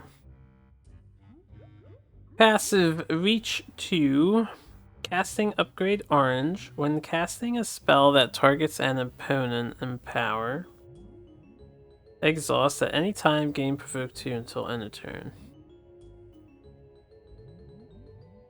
Alright, I would be interested in this with, like, Zeke, because we want spellcasting upgrade and good melee options. This is an orange and teal. And this is basically the upgrade to the polearm. But it's heavy. I don't mind that it's heavy, I just lose 1 agility and 1 movement. This is a tempting thing, and it has magic damage on the Starburst. and provoke 2, I can like maybe cheese some break attacks from a slightly further distance. Since it's range 2, including diagonals and all the, all weird shape combinations range lets you do with a diagonal and orthogonal. I might be interested in this. I'm gonna keep this to the side. So I am not married to the idea of Zeke using 2 swords. Granted, I do like this thing's passive, but it's not always gonna fire. I like the flexibility of this. But Scythe could be a fun change of pace. Zanbato, everyone's favorite. Gives you an armor. When determining the damage of an attack, add white of physical damage. So it just does up to 7 extra damage. That's redonk. Then exhaust. While this card is exhausted, you may not re-equip, counter, or dodge. It's a pretty big drawback for having a lot of extra damage, because that's some big damage right there. I pass on that for this playthrough though. Assassin Punch Dagger. K-Tar, man. Alright, Armor Pierce, Backstab, make an empowered attack while flanking, you may reroll the blacks. This is just a powered up K-Tar. Green die. Not bad if you're doing the K-Tar Armor Pierce thing. Top Heavy Axe. There's a lot of fucking weapons. Right, let me leave this up here too, because I'm still interested in that one for Zeke or Rook. Two-handed axe, war axe, 2 teal, exhaust. When determining damage of an attack, this weapon gains +1 physical damage for every book. Now, so this is the replacement for the other war axe Remy used to have. Follow up, spend 1 SP to roll black. For each shield roll, deal the target of this attack 1 irreducible damage.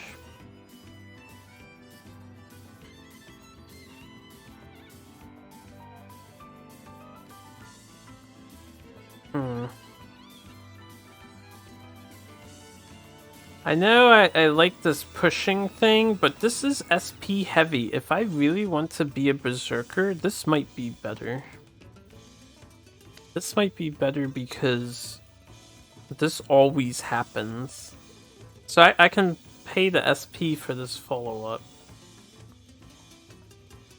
This hits AoE around me. And has the push thing. The push thing is so useful.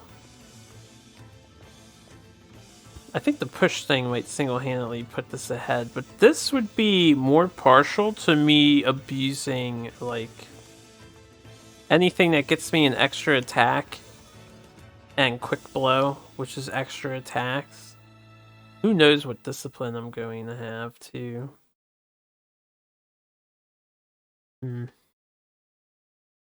I love shopping. These are both tempting.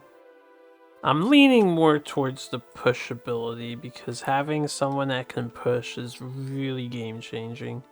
In fact, I think it is so game-changing, I'd rather just stick with this for now. We'll see. Almost done with these. That's a repeat. That's a repeat. I gotta flip this. Stack. Stack. Captain's Hammer. Repeat. Alright, this is new. I'm just gonna pull out the new ones. That's new, and then a repeat. Repeat. New shield might be tempting. This is the replacement to the Ankh. And then another one of these swords. Alright. So it seems like all the upgrades are the mundane weapons, only better. I don't see anything that's like truly unique, you know? I was kind of hoping to see some new options open up. Yeah, this is the halberd replacement. Reach 2, provoke 2. Just as a passive. And then it gets exhausted if you fail. This is still like super good if you want to go that route, because every enemy that goes is a new turn. So you get 1 free break attack on every enemy moving past you. Swap places with your target, roll the black die, deal 1 physical damage per shield rolled. Oh my. I like that. Makes me think of the Kingsman from Kingdom Death Monster. You just hook him with your halberd. It's a very weird looking halberd though, all this pirate themed stuff. Ivory Axe of the Isles. You get a name like that, it sounds like you should be not a common item. That's a name deserving of a unique, isn't it? Combo shield, axe, sword. After resolving an attack you made, if the attack missed, make an attack. Once per encounter, throw purple. Passive. When you defeat an opponent, another ally with an SOI gains courage.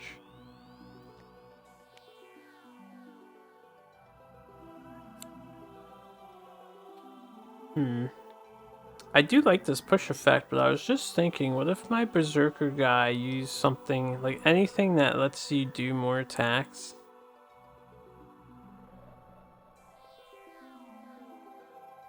I'll have to pay attention to the one-handed weapon. I don't know. This thing, Kusari Gamma Heavy Double. This might be original. I don't know what this is replacing. So we have a two-handed, a heavy, two-sided. Passive. The first time each turn you provoke a break attack, you may counter. Passive follow-up. If it is your turn, move up to 2 spaces without provoking break attacks, then flip this card. So you can spend a free movement. Exotic. Alright, this is exotic weapon. The dice changes to orange in this mode. When an opponent moves adjacent, you may unexhaust this card. If you do, flip this card. Exhaust, follow up, command 2, force 8 plus difference hit. Oh man, a command action, but you have to roll a starburst.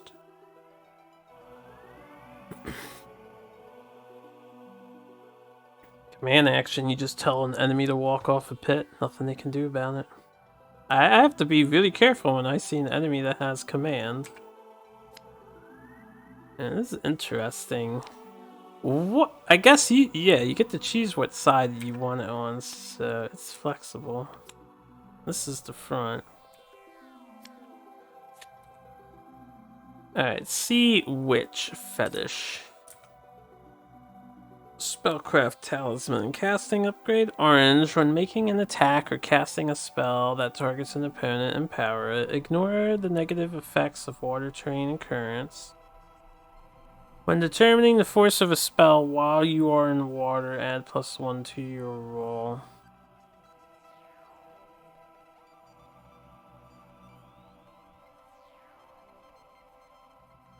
If only the books weren't so super good. Like, the books are just straight up superior, even as basic attacking weapons. Why would you not use 2 books over this? I don't know. If you want to empower your spell, yeah, that's good, but then you can... Like, I could do 1 and 1. So I can duplicate a spell once. But this also is a chance that your spell just straight up fails. And if my spell's gonna fail, I may as well flip another book. Now, one thing I didn't pay attention to on this book. Okay, it does only cost 2 to unflip with the double, so it's still good.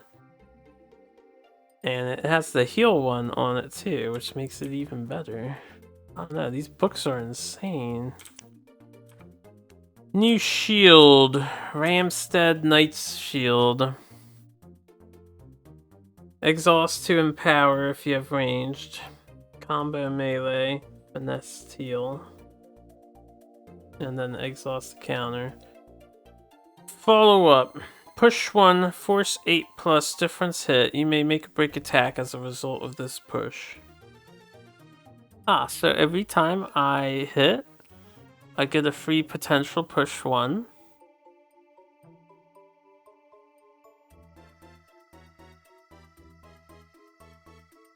That's good. That's very good.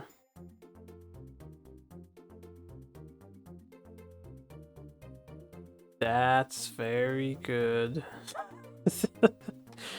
Wait a minute.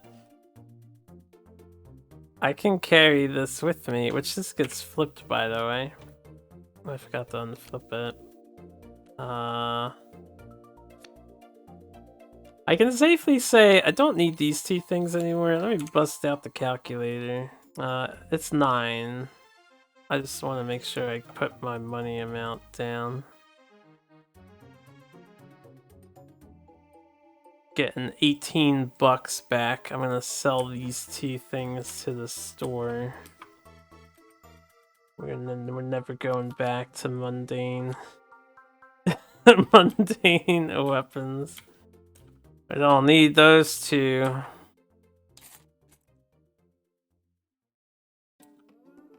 Alright. 363 plus 18. We have 381 gold to spend.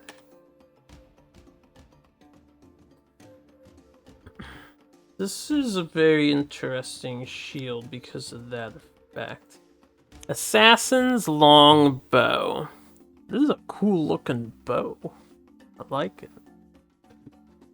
Passive, if you haven't made a move action this turn, your attacks may gain +1 to the attack roll. If you gain this bonus, you may not make a move action this turn. While occupying hindering terrain, gain +1 defense. I wanted to try bow in the other game, but the way this game plays out, mobility seems to be king. Granted, if you have this range 6 bow and you have 2 arrows, you do become range 8 monster. So, maybe in the future I'll try out bows, and they can move when they get dual books. I probably won't bow. At the very least, maybe a future character we get, I will bow. These are the weapons that interest me. Funnily enough. And her sword is still really good because of the defense, so I'm probably gonna keep this sword for a while, even though it's a white die.